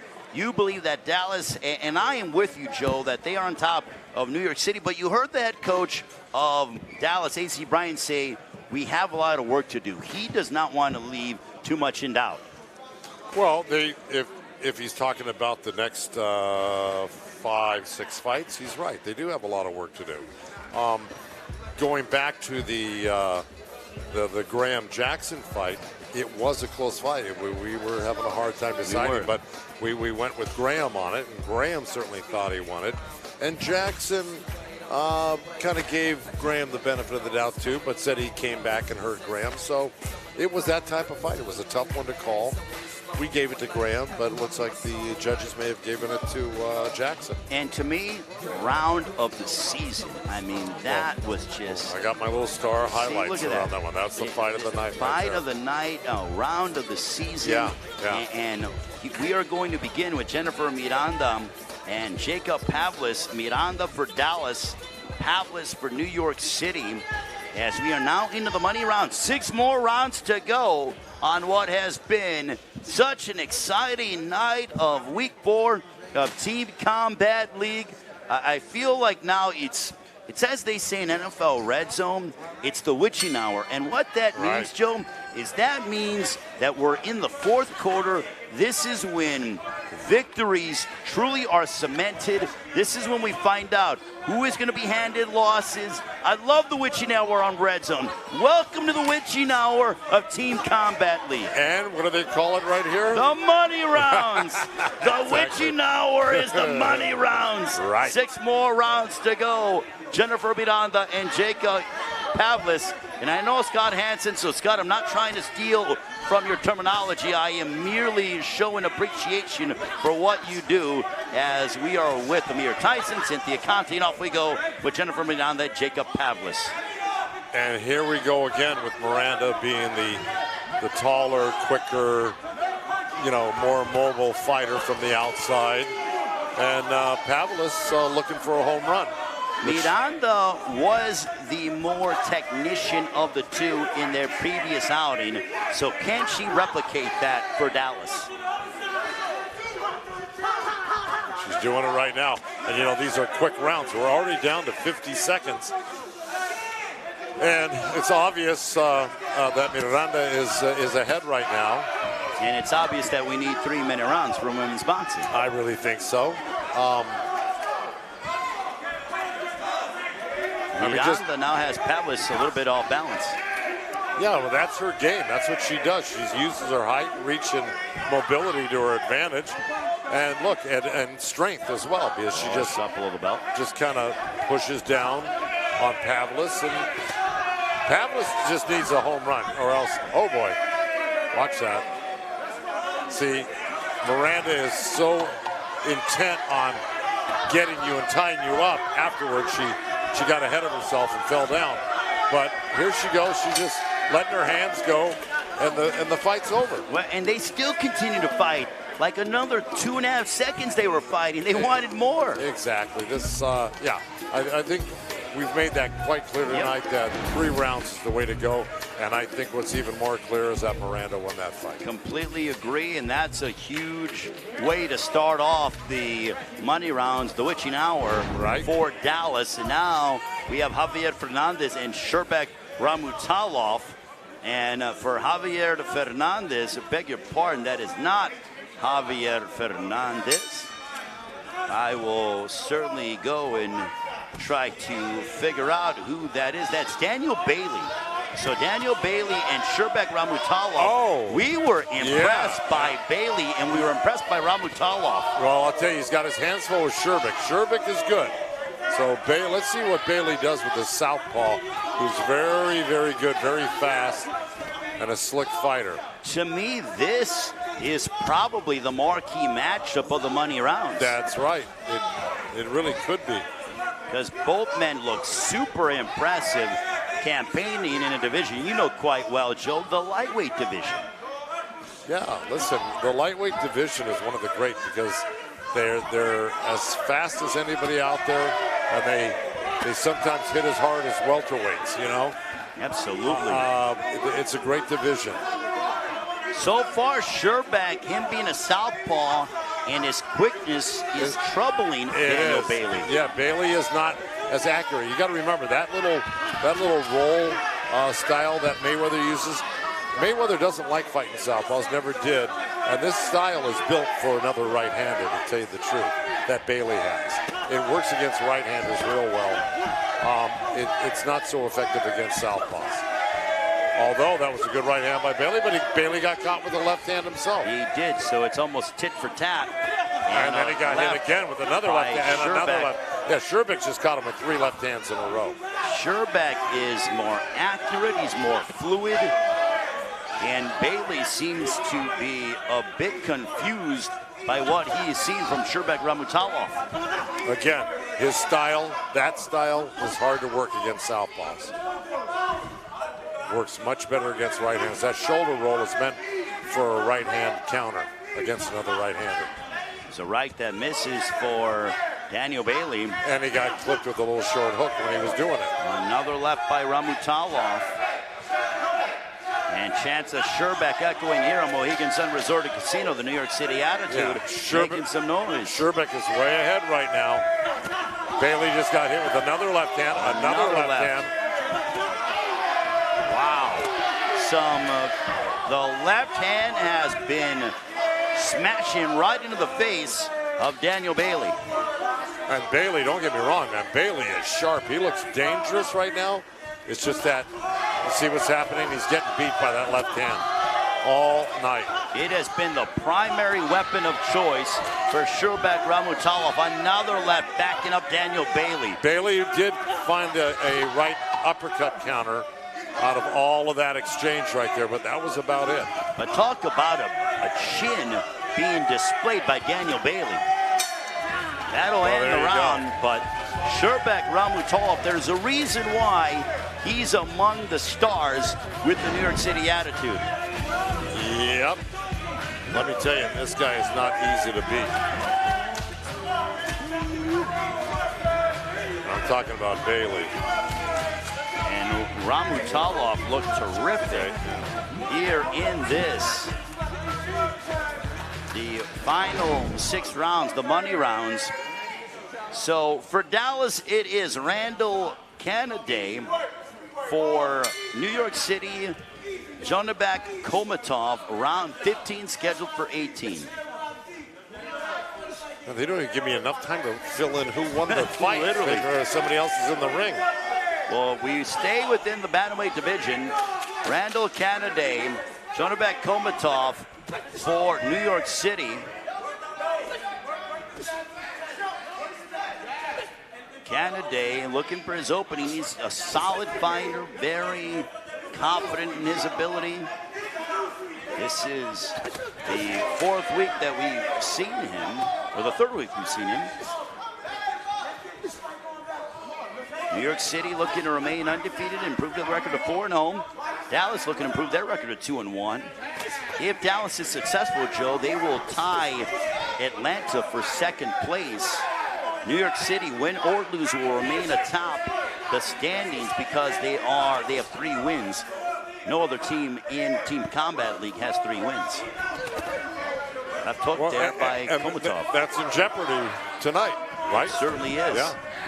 In terms of their undefeated record, no doubt about it. I like how Komatov was trying to throw a shot behind his back. Yeah, that was the old Ray Windmill White. Exactly. Who was the creator of the cymbal punch as well.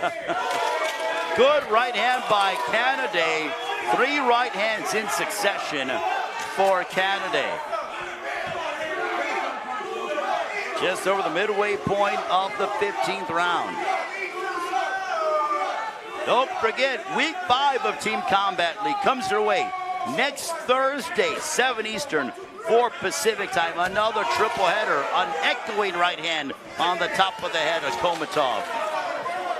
It is awfully hard to make Jonabek Komatov look average, and Randall Canada has done that for Dallas. Oh yeah, he's slick. He's got great eyes.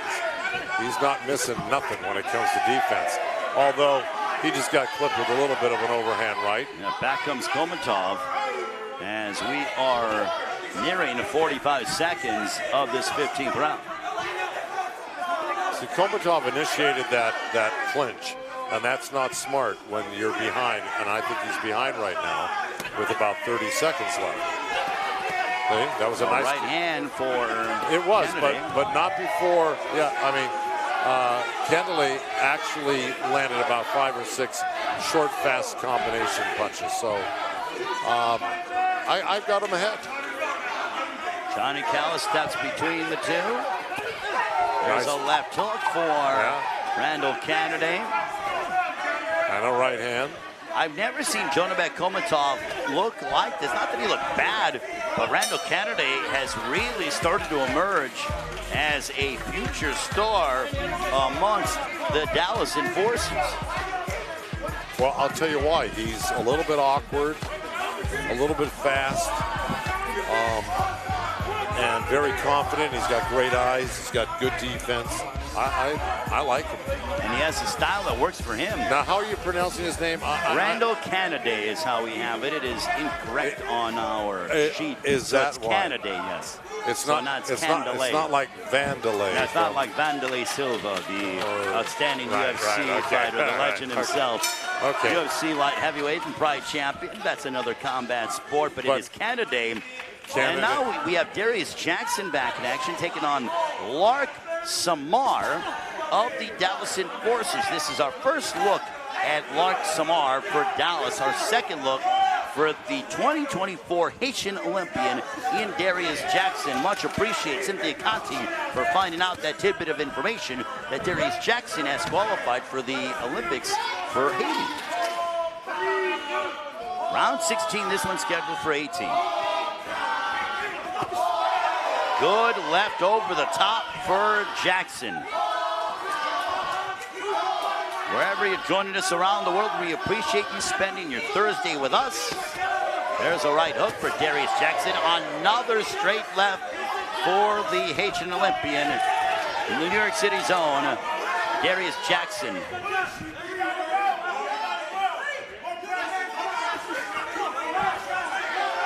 Right hook for Darius Jackson. Yeah, Jackson's arms are so long that it's hard to get out of the way of his punches because you don't think they're going to reach you, but they do because you've got about an extra 4 inches on each arm. So he's very tall, very lanky, and he's quick and accurate. Oh, there was a right by Samar that might have buzzed Jackson, but coming back is Jackson. He says, come on, right here. And he points to the center of the ring. He's a showman as well. We already saw Jackson. He can get hit and hurt, and he'll come back and buzz you. So, you know, that seems to be something he's capable of doing, which is a good quality. Well, you had the round of the season against Averon Graham in the first third of this matchup, but back we go as he is in the money rounds is Darius Jackson. Looking to press the issue is Lark Samar, under a minute to go in the 16th round. Johnny Callis telling them not to lead with their head. And hit on the break. Exactly. Not allowed.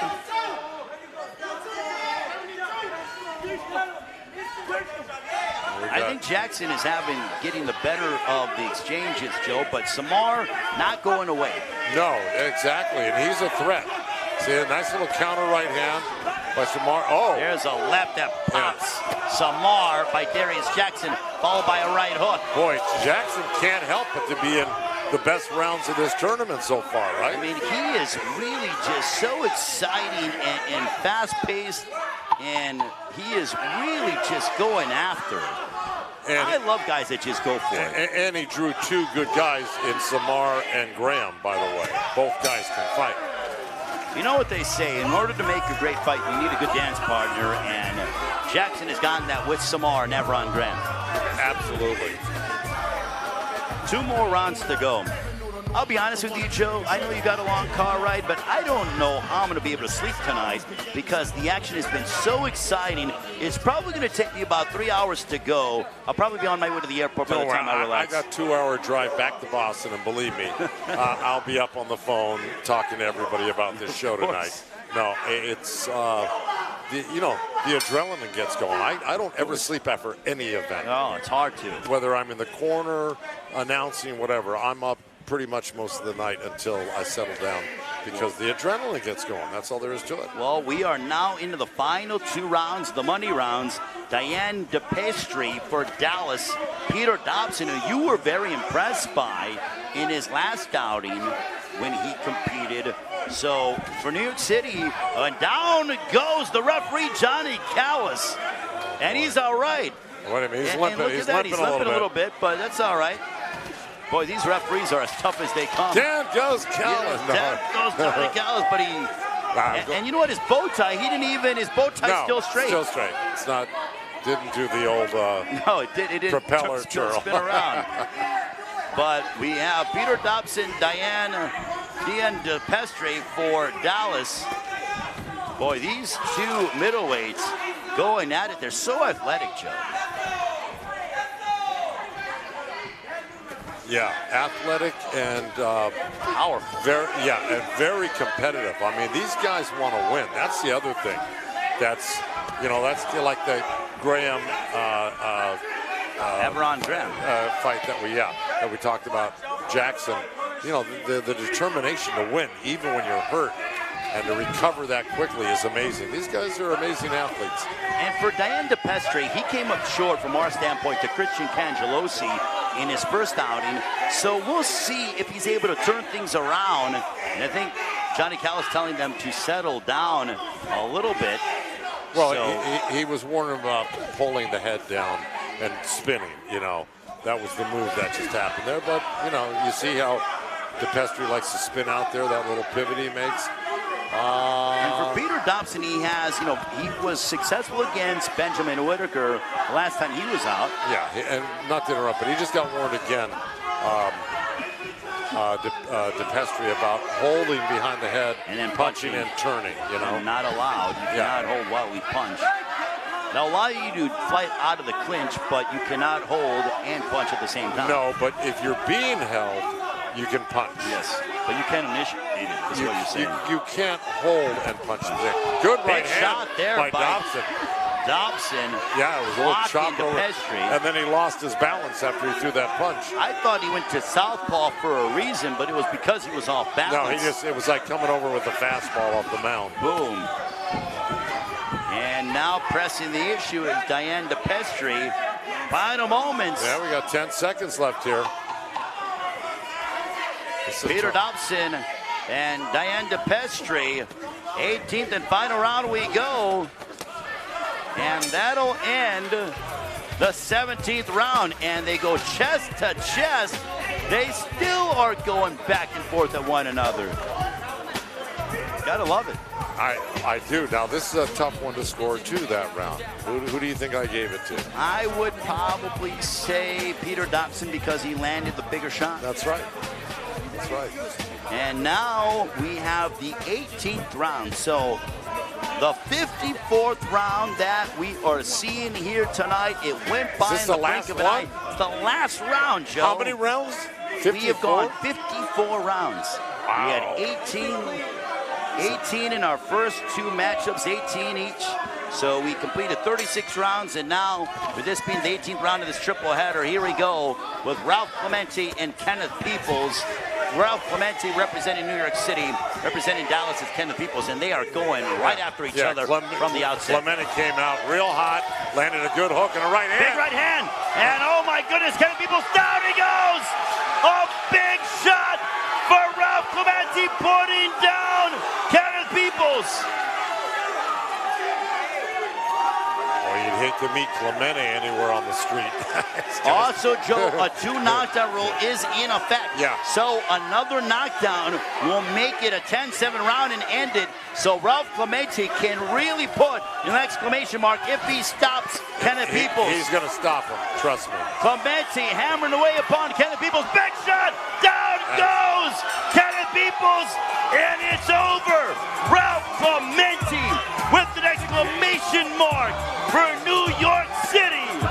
It's not just the Knicks, it's the New York City Attitude who have got some attitude behind them. Oh my, what a finish by Ralph Clemente. 10-8. That was a one-sided demolition. Man, I'll tell you, Clemente's kind of a frightening dude. I mean, he's put together like crazy. He's fast. He's hard-hitting. He's smart. Yeah, he's got a lot going for him. You want to talk about stars with New York City. It starts and stops with Ralph Clemente, and he's only getting better, Joe. Yeah. How old do you think Clemente is? Probably about 25, 26. Man. You imagine going, hey, buddy, I got that parking spot. You could not pay me. You could not what? You could not pay me enough to deal with that guy for even 30 seconds. That's hilarious. I mean, not at all. And no, Ralph Clemente, 25, 26, he's 22 years of age. Oh, he's only 22? Only 22. Oh, that makes it more frightening. And this is how you have your score, Joe. 174 to 169. So you believe that Dallas, even with the Ralph Clemente stoppage, will get the victory. But again, we'll see how it goes. Wow, let me look back on this. I mean, so 174, 169, a 2 knockdown rule is in effect. So thankfully it appears as if the maybe so. Maybe Kenneth that's Peoples is okay. He's being attended to by the ringside physician. But partner, at this point, I'm going to go and get the scorecards. We're going to find out who wins, and then we'll come back and close out the night. You have 174, 169. You have Dallas likely going to take the win. So now I'm going to go and grab the scorecards and see how it all unfolds. All right, if you see me running out the back door, it's because, I'm embarrassed about my scores. No, I'm just kidding.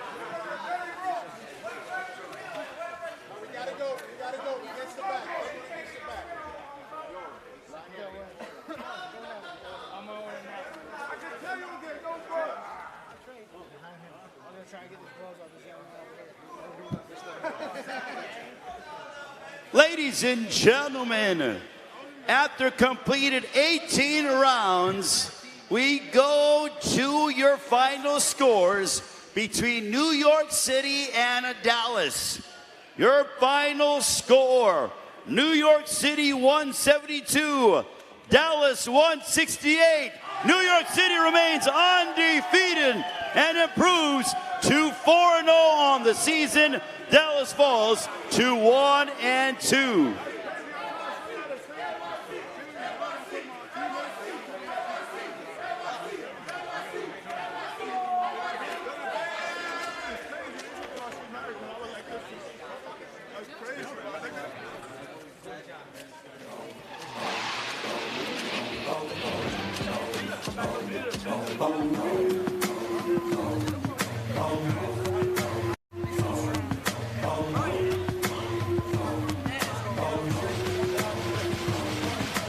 So, New York City 172, Dallas 168. Joe, what I will say is that there were some toss-up rounds, but New York City remains undefeated 4-0. And my goodness, they really brought it, including Ralph Clemente. What a finish for him. That's the way to close the show. As it turns out, it was the exact opposite of what I had, basically. But there were some toss-up rounds. Again, that's why there's some toss-up rounds. And you know, you can understand that. That's what we had difficulty with about 4 or 5 of these fights now. Of course. But Clemente, wow, that dude is a bad dude. So, for your first, we're in week 4. And just to go ahead and run down what happened here tonight. Las Vegas 171 over DC 170. You had LA Tengus, who improves to 1-2. They get their first win of the season. Right. They hand Atlanta their first loss of the season. 173 for LA, 168 for Atlanta, and then 172 for New York City, and 168 for Dallas. Right now, Joe, of the 6 teams, 4 of which are going to qualify for the playoffs. But as we are through, 4 weeks have been completed, it is clear that the cream of the crop thus far is the New York City Attitude. Yeah, I mean, it's true. They are officially undefeated still. But I'm going to tell you, Dallas gave them a run for their money tonight. And I'd have a hard time changing my opinion that I thought Dallas edged them out a little bit.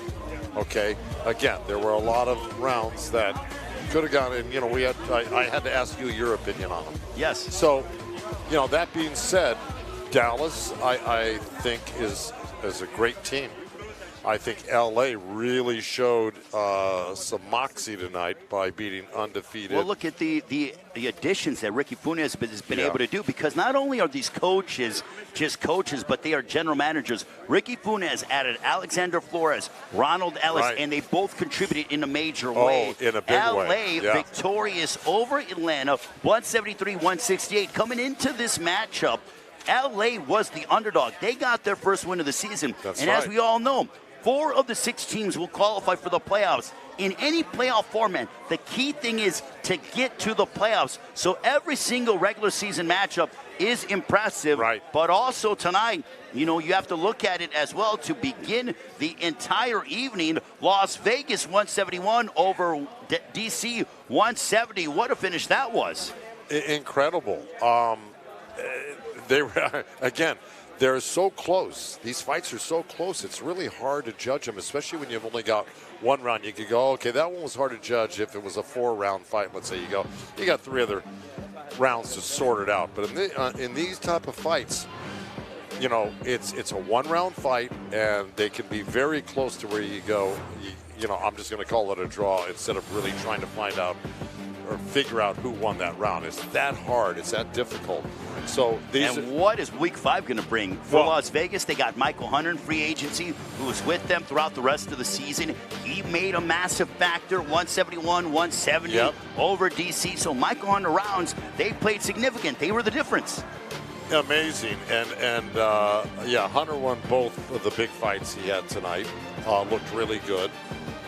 Again, it just seems like it's going to change from week to week, too, because I'm sure there's going to be additional, or I should say, agents coming exactly. Guys are going to improve their team. Some guys that were good may drop out. You never know how it's going to turn out, but it's definitely a thing that's a fluid situation right now, and it's exciting. I know you got a flight to catch, but what are your thoughts so far on what you saw from Week 4 of Team Combat League? This was your first week. Come Steel.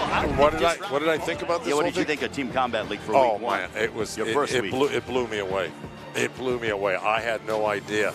Because as we're looking at some of the action right there, it's a whole new way of looking at boxing. I mean,